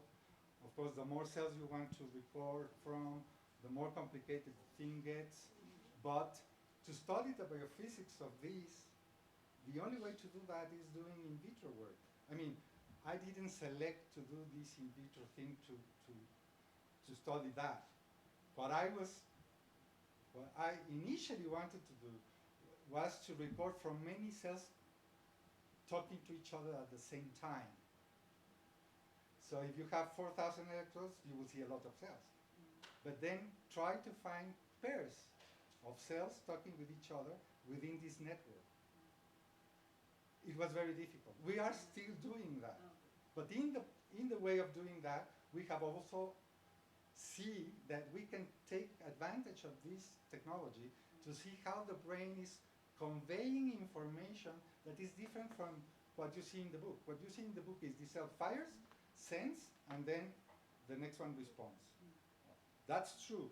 However, there is another truth, is that the whole brain is also making an electric field. And this electric field is also traveling. So this is the part that we are trying to connect single cell activity and relate this single cell activity to this kind of group activity.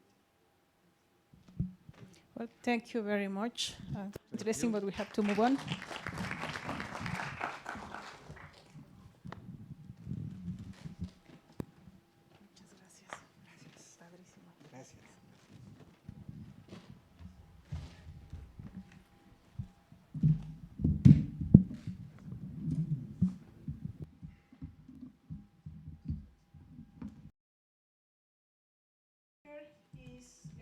Gonzalez. She is also Mexican. She studied biology at the School of Sciences at UNAM and got a master's degree in earth scientist here at the Biophysics Institute. And she is currently studying her PhD at the School of Medicine in the doctoral program of biomedical sciences. She has developed research projects focused on the anatomy and histology of bats' ear and its relationship with the echolocation process. She studies the studies of signals and data of space weather phenomena and biomedical data through wavelet analysis, mainly focused on obtaining common periodicities. She is going to talk about her current project, I see. And well, she has a very multidisciplinary education. She has attended courses in different areas such as biology, medicine, space medicine, astronomy, biomathematics, astrobiology, and the like. So thank you very much. Thank you. Well, in the next few minutes, I'm going to talk about the first part of my PhD project. In this case, I'm going to talk about electroencephalography, wavelets, and Parkinson, artificial intelligence applied to Parkinson's disease. And in this context, when I say artificial intelligence, I mean using mathematical and computational tools in order to help or support clinical criteria. Well, what is Parkinson's disease? Well, Parkinson's disease is the second most neurodegenerative disease after Alzheimer. Its main risk factor is aging, and this pathology disrupts the normal functions of the body systems, and the motor symptomatology like slowed movement, asymmetric restrict tremor, and rigidity, plus the neuronal loss are the most common characteristics of this disease. However, the patient presents to another symptomatology like intestinal constipation, difficulty speaking, or increasing sweating. Therefore, this pathology is a combination between motor and non-motor symptoms. The diagnosis and the classification of the progress of the Parkinson's disease is based mainly in clinical criteria. These clinical criteria are mainly the UPDRS, the Unified Parkinson's Disease Rating Scale, the Hoehn-Yahr scale. In this case, Unified Parkinson's Disease Rating Scale is an evaluation of motor and non-motor symptoms in the patients. In the case of the Hoehn-Yahr scales, this assess the progress of the pathology. In case when in these proofs we have a value equal to 0, we consider a healthy person. But in case on values higher to 0, we can consider the person or the patient has a Parkinson's disease. But depending on this value, we can consider a minor or major great degree of disability in this patient. Another examination, more complex examination, like positron emission tomography, can be used to confirm the diagnosis in this pathology or to reject another pathologies or structural brain damage. However, we have two disadvantages with these criteria. The first one is these are mainly qualitative, and these both proofs have been modified with the years. And in the case of the position emission tomography, this examination has low accessibility, mainly relating to the cost for the patient or the cost for the acquired equipment. So I think that new tests are needed to help quantitatively the diagnosis and classification of patients with Parkinson's disease. And in this case, our best candidate is electroencephalography. Electroencephalography, in this case, surface electroencephalography, is a functional examination used to record electrical activity of the cerebral cortex in real time. By means of surface electrodes present on the scalp, and here's an example of the cerebral activity of the C-side channel, the central channel, with a healthy person. Okay, clinically, electroencephalography is mainly used to difference between a coma state and a brain death. Is used to study sleep disorders. In the case of neurodegenerative disease, is only used to study epilepsy. This examination has some advantages in comparison, for example, with tomography, that it is cheaper, it's very accessible, non-invasive, and it has high temporal resolution. And in this case, this characteristic is very important in the area of the time series analysis.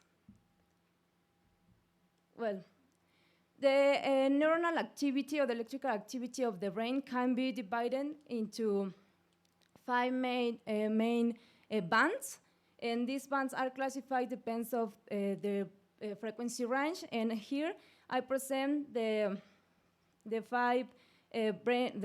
brain waves from 2 Hertz to more than 20 Hertz. And we can see in this column each oscillation from fast waves to slower waves. A very important aspect of these brain waves is that they can be related with different mental activities or brain states. In this case, I have most interest in the theta and delta wave because they are related with pathologies and with damage in the brain, in certain structure in the brain. For this reason, I propose that EEG data can be used to understand brain behavior in Parkinson's disease. EEG can be a very accessible examination to support clinical evaluation for all these advantages that it has. Okay. Here's an example. This is a quantitative EEG. That's the name of this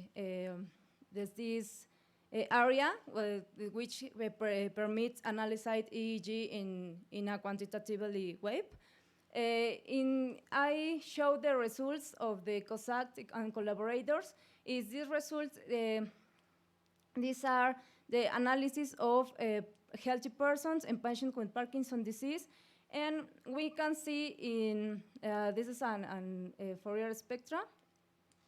And we have the frequency, and we have the power of the signal. And in this case, in a healthy person, we can see that the peak is in the around 9.8 Hertz, and this frequency corresponds to the alpha brain wave. And in the case of the patient with Parkinson's disease with mild cognitive impairment, we can see that the peak of this graph is around 17.8 Hertz. So we can see a frequency shift to lower values between a healthy person and a healthy with Parkinson's disease with a mild cognitive impairment. In the third graph, we can see the graph, and we can see that the peak in this case is around 6.75 Hertz. And in this case, we can, if we compare the person with Parkinson's disease with a mild cognitive impairment and a patient with a major cognitive impairment, we can see again the frequency shift to lower values in the case of this person. So in the general, researches related to study the differences between healthy people in people with Parkinson's disease, we can see this kind of graphs.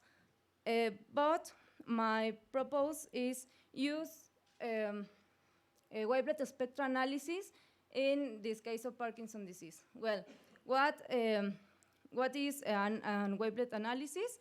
Wavelet analysis allows to study a signal in the domain on frequency in the time with high resolution. And here's an example of a wavelet spectra, and at the top we can see the original time series. In the middle we can see the power spectra, where red color represents higher powers, in the blue color represents lower powers. And on the left side we can see the global wavelet spectrum, and this spectrum represents the temporal sums of this power over time. These analyses are mainly used in geophysical space data and in imaging analysis. In my proposal is use this kind of analysis in EEG data. Okay. According to Ramov, in their book called Wavelets in Neuroscience, they conclude that in the clinical area, they can help discriminate between a healthy and unhealthy state. In this case, they work with epilepsy mainly, but in this case, I want to try this analysis in Parkinson's disease. And my hypothesis is wavelet can be a good tool for analysis of EEG data and understanding brain waves behavior over time. So I want to show some preliminary results of my research, where he compared one control with 3 people with Parkinson's disease and different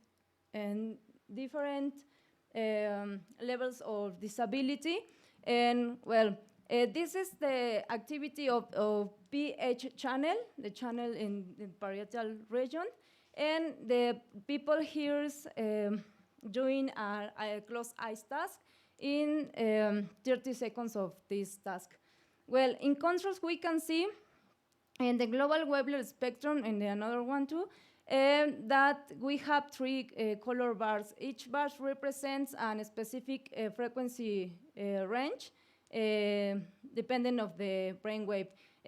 Green color represents alpha wave, yellow color represents theta wave, and delta color represents theta wave, delta wave, sorry. Well, we can see the shape, and each shape is very common, it's very similar to a shape founded by KOLLEG and collaborators, and we can see differences between these shapes in the global wavelet spectrum. In this case, we have a main peak in alpha wave, and over time we can see that this power has a uniform or continuous structure, power structure, in case of this band. In case of patients with a mild level of disability, we can see 2 peaks. In case of the person with a Hohenjar level 2 and UPDRS with a score of 20, we can see 2 peaks. One peak in alpha wave, and 1 peak in the delta wave. Here we can see that the power structure over time is different to the healthy person. And we can see that in delta wave have a higher values of the power over time. In case of a person with a Hohenjar level 2, but with higher level of in the UPDRS, we can see 2 peaks, one in alpha wave, another one in delta wave, but we have that the power in theta wave is increased too. And in this case, we can see that the structure or the power structure over time, in this case, is discontinuous. In the case of the theta wave, we can see that the power is shift or has a displacement. And in the case of the delta wave, we can see more groups or more blocks of power in these frequencies.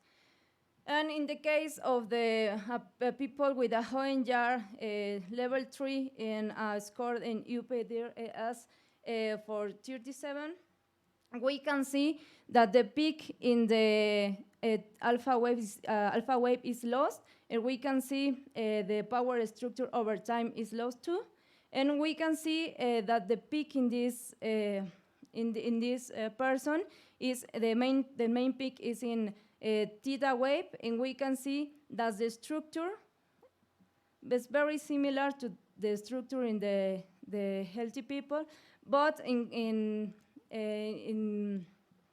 this case is in the frequency range of alpha wave, but in this case we can see this displacement. And in the case of delta waves, we can see higher values of power in this band, and we can see that the peak is displaced to lower values in frequency. And we can see these movements in the global wavelet spectrum in the structure of the power. I have to mention that these are my first results, my preliminary results, but we can see that the wavelet analysis can give us information about the structure of the power over time. And in this case, it's the first time that this methodology is applied to Parkinson's disease. And for this reason, until now, I have some conclusions. The first one is the wavelet analysis can be an effective tool for analysis EEG data with patients with Parkinson's disease, because in the global wavelet spectrum, because global wavelet spectra can show us difference in the shape of the graph with the healthy people, in people with Parkinson's disease, and different levels of the pathology. And in the case of the global power spectra, they can show us power shifts between the healthy person or healthy people in patients, but to a difference between the power structure over time. Thank you.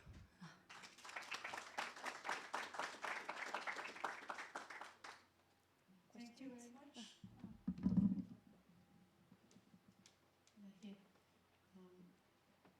Can those shifts that you're seeing in your EEG data can be due or associated to different diseases like epilepsy or others, and then you will be misdiagnosing for Parkinson's disease? Well, in this case, this displacement have been observed only in Parkinson's disease. But in the case of another neurodegenerative disease, maybe in some stages we can have similar displacement. The problem is that I can't compare with another results, because it's the first time that this kind of study in the evolution of the power spectra over time is the first time. So it's very complicated that I can compare with another studies or another diseases. Are your spectra dependent on the type of wavelet you use? Or what wavelet are you using? I am using, in this case, wavelet, Morlet, yes. But I use this in the Ramov and collaborators in this book.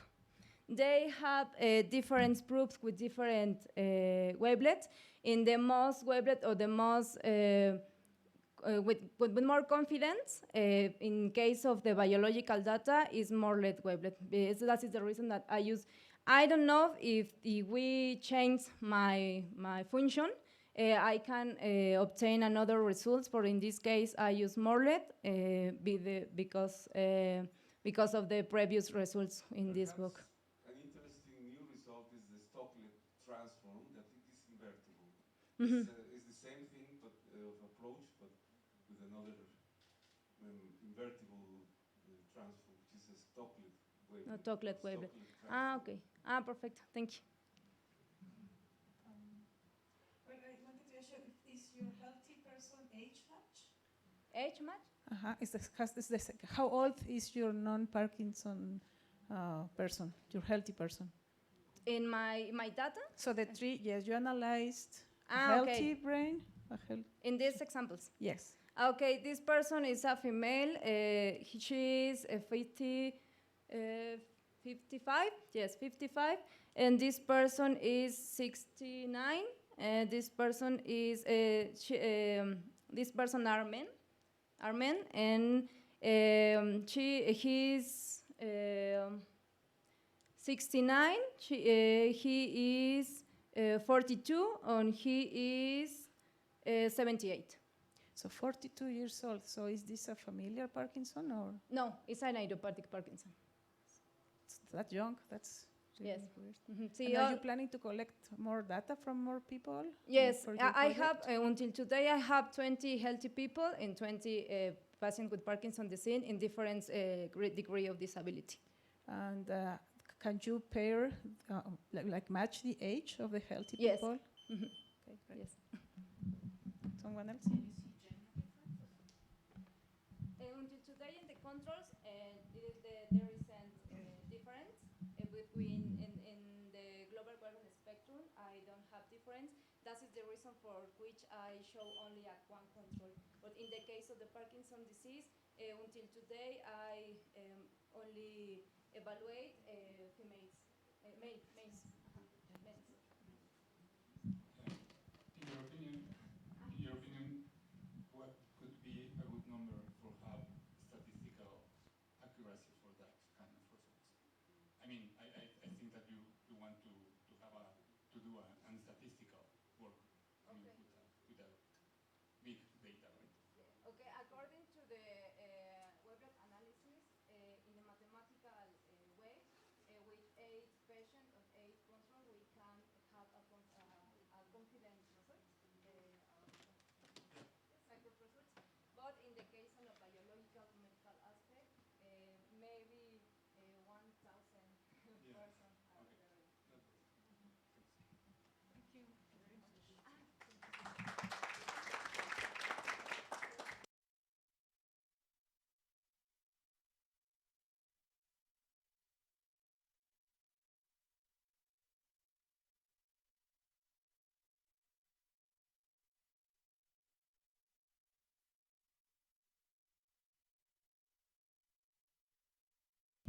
Okay, I'm sorry, my technology failed. You can see that it became all white. So the next speaker, fortunately I can introduce him because he's my husband. So I know that. So it's Dr. Gabriel del Rio. He was born in Mexico, in Sonora. He got the PhD in biotechnology at the Biotechnology Institute at UNAM in Cuernavaca. Then he did a postdoctoral stance in the United States, first at the Burnham Institute in La Jolla, California, then at the Bock Institute. And then he did some programming courses at UC Berkeley. So he has certificates. And he was a type scientist also at the Bock Institute for Age Research. And then he was recruited here in Mexico at UNAM at the Institute for Cell Physiology, where he was working since then. And he was awarded with a Humboldt Fellow to do research stance at the Humboldt University in Berlin. And now he's going to talk about his ideas. Okay. Thanks. And I got married to her in 1996. That's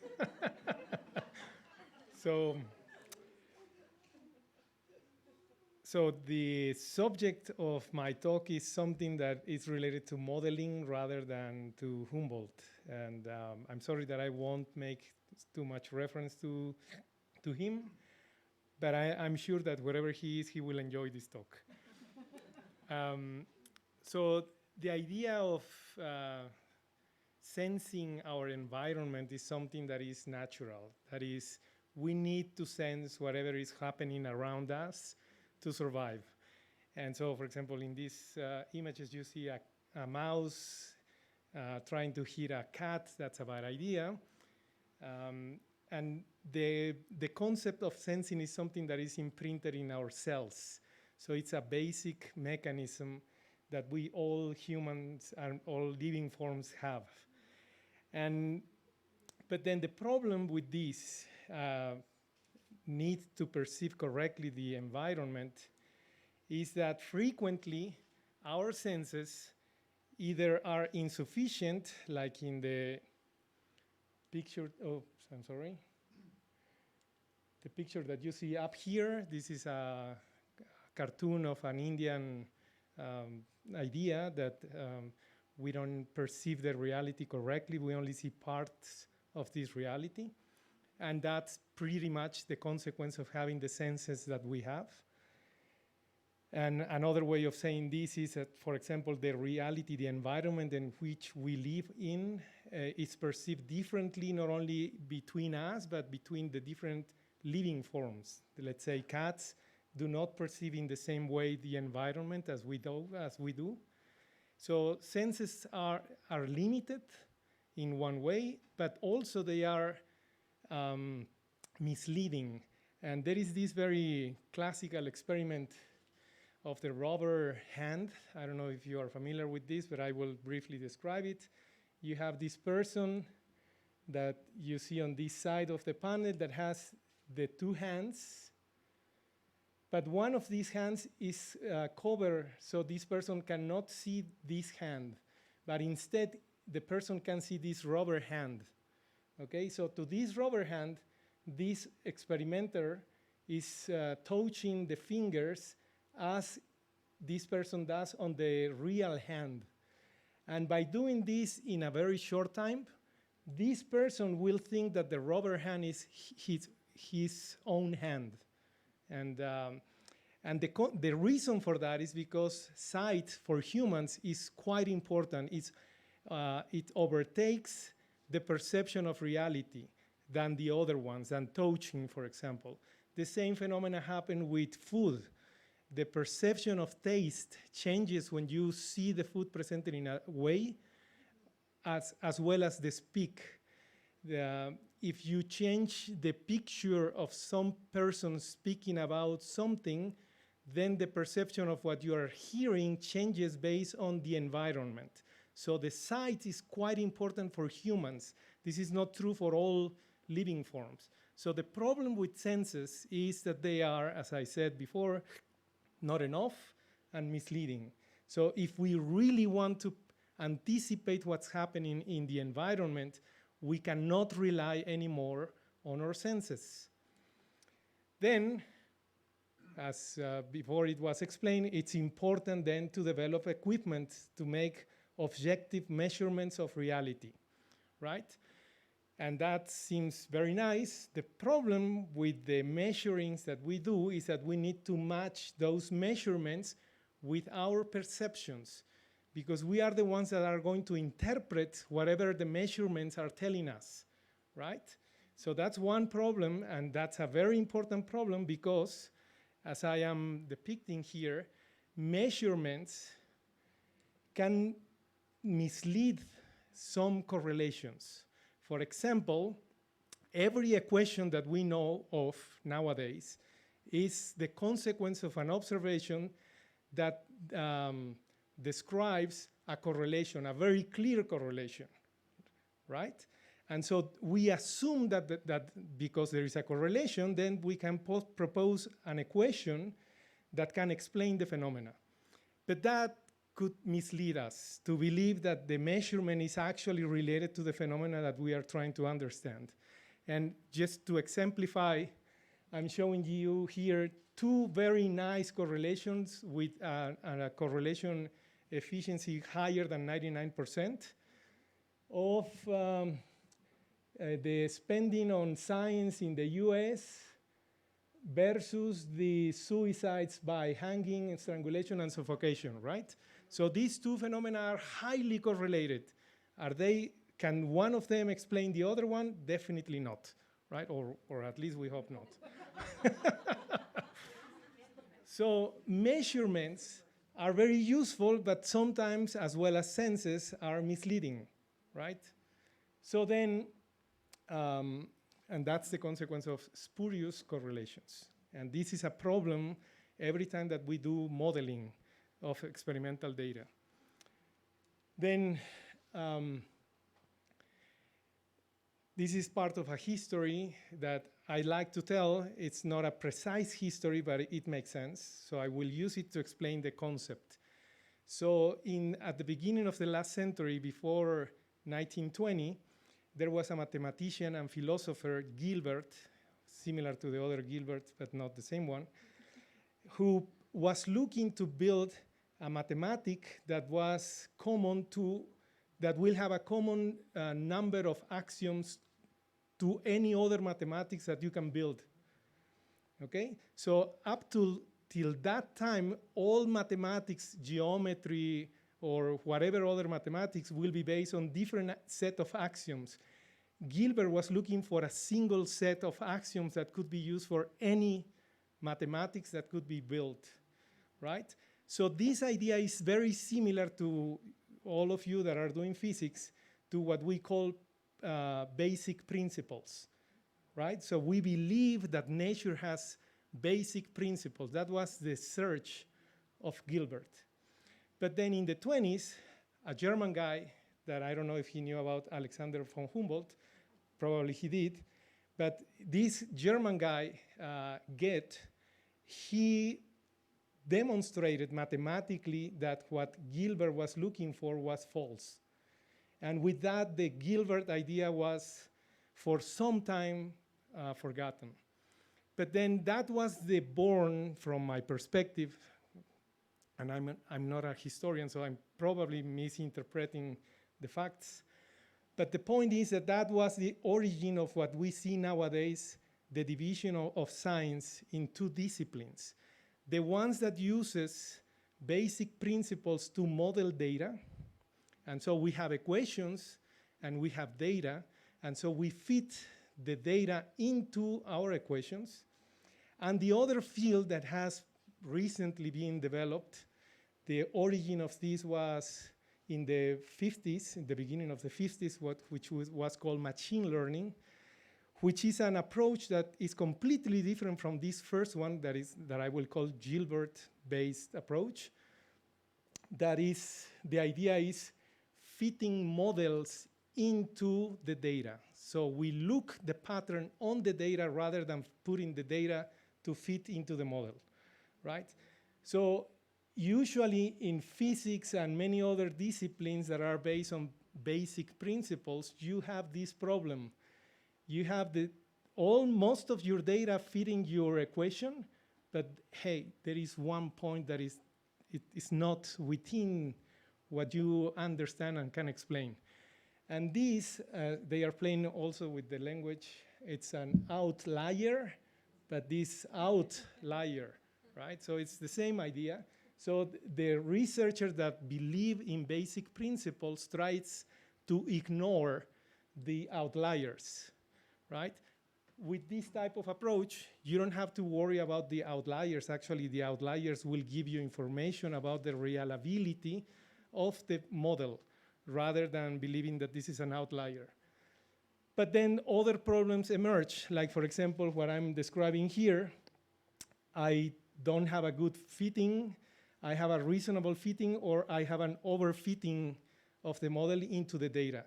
This type of problem, what prevents is for making reliable predictions. I can reproduce the current data that I have, but my prediction for unknown data is pretty bad, right? This is like what the kids or some of us did to pass exams that we didn't enjoy the classes of. For example, I didn't enjoy history, I'm sorry. But then I only memorized the facts.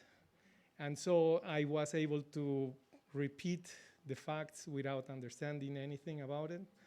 So that's pretty much overfitting. I only learn these points, so I have a perfect fitting, but I cannot predict anything from this learning, right? So when you use fitting models into the data, you have to worry about overfitting rather than outliers. So this second approach is called machine learning, and it has some very nice implications because the implication is the first question that we can ask to a machine learning approach is whether the measurement that I'm making is actually related or not to my perception of reality. This is something that we cannot do with this type of approaches. We assume that the reality is like the equation or the principle that I'm using for is based on, right? So this is a very important question that we often don't see being addressed in science, whether the measurements that I'm making is actually relevant to the phenomena that I want to understand.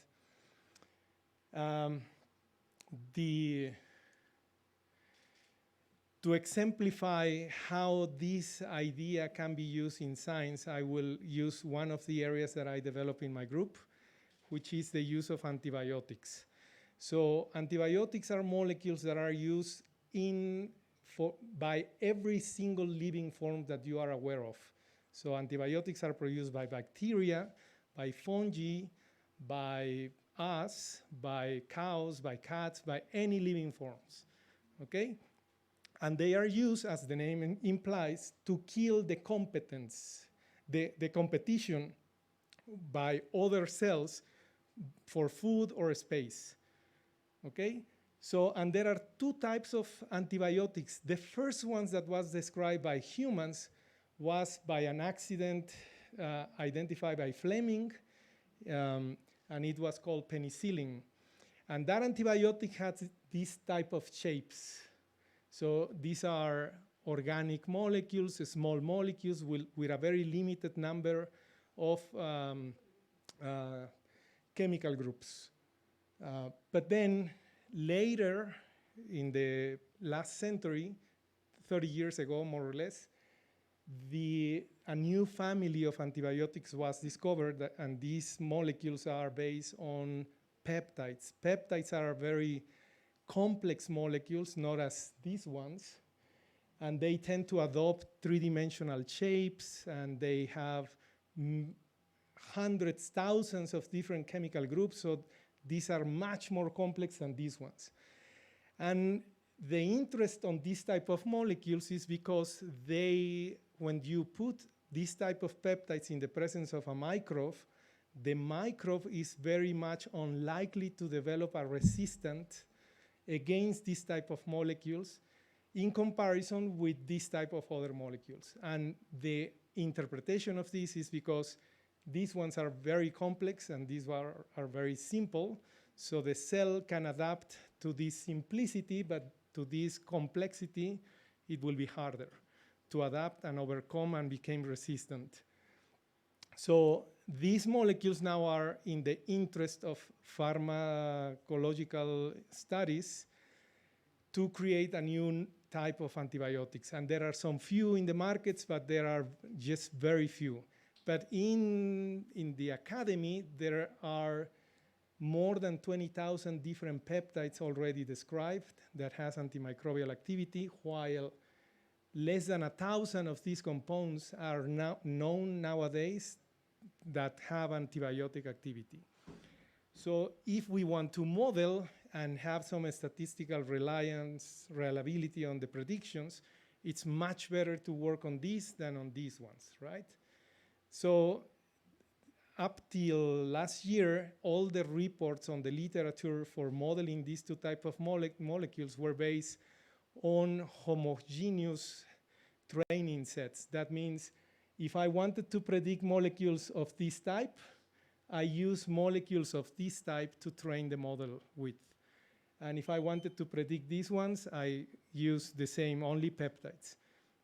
So we propose an idea on how to combine descriptors that are common for these two types of molecules, and then we show that you can actually train with peptides and predict non-peptidic chemical compounds with antibiotic activity. But then after we published this, some colleagues and some other researchers have some concerns that we are finding a simple correlation that is spurious, right? So to try to test this idea, I will briefly go, this is the learning rates. The relevant part is what I'm showing in these two images. For example, what we discover by training a model with peptides and predicting on non-peptidic antibiotic compounds is that some antipsychotic drugs will have the predicted capacity to be antibiotics, and we tested some of them, and they actually had antibiotic activity. And when I presented this in another Humboldt colleague, a psychiatrist came to me and told me that the history of antipsychotics were originally anti-tuberculosis drugs. And so thinking in that way, I thought, well, perhaps if I search on every single paper published in the literature and identify the ontological terms that will tell me if that paper is about antibiotic activity, I can identify if the antibiotics that I am predicting now have some history of antibiotic activity. And what these two images, I won't go into the details because I'm already running out of time. What these two images is showing you is that actually the predicted ones that I'm identifying with the model have a large history of antibiotic publications. So this correlation seems to be supported by the previous literature and may not be a simple spurious correlation. So with that, the question that I am leaving open for you and for me is that if antibiotics, the activity is the consequence of being multi-targeted, or that all the drugs that are out there that have some activity on humans, the reasons why they have the activity is because they are multi-targeted. So these two we need to address in further studies. So this is the agencies that I need to thank, and I'm open to questions or any answers that you have to what I already told you. I'm open to hear.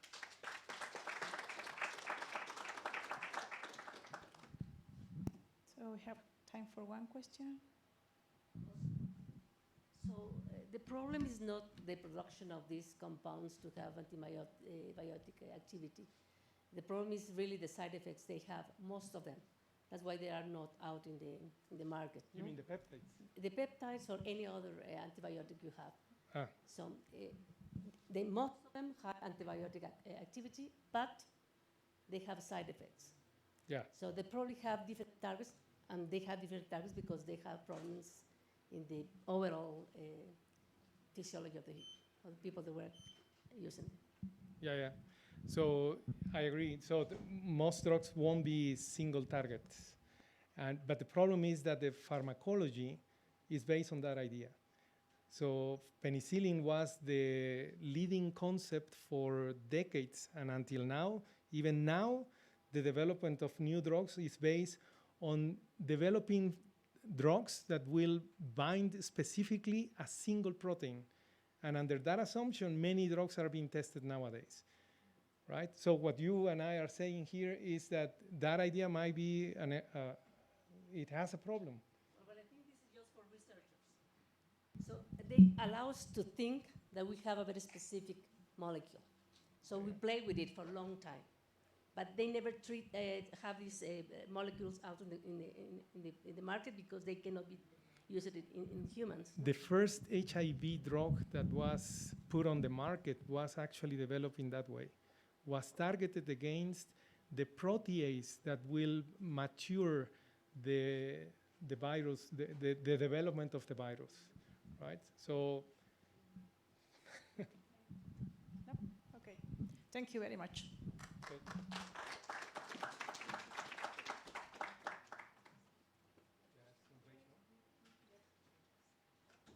We have a coffee break, and we are back here at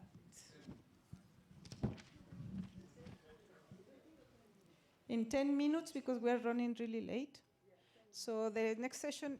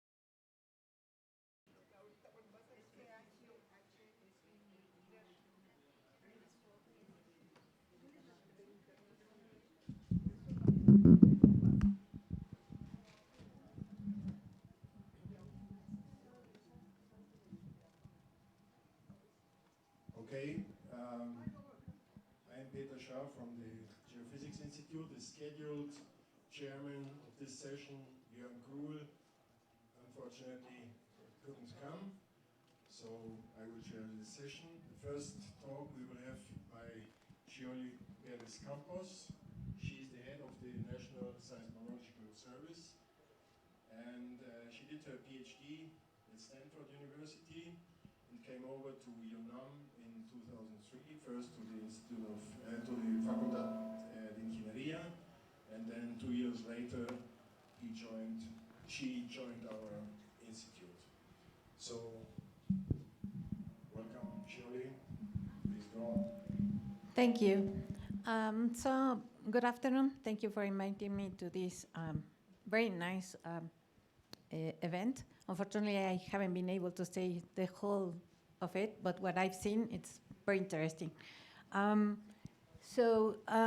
gonna give you an overview of how we have been measuring the Earth seismic wave field, starting from the beginning, many years ago. So earthquakes have always fascinated and caused fear to humans. So we have always tried to find the origin and the cause of them. And in some, previously in the past, there were myths and old crazy ideas about how they were generated. Maybe today they persist. So in India, there was this legend that earthquakes were caused by the earth was settled on top of 4 elephants, and they were on top of a turtle, so when they moved, the earth shaked. Then Japan is another very known story that there's Namatsu, a god, that when he got mad, then he will start moving and shaking and they make the earth shake. So the other gods have to keep them quiet and relaxed.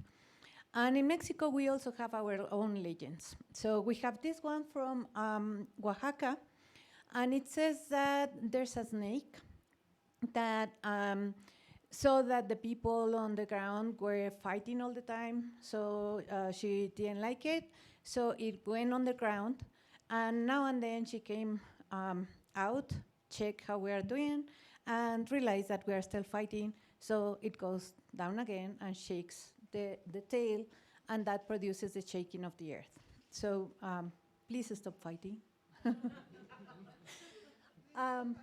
Yeah. So also since many years ago, they wanted to measure how the wave field propagated through the earth, try to explain the origin in a more scientific point of view. So in China, in the year 132, was very early, this person, Xiang Heng, came up with this idea, which is called a seismoscope. So inside this instrument, there's a couple of pendulums that move with the movement of the earth, of the ground, and then it activates and triggers a system that releases a ball that it's in the mouth of these dragons, and releases and gets to the mouth of the frogs.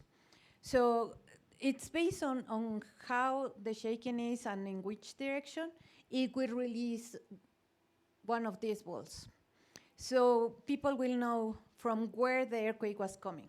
So that was the first kind of measurements that we had from earthquakes. Here in Mexico, there was evidence of earthquakes from the Aztecs. So these symbols tell us when an earthquake happened. So the first clue is this one, that is the symbol for Tali, or earth. Then this one, that is Olin, that represents movement. So in both symbols together, it's Tlalolin, which means earthquake. And then this one is attached through this line to this symbol, that it's the date. So this happened in one Pedernal, that's 1480. And then these other symbols means the night eye. So we know that sometime in 4080 at night, there was an earthquake. And And there are some other descriptions that suggest that they caught some effects at the Chinampas in Xochimilco, south of Mexico City. So we know that this earthquake affected Mexico City. We don't know if it was a local earthquake or a faraway earthquake, but at least we know that there were some damage in Mexico City. So there's stories like that in many places in the world. For example, this one in 1700, it's called the orphan tsunami. So in Japan, they have a very good long record of written history of the earthquakes. And they have these documents about a tsunami, but they didn't know where it came from. Very recently, probably like 20 years ago, they discovered that here in Oregon and California and Washington, in the west coast of the US, there was evidence of a tsunami. And they started studying all the evidence put together, and they come up that with an earthquake that had a magnitude 8.7 to 9.2, that ruptured here in the Cascadia zone in Washington and Oregon, and produced that tsunami in 1700. So this changed completely the point of view of the west coast of the US, because it raised the seismic hazards on the region. Then in Mexico, we have our own long history, and it's very nicely compiled in these two books by Virginia Costa and Gerardo Suarez. So they make a very thorough research on historical documents, from the codices from the Mexicas to documents written by the clerks at churches asking for money for repairs because the church was damaged due to an earthquake. Journals or other kind of reports, for example, of the person in charge of the government of the Reino de la Nueva España, asking to the king of the Spain for money for the recovery. So this hasn't changed much. With that compilation, they also found this important piece of evidence that mentioned that there was something happened in 28th of March in 1787. And there's lots of accounts of what happened in different places within the country. And it turns out that it says that the whole kingdom of the New Spain was shaken. So you can imagine the whole kingdom of the New Spain, it's almost all Mexico. So that represents a strong shaking and coming from a large earthquake. And they took all the accounts in the whole country. They also noticed some evidence for tsunami in Acapulco. It mentions that the water came in like 20 leguas. How do you translate leguas? But it's quite far. It's several kilometers. It's not very short. It's several kilometers. It's like 6 kilometers inland. So you can imagine a tsunami like that in places here in Guerrero. Also, there's a very nice piece of description that says that the rocks jump. So have you ever seen a rock jumping? Well, that means that the shaking was even stronger than the gravity.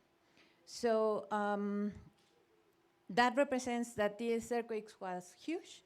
And they came up with this number for the length of the fault, that it's 450 kilometers, which translates to an earthquake of magnitude 8.6. So this suggests that our country is capable of producing earthquakes larger than magnitude 8. Of course, we have recorded already 2 magnitude 0.8 in the last century, but there's evidence of something even stronger than that. So all those accounts and all this knowledge was without any instrument.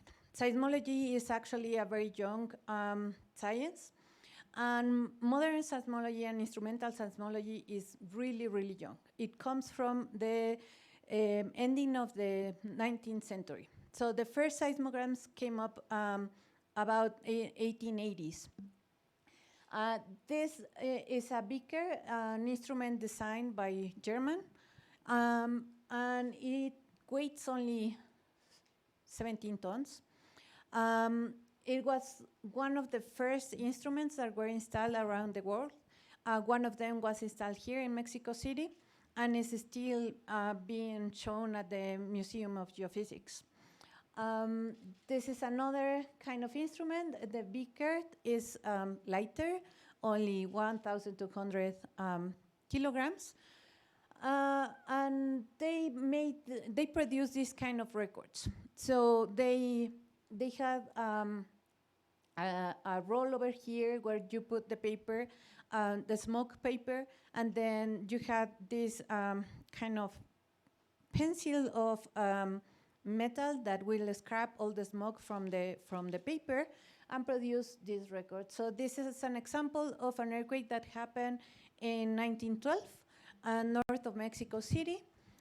It's the Acambay earthquake, and actually we in Mexico had a drill about this earthquake a few days ago on January 20th. So in Mexico, the National Seismological Service was inaugurated in 1910, and this was part of a world effort. Actually, in 1904, there was a huge meeting in Paris where several countries committed to install seismograms in their countries to constitute the global network. So Mexico was part of this meeting, and the person that went there committed to install a large network within the city, and they actually managed to install these stations along the city. So these are pictures of the old houses for those instruments. So they have this kind of instruments and this kind of instruments. And with that, we generated more than 300,000 records on paper. That it's all historical data and can be read, revised by seismologists now. So for me, it's amazing how with these kind of records on papers that you can see barely anything, all the seismology came and told you how the air was constituted inside, like all the different layers and all the different properties, and started characterizing earthquakes, and the magnitude of the earthquakes came up, and so many things that we learned with this kind of records. So for me, the most impressive one is this one. So she is Inge Lehmann from Denmark. She discovered that the outer core was liquid, not solid, and she did it with this kind of records. So but just by seeing that the timing on the records was off of what you will expect if the whole core was solid. And actually, I like that she discovered was a discontinuity called the Lehmann discontinuity after her. And this discontinuity is in analog records until the late 80s. Actually, the large Mexican earthquake on Michoacan in 1985 was analyzed in analog records.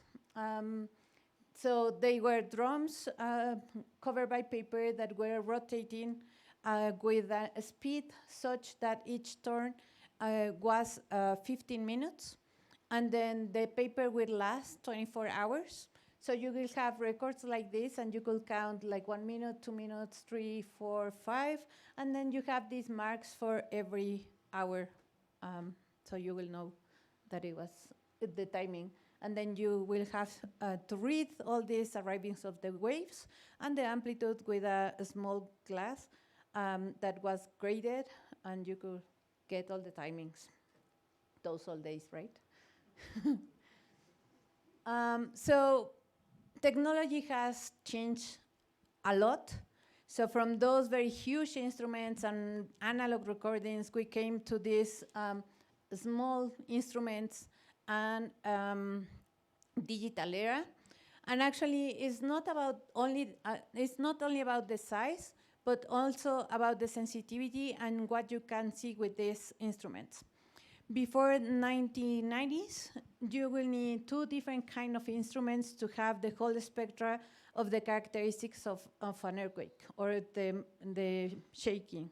While within this instrument, you will have three components and the whole spectrum of the earthquake. So these are called broadbands. And this is about this size, while this one here is about the size of a can. And actually, it's even more impressive because we have managed to get these instruments within these vaults and get them on the bottom of the ocean and get all digital records of earthquakes. And these have been populated the area, and what you're seeing here is an animation of how the waves propagated through the US and Alaska from the earthquake that happened a few days ago in the Caribbean. So the color corresponds to up and down on the shaking of the ground. Everything is digital now, so we don't use the paper. Everything is the computer, so you can do zoom, zoom, zoom, zoom, and then see all the details on the waves. And this has even progress even more because now we can use these kind of instruments, which are called seismic nodes, and then you can have thousands of them within a very small area. This is Long Beach, California, and then you can see the passing of the waves of a local earthquake, but you could also see all the traffic, but then you can see things like here and then here. So those are actually some faults that are within Long Beach, California. And the technology has improved that much that we can even use our cell phones as recording devices. And they have, every single cell phone has an accelerometer. So the trick is how to detect that you are not just jumping and you are actually recording an earthquake. But they are really working hard on this. Also, the technology has worked so fast that now we have low-cost sensors, so we can buy lots of these and populate a small area, or we can even use fiber optic. So just by using the interferometry between the ray that goes through the fiber optic, we can generate very nice seismograms. And also we have developed our techniques on how to analyze this. You can imagine that by having not only 10 stations, but thousands of stations at the same time, we have to develop new ways to manage all this data. So now all the techniques about machine learning and artificial intelligence are being applied on this. And so the hoping is to find new patterns that we couldn't see before, just with the old techniques, complex relationships between different things. For example, here is the catalog of California, and before using machine learning, they could only identify that 50% of the events had a precursor, while now with using machine learning, they can identify that 72% of the events have some seismic precursor. So as final comments, of course, we have gone a long way since the storytelling of the legends of how the earthquakes were generated to now. We have learned a lot despite the rudimentary technology. This always inspires me how much we know about seismology with analog seismograms. And of course, it's really interesting to live in this time because it's really intriguing on what is going to be discovered with all these new techniques and very large data sets. So stay tuned. Thank you.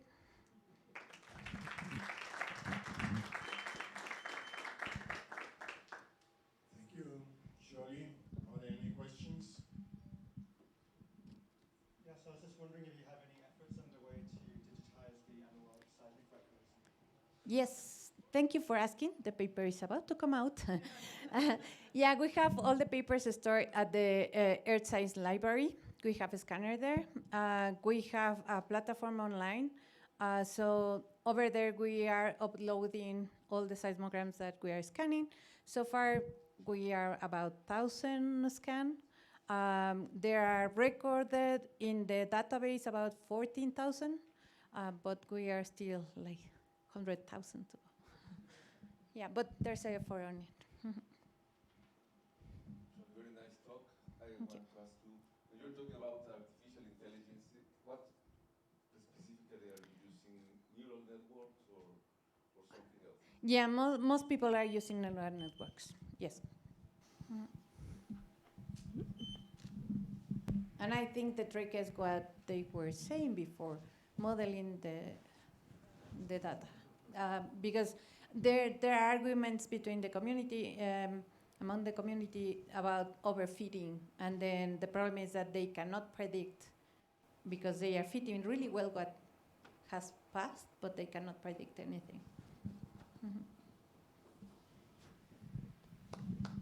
Okay, thank you very much.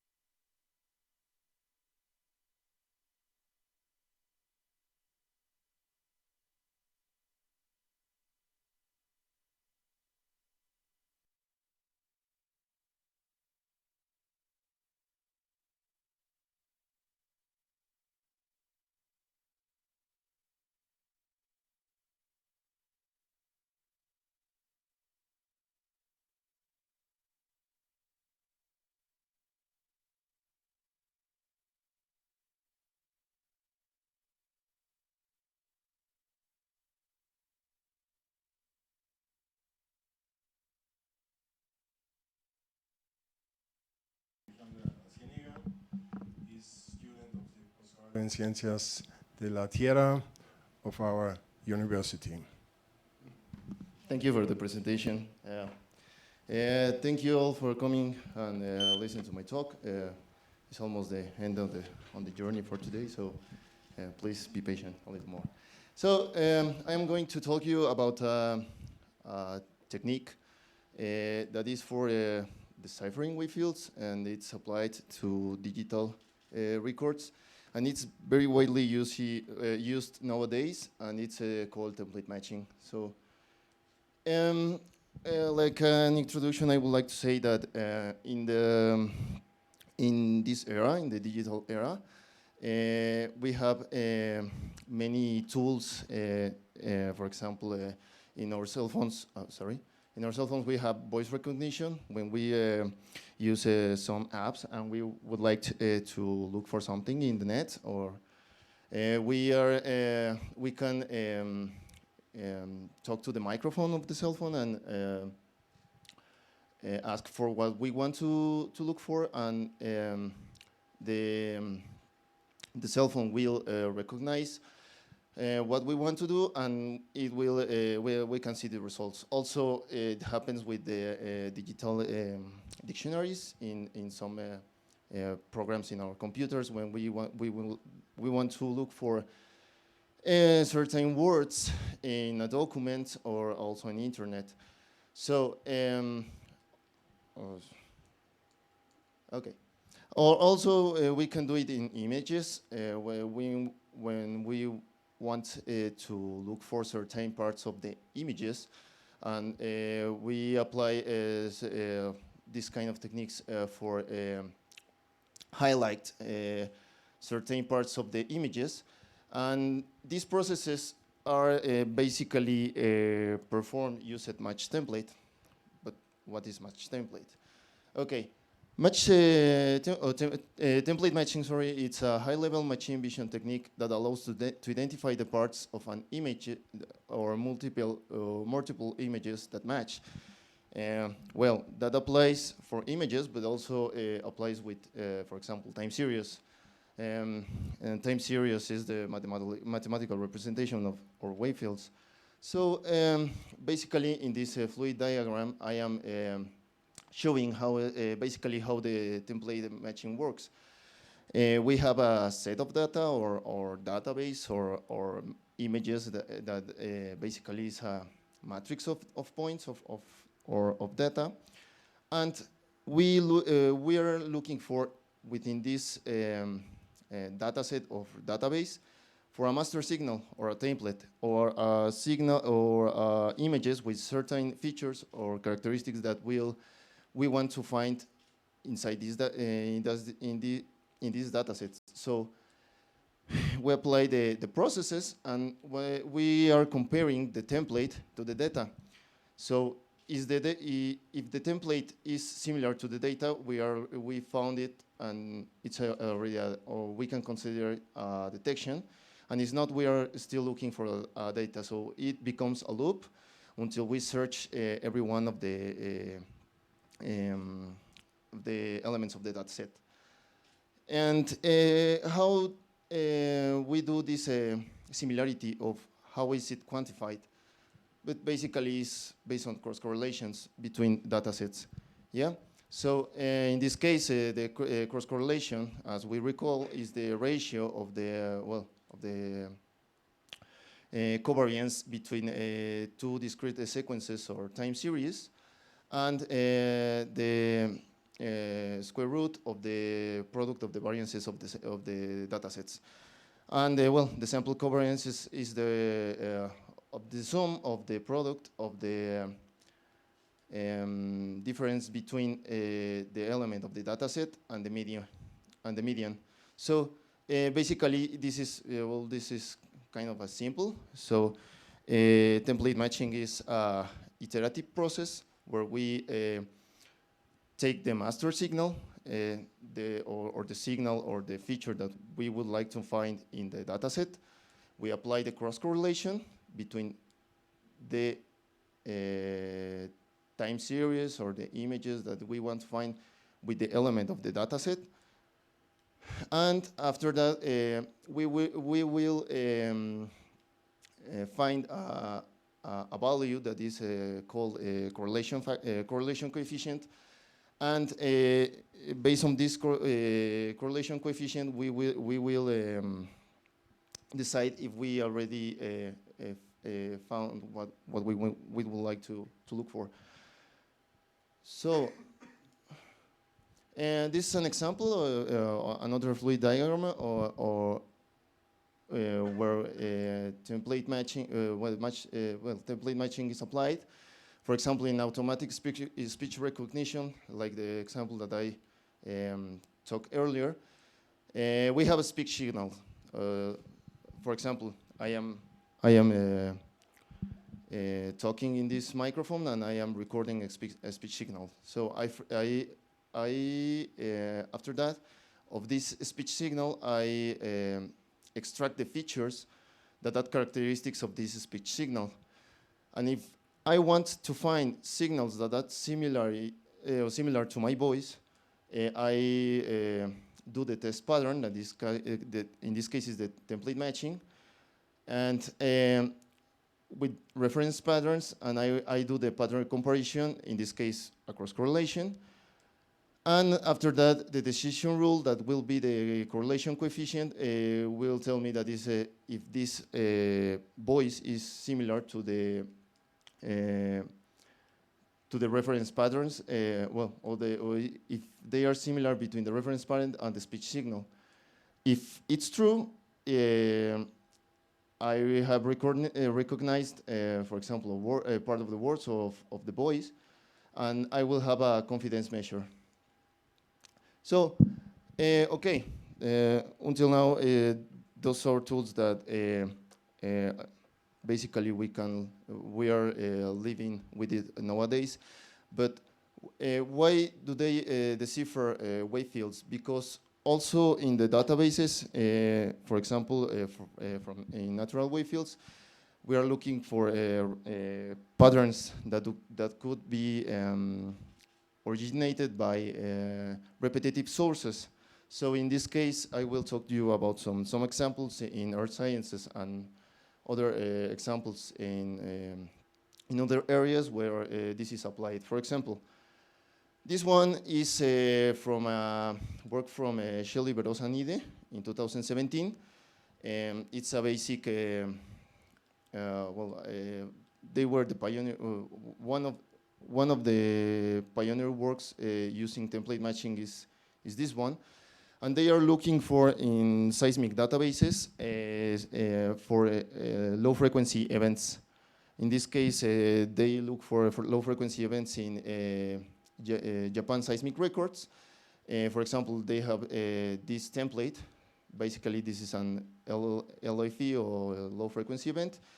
And they are finding it in different stations and in different components of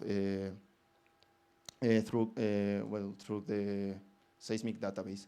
So basically, it can be used as a detector or a filter if you would like to see it that way, because you are highlighting what you want to find, and the rest of the seismic record is basically noise. For example, another example that I would like to show you is like there are seismic records too, but not for earthquakes per se. They are seismic records that were recorded in volcanic environments. In this case, we are Matos and collaborators were looking for long period events, and template matching is applied as a part of processing processes in order to find source characteristics of volcanic activity. Another example, it's for I would like to remark that template matching is computationally, the cost, computationally speaking, is high because you have to compare not only because, the whole time series through the database. I can explain this better with an example. For example, if you have, I don't know, a database that has 2 million of elements, and you are looking for a specific seismic event that is held inside or in one window, so you have to look for first from each element inside the time record, and after that in all the elements of the all-time record. So that, computationally speaking, could be time consuming. So in this case, for example, in this example, they are applying template matching to detect earthquakes, but also they are optimizing the record by using the hardware of the computers, in this case, not only the CPU, but also graphical processor units, or GPU, or graphic cards that all the computers have, in order to reduce the time of calculations and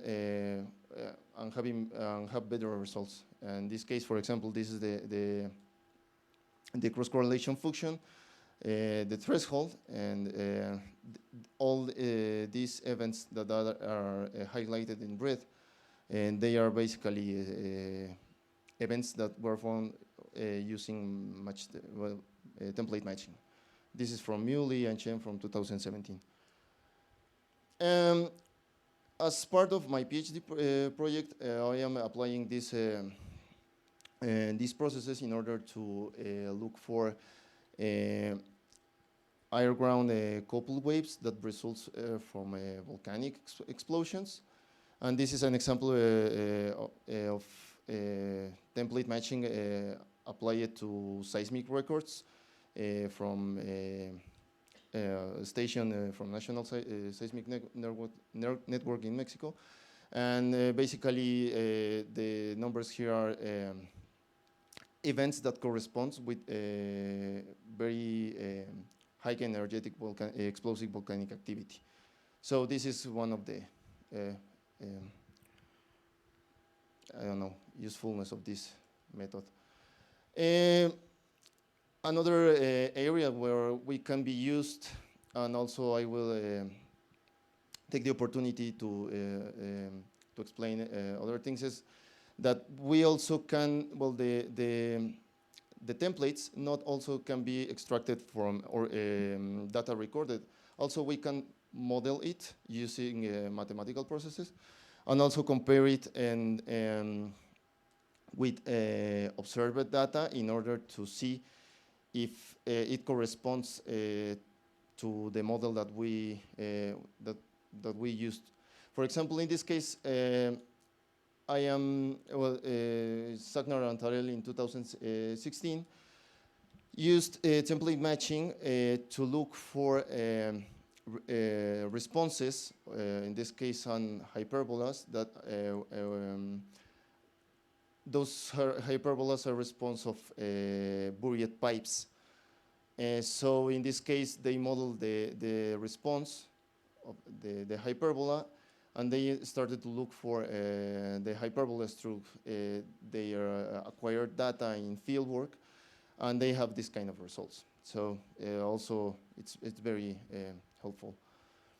And also, it can be applied in astrophysics, for example, in other areas of knowledge. In this case, astrophysics is to look for, well, to classify, spectra from stars, galaxies, and quasars. In this case, in this work from Duan and collaborators, they are applying template matching for, as a part of the processes, to look for or to classify images with certain certain spectras, and they first do well, they calculate the spectral line in order, if they inside the electromagnetic how is this name, the electromagnetic spectrum, if it's to the longer wavelengths or higher lengths, like the redshift. Sorry, I forgot the word in English. Or blue shift, and this means if the galaxy star of the quasar is moving farther or is approaching. So and after that they classify it, comparing it with other spectral lines using template matching. So it can be applied as, or it could be a part of processes to interpret data. So basically, the remarks that I would like to point out from this technique, there are basically three. That template matching is a helpful tool to search for similarities within large amounts of data, as we saw. That there's a lot of computational implementations because it's being widely used, and it well, you can get better results, good results with this, and it can be used as a tool for deciphering wavefields, because you can find patterns inside databases, and also it could be used as a tool for interpret, I don't know, many processes in many areas of knowledge. And I put this image on purpose because the analogy that I saw to use template matching is like to look for a needle in a haystack, yeah? But you need to know how is the needle, the shape, and the characteristics of the needle in order to find it inside the haystack. And that's all. Thank you so much. Thank you, Gerardo. Yep. Are there any questions?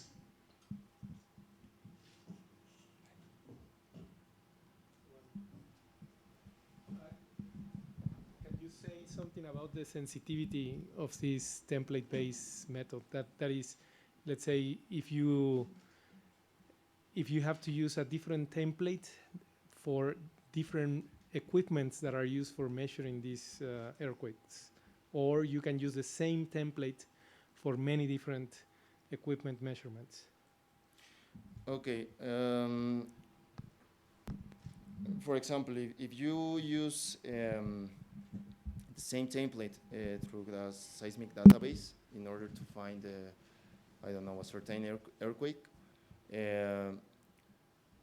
maybe you can find the same event through the database, and that will be that a pattern is repeating, and the sensibility, I don't know, it depends also on the noise of the records. No? For example, if your template is it's pre-processed, you remove noise, you correct it because of something physical parameter, I don't know, then you will have better results, and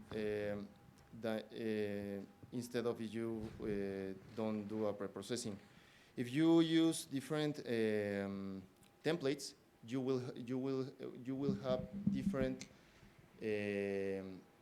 correlation coefficients, and the variability in the correlation coefficient will be high, because you don't know, well, if maybe the different templates maybe could be from different sources, but if the templates are of the same source, maybe it won't change. So maybe it could be a uniform, something like that.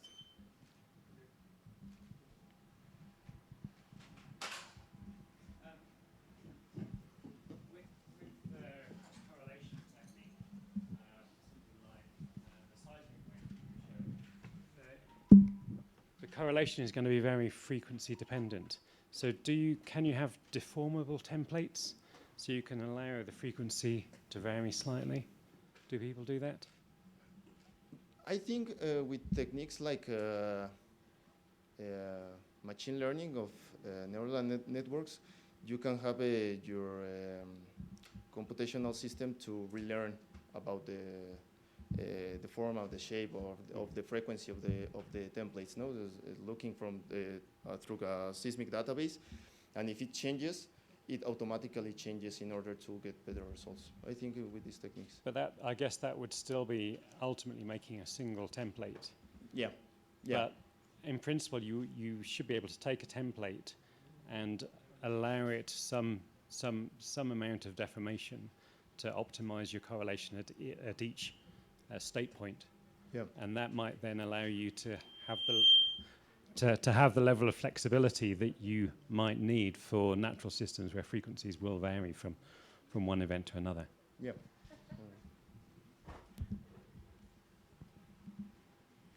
Okay, thanks a lot. Thanks so much. We'll go on to the next talk.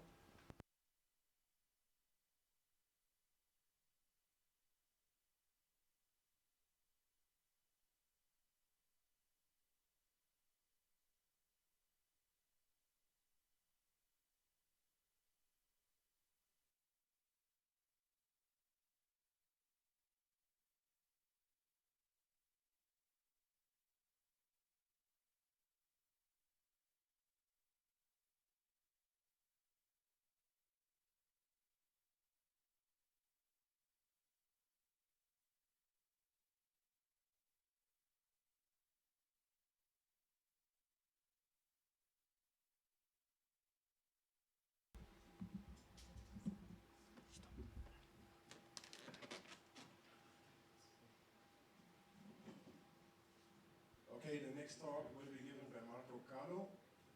He is a member of the volcanology department of our institute. And when did you come over to the institute? Okay, I come from Italy, okay, but I did my PhD between Italy and Strasbourg, and then I moved to Berkeley, and then I landed here, then in Mexico. Okay, please go ahead. Okay, thank you very much. Today we speak a little bit about volcanic and geothermal fields, and thank you for the invitation anyway. When we speak about about the internal structure of magmatic systems, everybody can think immediately that it's a quite complex system. And then to understand the structure inside this kind of geological structure is of fundamental importance for understanding the processes that are going on. And this is an example of a caldera. This is an example of active volcanoes. And we can see that the sketch that you can find in the papers can depict really complex structures.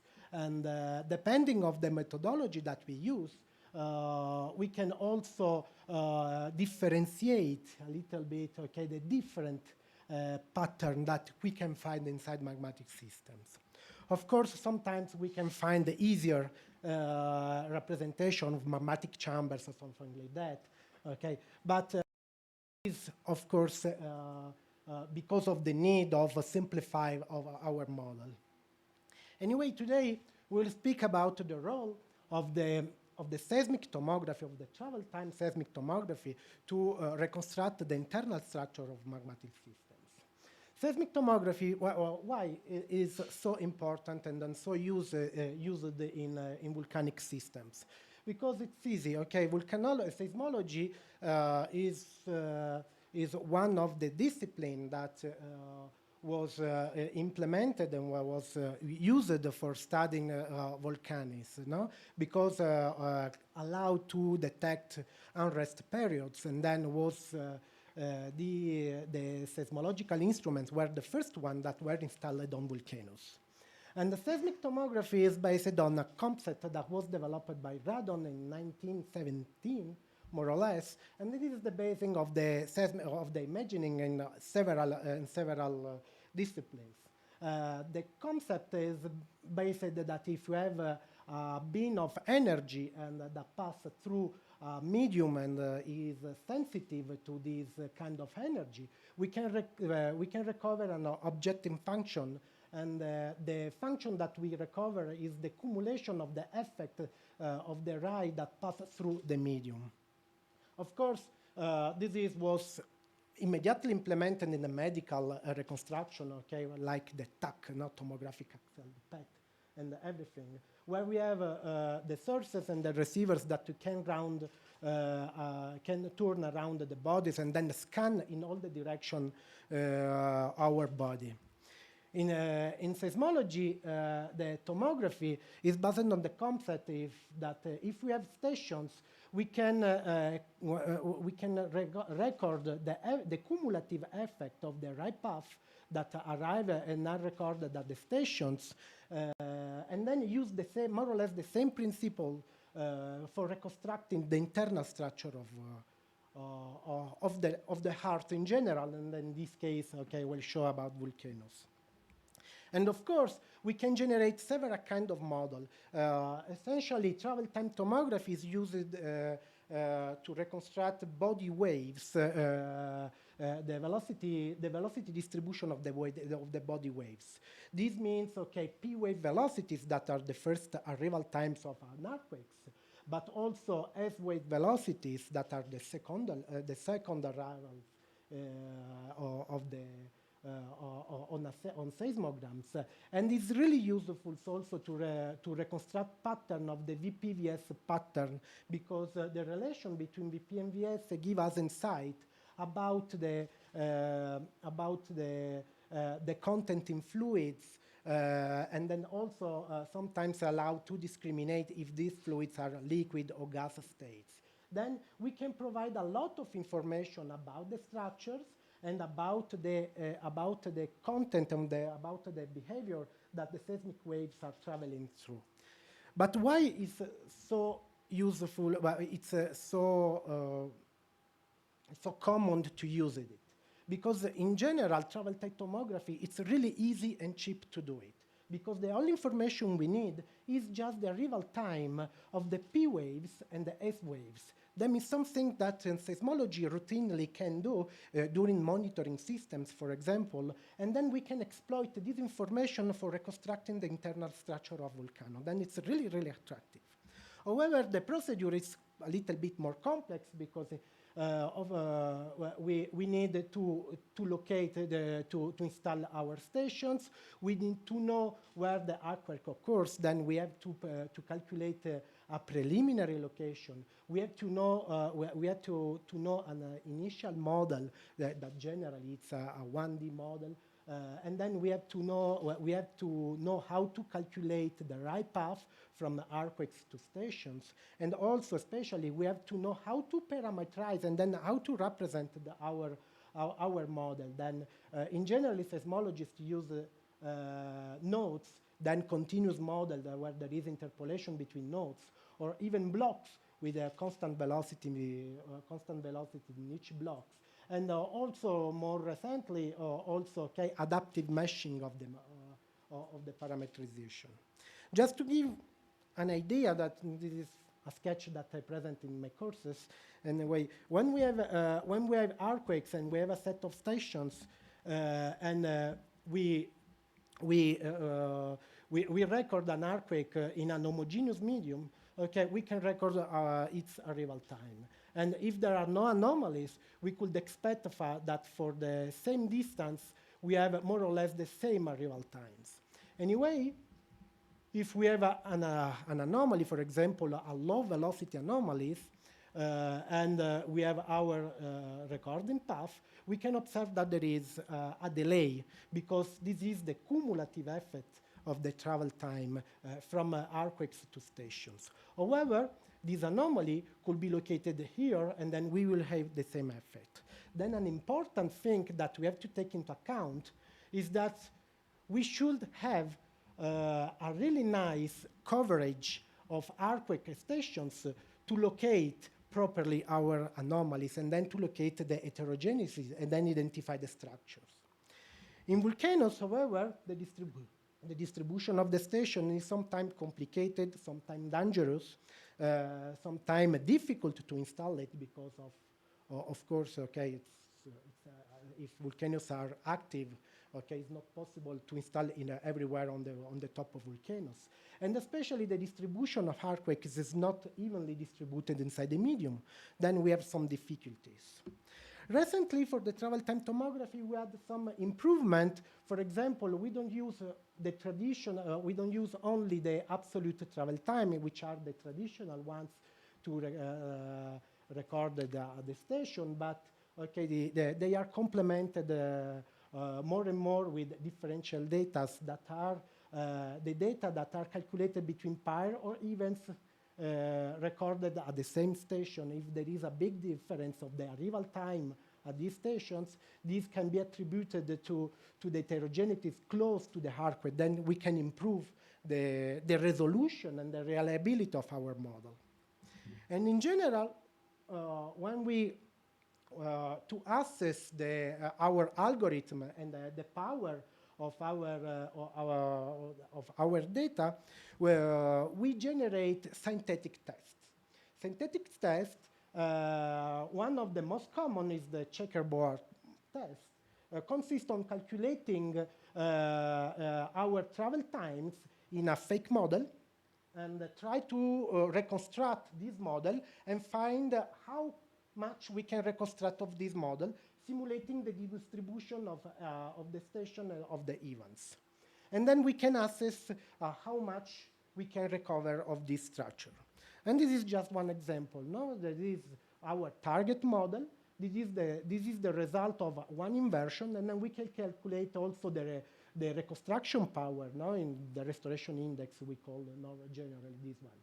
And effectively, travel time tomography can work really, really well. We can recover up to 94% with this kind of algorithm in optimal distribution of event and stations. However, of course, when we pick our data, when we try to find our first location, we make errors. We introduce errors. And then if we simulate these kind of errors, we can see that they start to propagate inside the model. And then, in general, reconstruction could be a little bit lower with respect to the optimal condition, no synthetic condition. And most of the scientific community stop here and then says, okay, I can reconstruct more or less 80% of the model, then it's a quite good reconstruction in our conditions. But we make a big mistakes every time, because generally when we parameterize our synthetic model, we use node distribution that perfectly can reproduce the anomaly we wanted to reconstruct. And of course, if you look at a volcano, we cannot reconstruct exactly the nodes, okay, of the structure we wanted to reconstruct. Then, if you want to perform a real synthetic model, we should use a grid that is different with respect to the optimal one. And when we do that, of course, reconstruction decreased dramatically. We cannot reconstruct the patch in depth. We started to lose the shape, and reconstruction can fall down till 70%. Okay. One way to overcome this problem is not use only one grid for our calculations. Instead, is to calculate several kind of models and then stack all the models we obtain to increase the density of the sampling of the space we can sample in this case. Of course, these increase a little bit the computation time, but the results is not to select the best model among the 11, for example, that I have. Instead, is to merge all together and then to find everything that is coherent inside the velocity distribution. If we do that, we can see that we can recover much better our patches. We can reach 86% of the reconstruction, of course, in these ideal conditions. But of course, we can overcome the problem related to the parameterization. And this is the concept of how we can enhance tomographies. Then let's move to some application. Okay, we make a small jump in my country, in Italy, and then I come back. I promise you, I come back to Mexico to show other stuff. Let's go to Naples in Campi Flegrei. This is an active caldera that it's an amazing place, one of the most dangerous in the world because there are about 800,000 people living inside the caldera. It's part of Naples city. And historically, this caldera is affected, is interested by a big phenomena that is the bradisismo, literally slow events. During the centuries, it was recorded that this caldera moved up and down for more than 20 meters in 2,000 years. And one of the biggest crises that was recorded was during the 80s, in 1982, in 1984, where one town, that is Pozzuoli town, goes up of almost 2 meters in 3 months. Then they evacuated the town. Okay, there was a volcano coming up, and then there was a lot of media interest and scientific interest. The most interesting fact was also that the deformation was not coincident with the occurrence of the seismicity. Indeed, here there was the maximum deformation, and here the maximum of the seismicity observed. And just some picture of Serapis Temple, that is one of the most famous of this town. We can see that sometimes was flooded because just on behind there is the sea. Sometimes it's dry. Here the marks where in the past the sea level reached. And if you like diving, you can visit also towns that are completely submerged right now. Anyway, the main problem was to understand if there was a volcano that is coming up or not. And the model proposed in this caldera were essentially two. The first one, there was a magmatic source. An intrusion magma was pushing the lid, and then we missed an eruption inside the town, and then the danger was really, really high. The second one was an hydrothermal source. There was a thermic expansion of a geothermal aquifer that was fed from deep fluids that, yes? let's say that.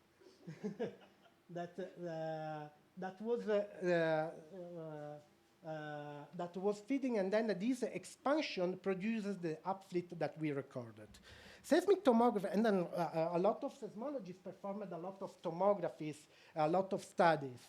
And the main observation they found is that below the Pozzuoli, there was a really high VP-VS ratio. That means that there is a big contents on fluids. But didn't find deeper structures that could give insight of the magmatic intrusions. Anyway, okay, there were geochemical studies that says, okay, there was a magmatic fingerprint in the waters they observed over there. And let's see now the enhanced seismic tomography we performed recently in this area with the data of 1980s. Okay, we can see that the VP model gives us insight about the main structures. And we can observe that there is a sort of finger of high velocities in blue colors that reach the seismicity and stop over there. This is the three-dimensional view where we can see that there is this tight intrusion of material that we don't know what is it, for instance, that was coming up from the depth and then reached this region and started to spread at more or less 2 kilometers. The dimension of this finger is less than 1 kilometer, and then before was not possible to see it. If you look at the VP-VS ratio, we can see that this finger was of high VP-VS ratio. That means that it's a liquid, then probably magmatic sources, and then stopped in a layer, and this layer saved the caldera from the eruptions. And then they stop here because they start pushing, seismicity start producing, but didn't allow that magma reach the surface. And just to see how we can see enhanced models in three-dimensional view, and then to assess in the full dimension, in a full dimension of the structure. We can see this body that is connected with a huge reservoir in the upper part. And there are other small reservoirs that it's really funny because are just below the old craters, then probably are phreatic, the water level more or less, and they are not fed by deep sources. Then we were able to describe in completely all the systems after 35 years more or less. And now come back to Mexico rapidly, then we start to apply this kind of enhanced tomography also in volcanoes in Mexico.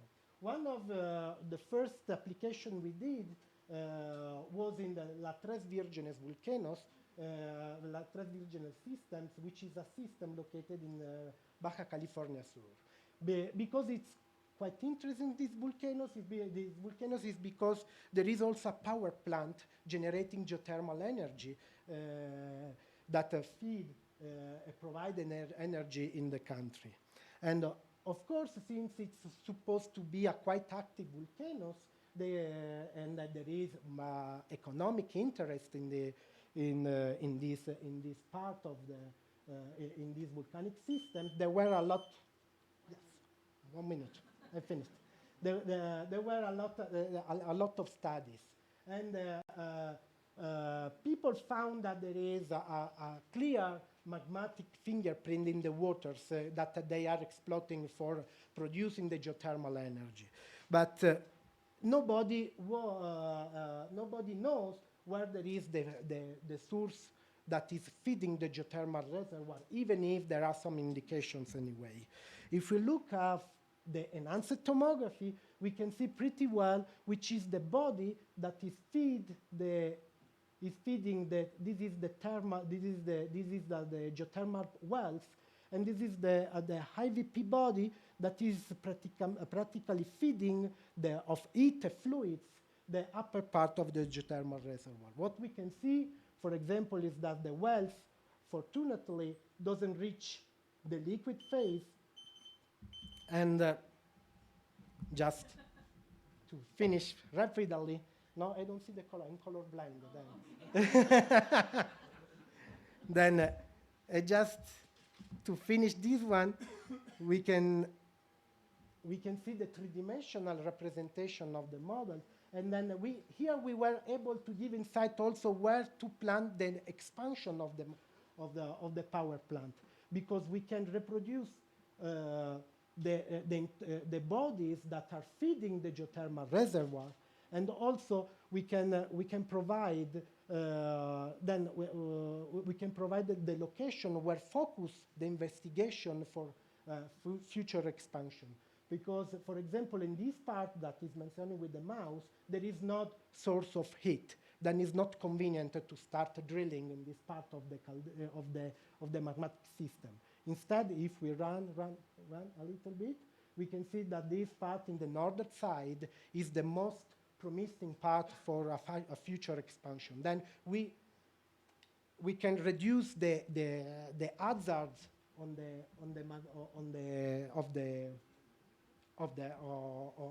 the exploitation.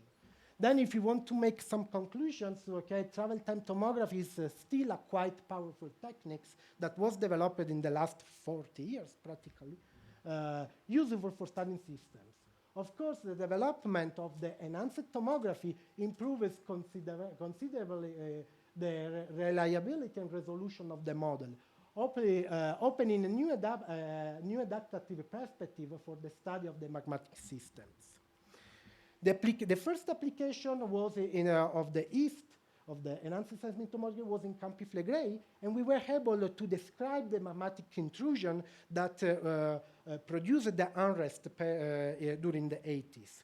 Of course, the application in more convenient area of interest can provide not only basic science, but also an economical impact for the developing of the country. And I'm stop here because I finish.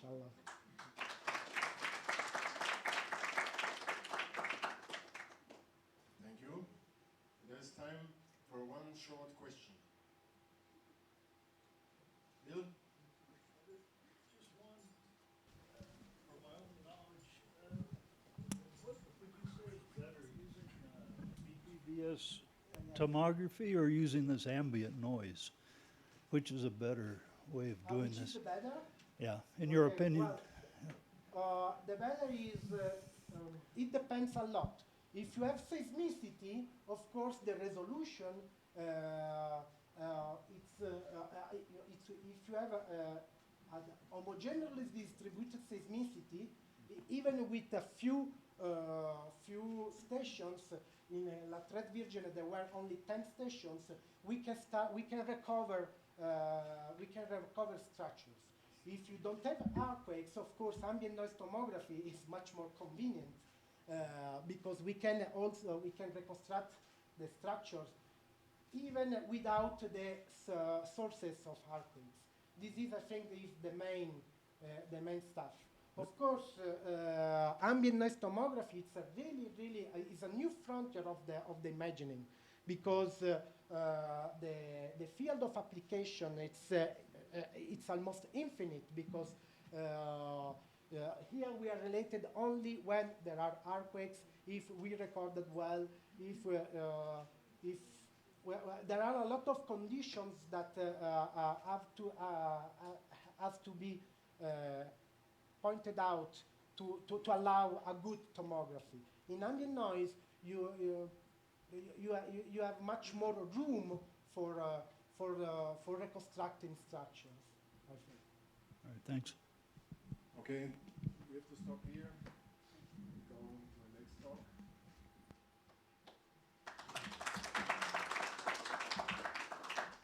Te quito todo.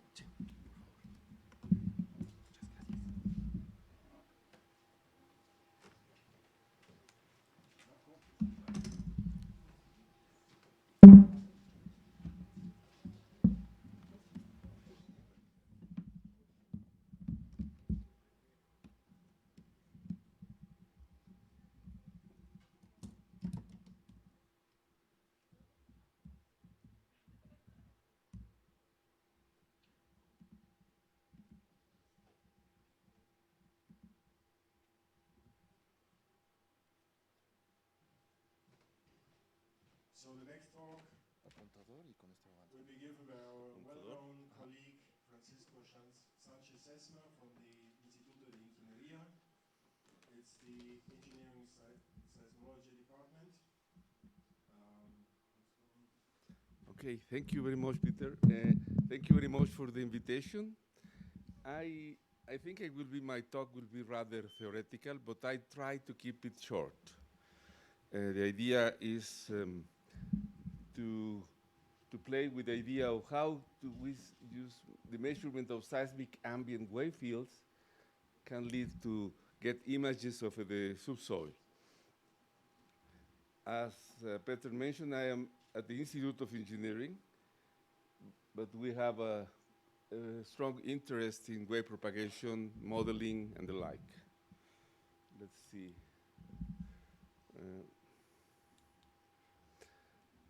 In this presentation, I'm going to deal with side effects. Is one of the motivations to do side characterization, and also to get tomographical studies using, as mentioned, as Marco mentioned. And then I'm going to talk a little bit about diffuse fields and how the multiple scattering and diffraction play an important role to generate what we call a diffuse field, and then what is the origin of such a name. And so some concept that was emerging in the Humboldt's time was equipartition, was at the beginning of thermodynamics, come to be very essential to explain. Look at this. It comes to be essential to explain the relationship between correlations of noise and the fundamental response of the medium, the so-called green function. So how the energy densities relate average of autocorrelations give way to get the deterministic partition of energy, and how the ambient noise can be used to do not only H/V spectral ratio, but tomography, and make, in this I'm going to present some examples of how to use it for inversion. Let me see, this is forward? No, this is one. Alexander von Humboldt was a children of illustration, and his time was a time of enlightenment and revolution, exciting time of discoveries in the sciences, the arts, the humanities. Geography and geology were subjected to scrutiny at the time. He was the product of intellectual effervescence. In his time, Newton's laws explained the world. The theory of thermodynamics became to be established, and the law of gases were central. He was very aware of the developments of the time. The concept of entropy and equipartitions were about to emerge. Entropy and equipartitions were generated in around 1850 by Clausius, a colleague. A student of Goethe, contemporary of Gauss, Lavoisier, D'Alembert, and many others, he was convinced that things to be known have to be measured. Therefore, he acted in agreement with this idea and used his personal funds to explore and measure some parts of the New World in South America and Mexico at the onset of 19th century. He was also using, not only he uses his body to measure electric currents. Actually, he followed the example of Newton himself, who do the same thing, perturbing the eyes with the sticks he introduced in the eyes. It was a very interesting history. Ambient seismic vibrations are becoming a powerful tool, almost standard knowledge, for imaging Earth structure at different scales. Multiple scattering is ubiquitous in the Earth and engender diffuse fields that are very clear in earthquake, coda, and noise. Methods that use seismic ambient noise are now applied to more data sets that improve understanding and are useful to a wide range of applications in seismology, like the presentations showed us by Marco Callo, including the imaging for diverse fields like underwater acoustics, helioseismology, structural site health monitoring, to cite a few. These advances power applications in earthquake engineering as well. besides early determinations of the site dominant period, the seismic ambient noise can be used to image the soil velocity structure, which is needed to compute seismic response, considering site effects. But what is a diffuse field? A simple diffuse field we can imagine in a sunny day when light is not diffuse, with the exception of the shadow at the edges. If we look at the shadow at the edges, we can recognize that there is waves that are diffracted. Light is diffuse when there are multiple sources, direct and indirect. Illumination is uniform. You know, in the land of Peter Pan, there are no shadows. Actually, it is a diffuse illumination. In the cloudy day, there are no shadows. This comes out to be for light. But in the Earth, we rely on multiple scattering to have a diffuse field and have the illumination at a given site to be composed by waves coming from many, many sources that are essential part of multiple scattering. Here, in the early part of the seismogram, there is a theory developed by Keitiaki with the help of Bernard Chouet, and they study single scattering, and there is a kind of relationship between energy and time, which resembles well the observations in the early parts of the seismograms, essentially a theory of single scattering. As long as time passes by, then it is possible to see that what we say in the session of questions this morning, that things seems to resemble, if we look at the energy, not at the seismogram itself, but at the energy seems to follow some sort of diffusion equations. Actually, the theory behind is radiative transfer theory. This theory was developed in astrophysics and gave the Nobel Prize to Chandrasekhar in the early 60s. And this theory was useful to explain the effects of atmosphere and the interstellar noise and powder. In the case of the Earth, we see that in this seismogram recorded in Mexico, by the Institute of Geophysics in the coast of Guerrero, but we enlarge the magnitude of 4.1. What we see is at the beginning, the so-called ballistic arrivals of the singular scattering are later accompanied by the coda. Coda is the tail of a seismogram, which reached the station after so many interactions with the medium, and so we just accept the coda is an example of a diffuse field. This was proved later in an experiment did in Mexico by Michel Campillo and co-workers, Shapiro and others, to prove that the coda was a diffuse field that was composed by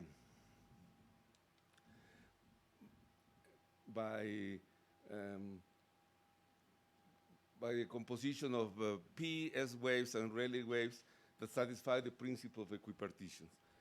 Such a theory asserts that within the diffuse field, the green function, so the response of the medium, can be retrieved from average of correlations. So one of the results of this collaboration with Campillo leads to this formula, which is a simplified formula from a representation theorem, in which we show that the green function, particularly the imaginary part of green function, which allows to recover the full green function, is proportional to the cross correlation in frequency domain of the displacement at point U upon U in the direction I, and the displacement at point B in direction J, and the star corresponds to the complex conjugate. And we do the average. It is possible just to do the opposite and put the same equation just as explaining the correlations in terms of the green function. So this expression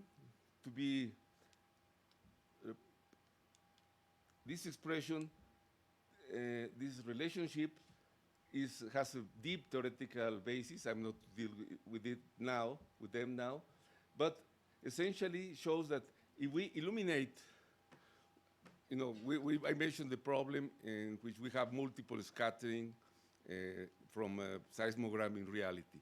But this we assume, just for the sake of getting analytical solution of the problem, we assume we have a full space illuminated with random P waves, S waves, with the depolarizations that S waves can have. SH waves have horizontal motion, SB waves have motion in a vertical component, and P waves are like this. So it is possible to find, and it is amazing to find it, that the equipartition of energy is reflected into the coefficients that guarantee that you can retrieve exactly the Green function after illumination by a set of plane waves. We did that in the bulletin of the Seismological Society of America, and it has the attractive of analytical solution. But start to playing with these results, we just find that we can write the energy, density of energy per unit volume. So this is energy per volume in terms of the total available energy. This R is the ratio of P wave velocity to S wave velocity. So we have a kind of algebraic relations between energy.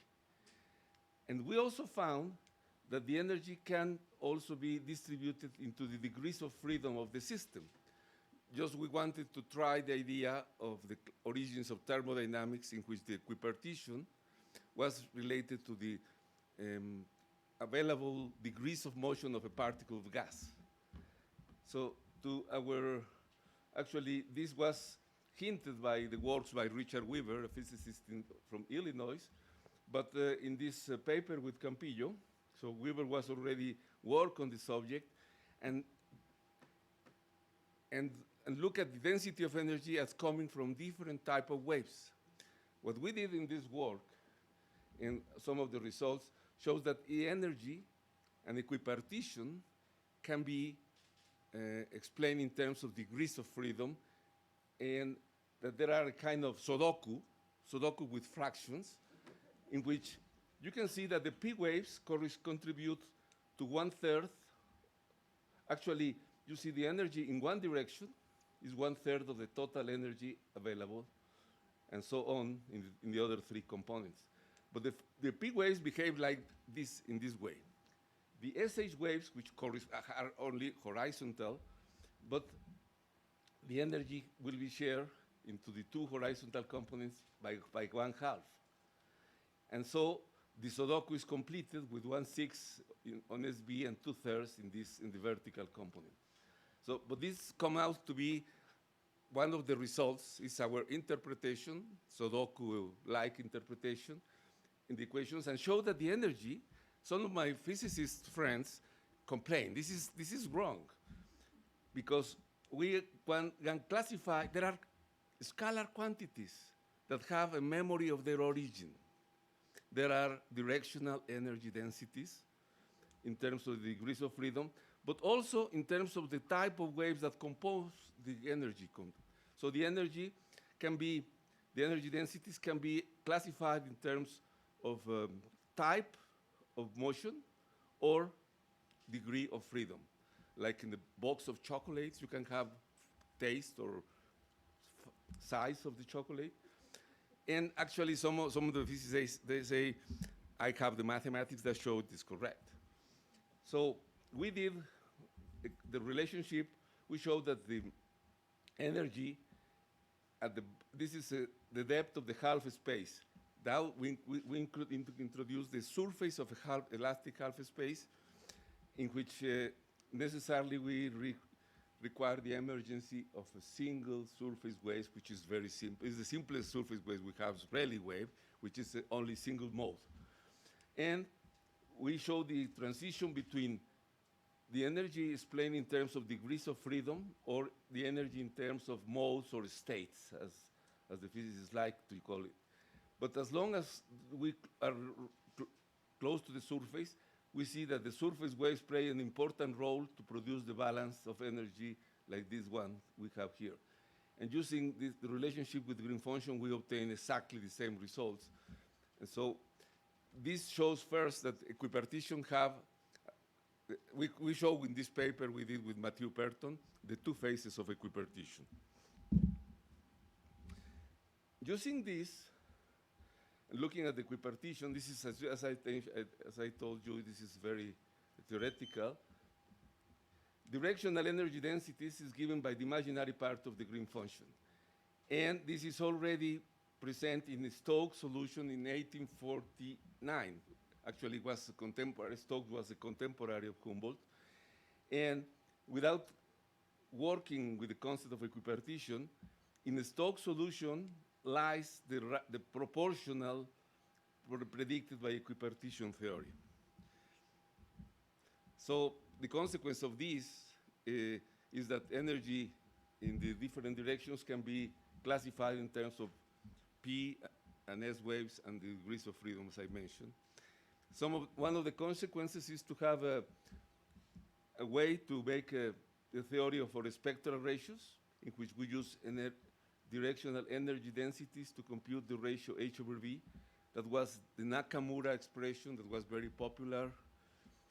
But now with this idea, assuming the field is diffuse, which is very likely to happen in many circumstances, we have an equation that is formed by intrinsic properties of the system that allows to do inversion. So there are some experiments we did in Texcoco, and we find good agreement. And actually, we have some interpretation of the way energy is propagated. There is a duality between green function and the noise we record at a given point.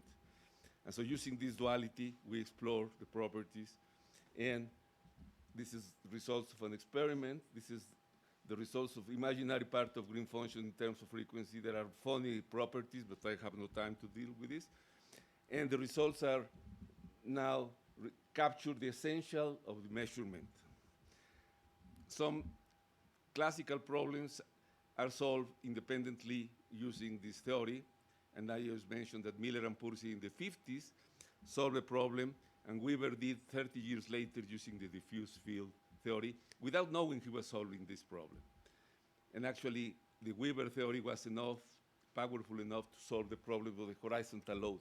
You see, the horizontal load is the best way to inject the energy into the medium because it introduces S waves in a big amount. Well, the solution of this problem, the intake calculation, the imaginary part of green function, is used with Cauchy theory, which is also contemporary of Humboldt.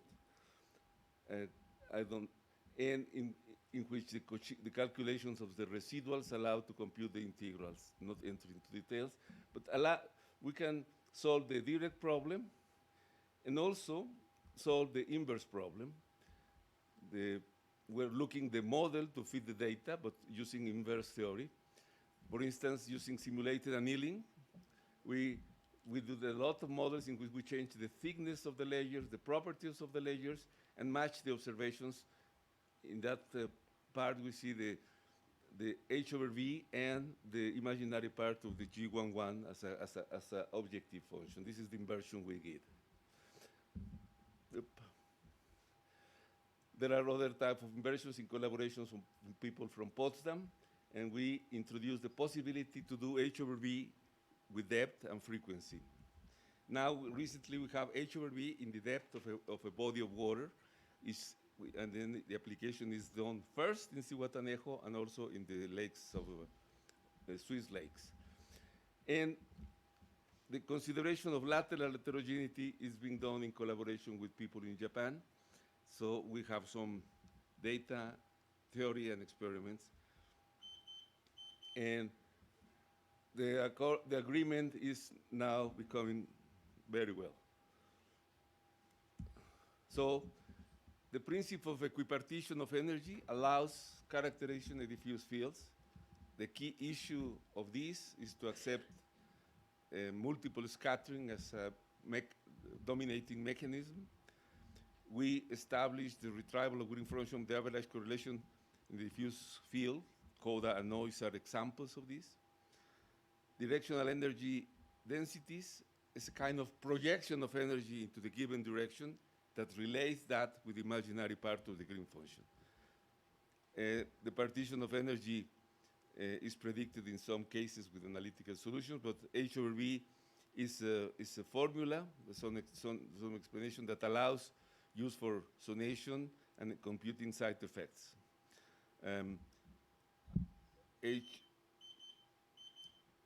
H over V is being applied in many different contexts and is maybe used to generate side characterizations to side effects to predict a strong ground motion. Thank you very much.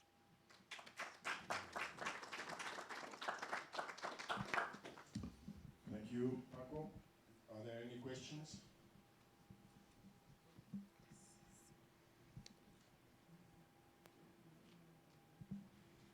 Done. I have a stupid question. No, please. In the beginning of your talk, you talk about in the subsoil.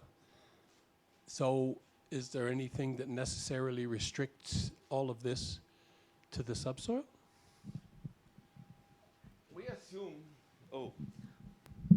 we show an example, which is a trivial example of the subsoil, in which we have only one measurement at the surface, which is not the optimal way to do inversion, but we retrieve the properties of the subsoil, assuming we have only a single measurement at the surface. So the natural choice is to assume that you have a layer medium, and so this is to imagine the subsoil.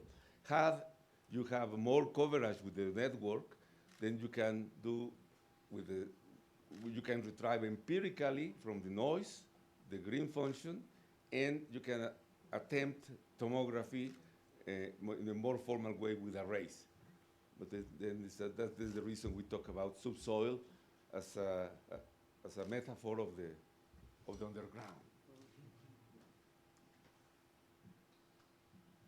Okay. Thank you. Thank you very much.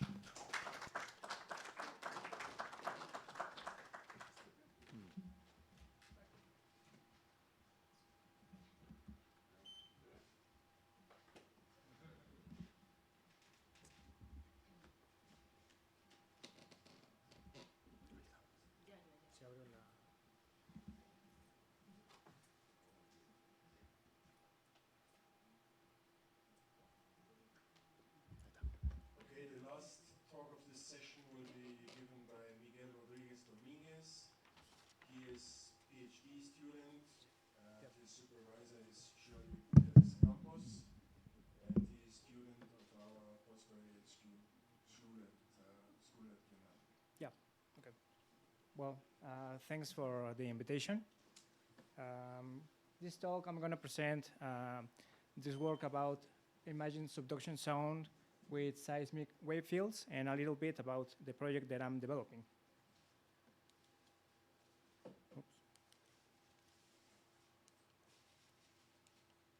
This thing is not working. Okay, so I'm just gonna. So major advances in the earth sciences have been developed since 1960 with the growth of the global seismological networks and also from our understanding of tectonic plates. This theory of tectonic plates grew out from another proposed theory, which was continental drift. This idea grew out from seeing that the borders of South America and Africa fitted together like puzzle pieces. So, but this idea wasn't really accepted at that time until the study of paleomagnetic measurements, and which did show that some pieces of the Earth were moving apart. And these were observed because at spreading centers, these measurements were parallel to each other. So this was the observation that led that these parts of the Earth were separating from each other. So from this simple point of view, oops, okay. From this simple point of view, the shallowest layer of the okay, now it's working. The shallowest layer of the Earth is moving apart at a rate that it at a very slow rate, a rate that it's like the rate our fingernails grow. So the theory tells us also that these plates are rigid plates, and the only deformation is at their boundaries. From this theory, we can observe three types of boundaries. This one in the top is divergent margin, where new material is formed at the spreading center, and the plates move away from each other.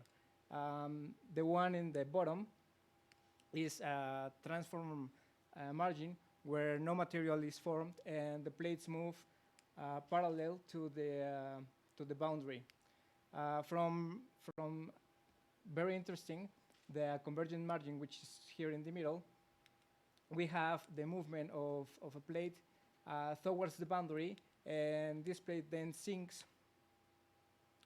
creating a subduction zone. Oops. Okay. So why is this important? Subduction zone shows a process in which a plate re-enters into the mantle. And when this happens, sometimes, oops. Okay, well, yeah. When the plate enters into the mantle, it at some depth, at approximately 100 kilometers, the plate dehydrates, heats up, and mixes with the surrounding rock, and this creates volcanism. This also produces processes where we can identify large earthquakes, like in the shallowest part of the plates, they get stuck, they get locked, and after several or many times, this energy is released abruptly as an earthquake. Examples from these mechanisms are the large earthquakes like the Chile and Alaska, but also here in Mexico we have seen this kind of mechanisms, like the earthquake in Michoacan in 1985. Also from gravitational pull, here where the subducting plate can also break internally, and this mechanism is the one that we see in the earthquake of 2017, Morelos Puebla earthquake. And also,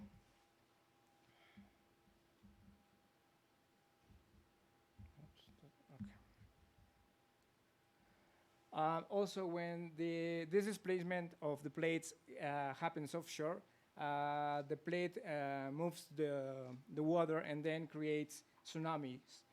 These three phenomena are natural hazards that have affected the society in a large way.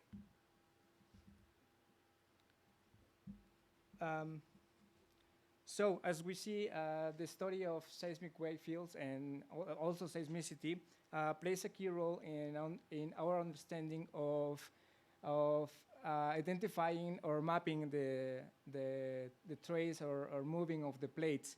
But this only happens when we have a lot of seismicity.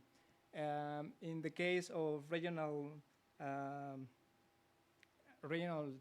sites, like in South Central Mexico, we don't have that much seismicity that would help us follow the geometry of the plates.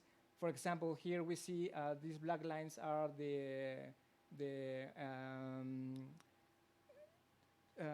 contours to the top of the cocos plate. So in this part, in this area, we have scarce seismicity, so it's really difficult to really map where the plate is and how is the change of subhorizontal subduction to constant angle subduction is happening. How is this transition happening? So what happens when we have little seismicity? We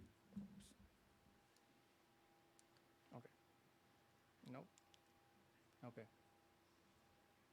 So when we don't have much seismicity in the subduction zone or near the subduction zone, we have to look out for distant earthquakes.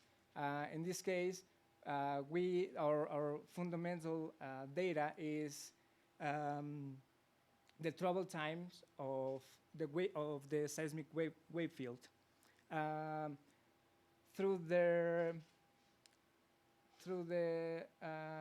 travel on the interior of the Earth.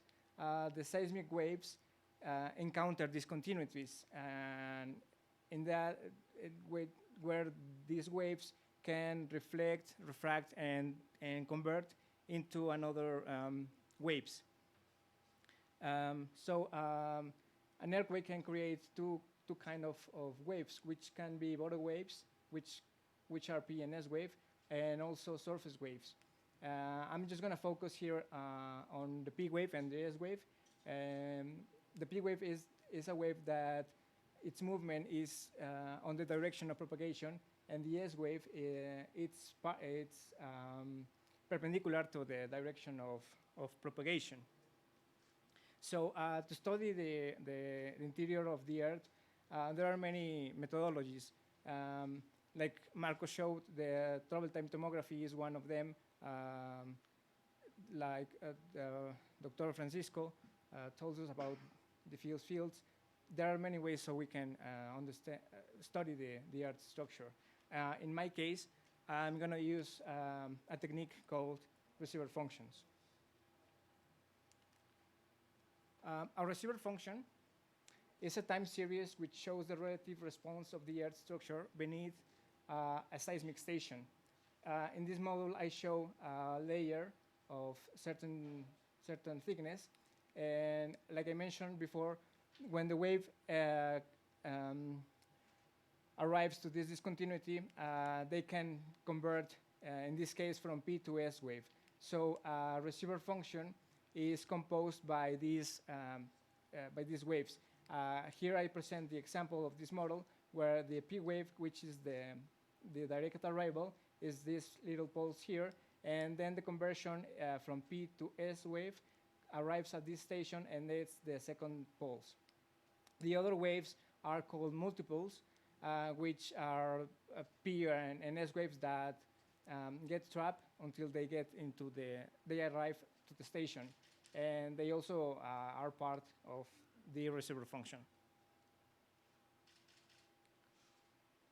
So this methodology, like I mentioned before, helps me. It's helping me. It's the one I chose to map the depth of the cocos plate, but also to identify or measure some elastic properties of the structure.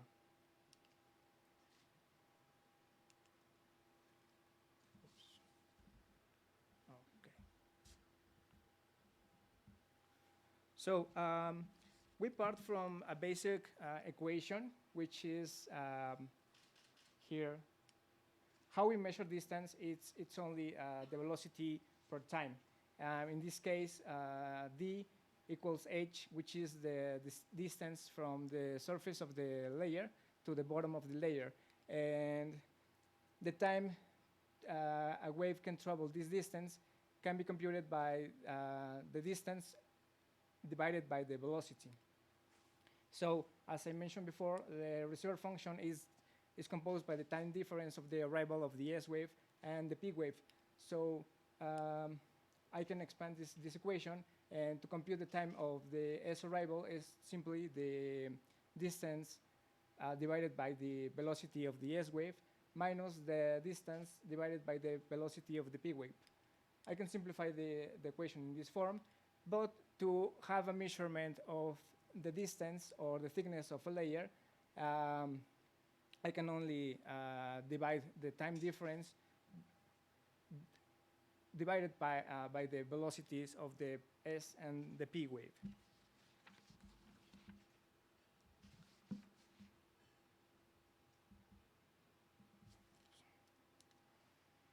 Okay. Oh, oops. Okay. So the Earth, it's not that simple. It's not composed of just one layer. We can have, like, for example, in the crust, it can be composed of several layers, which will eventually, well, at the end, have produce a very complex P-wave receiver function. So in order to have an accurate measurement of the thickness of these layers, I will have to compute many receiver functions, stack them, or obtain a mean value from each one of these receiver functions. But I need to obtain many of these receiver functions. And what I do is then compute receiver functions from any event that comes from different directions that happen across the Earth. And to do so, I will have to choose earthquakes that are the percentile distances between 30 and 90 degrees. That is, at this distance, I can observe the arrival of the P wave.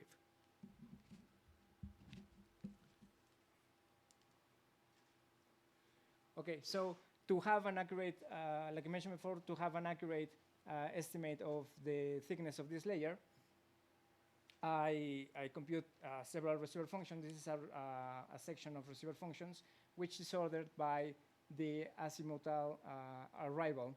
And here I can find this alignment of the pulse that comes almost close to 4.5 seconds, which could be related to the thickness of the crust. I apply the equation I showed before to estimate that distance. But I do it in another way that I can stack or have a mean value from all this section.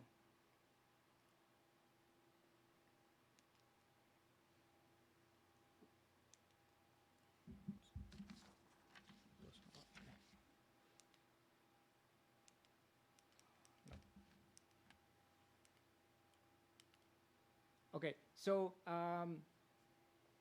as I mentioned before, the structure of the Earth, it's a little more complex than just one layer or one layer which is internally divided in another layers. So like I show here in this picture, yeah. The geometry of the Caucasus plate, it's complex because it changes along the coast the subducting angle from subhorizontal in central Mexico to a constant angle at the southeast. So to study the structure, but also to correlate the geometry, the elastic properties to produce a regional tectonic model, I will also have to analyze or try to extract information about its properties. Luckily, I have some advances, like I mentioned, on how to obtain the structure. But on the case of properties, I would have to analyze the anisotropy, which is the variation of one of these elastic properties that changes according to the direction on which is measured.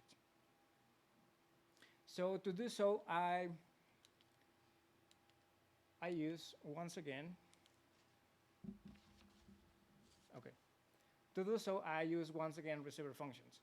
In this case, I'm going to tell you a bit more about the methodology.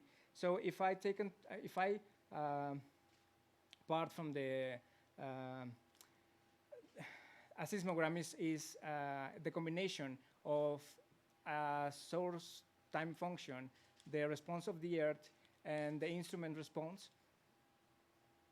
We obtain the seismogram, which is recorded in a station of 3 components, where R it's on the radial direction, which is the direction of the earthquake.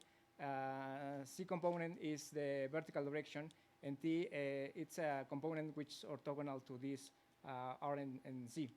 So if I assume that the integral of the Earth response on the vertical direction is 1, I can simplify the vertical response.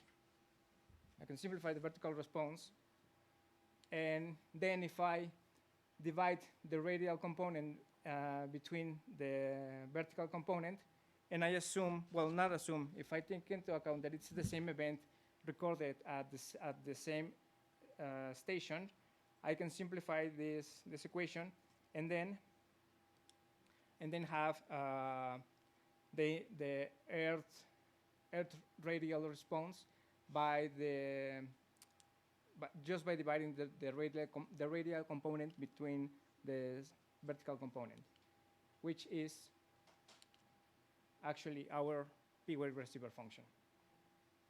So to get the transversal receiver function, I do the same procedure, but just dividing the transversal component between the vertical component. Both data sets complement each other because the radial component gives us information about the structure. In this case, from a horizontal layer, which is identified by the alignment of these poles, but also of dipping layer, which is identified by these 2 pulses, which vary in time. In case of transversal receiver functions, changes in polarities and amplitudes of the pulses can give insight about the structure, but also about the elastic properties like anisotropy.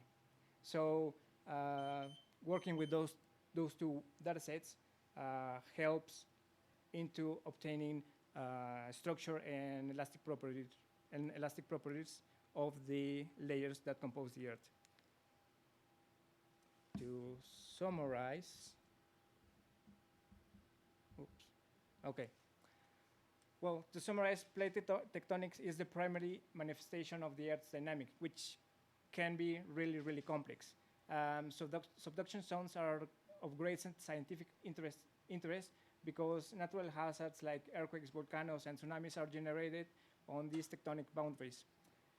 The geometry of COCOS, which I didn't mention a lot, subduct along most of the west coast of Mexico, is complex, and it reflects that the lack of seismicity in south central Mexico, the oblique of alignment of the volcanic arc and its interruption to the east, it's of major scientific interest. And also, seismic wavefields provide crucial information to study global and regional air structure, using several methodologies like receiver function analysis, tomography, and waveform modeling. And that's it.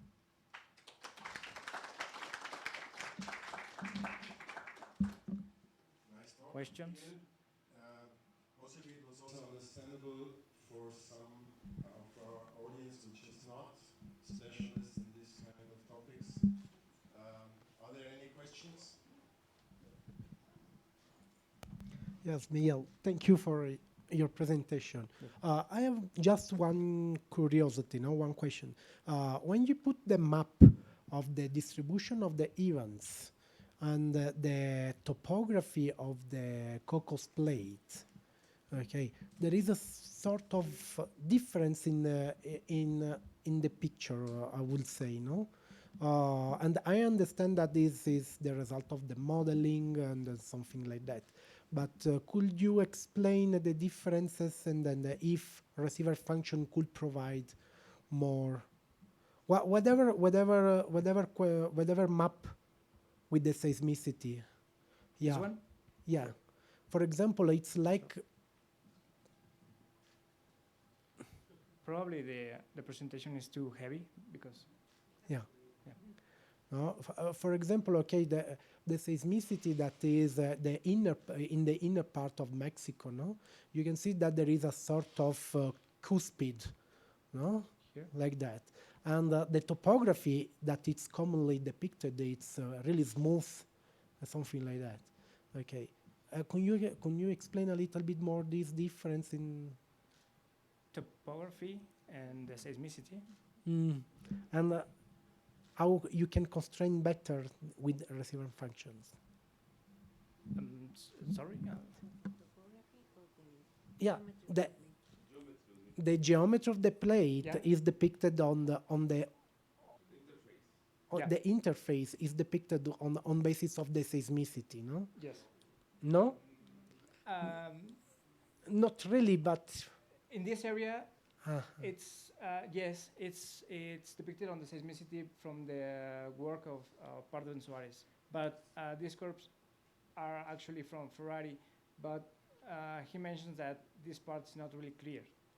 This geometry is not really clear because we haven't had yet this resolved. I mean, this is what I'm trying to do.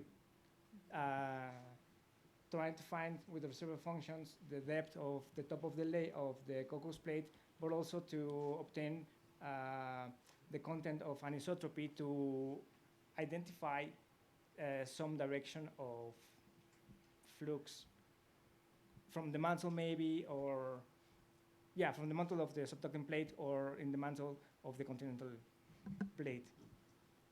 But it's not well resolved here. Thank you. Yet.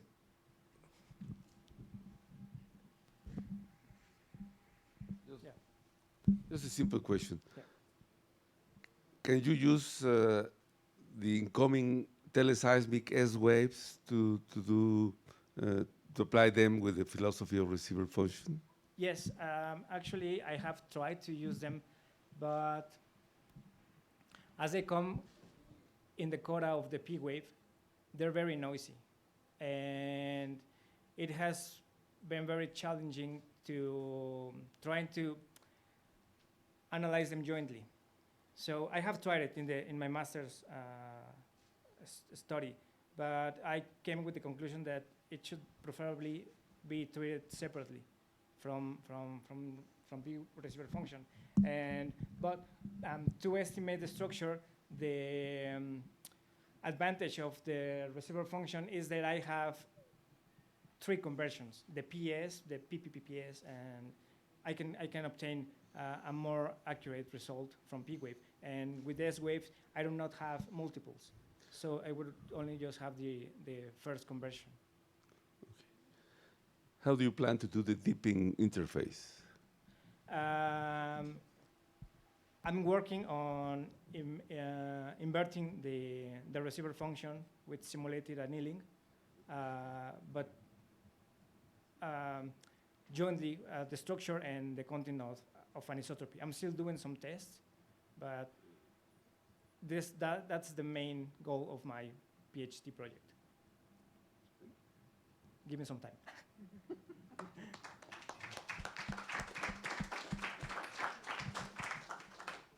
Okay, thanks to all speakers. The sessions are going on tomorrow at 10 in the morning, and now Alexander gives an announcement what's going on now. Okay, thanks everybody.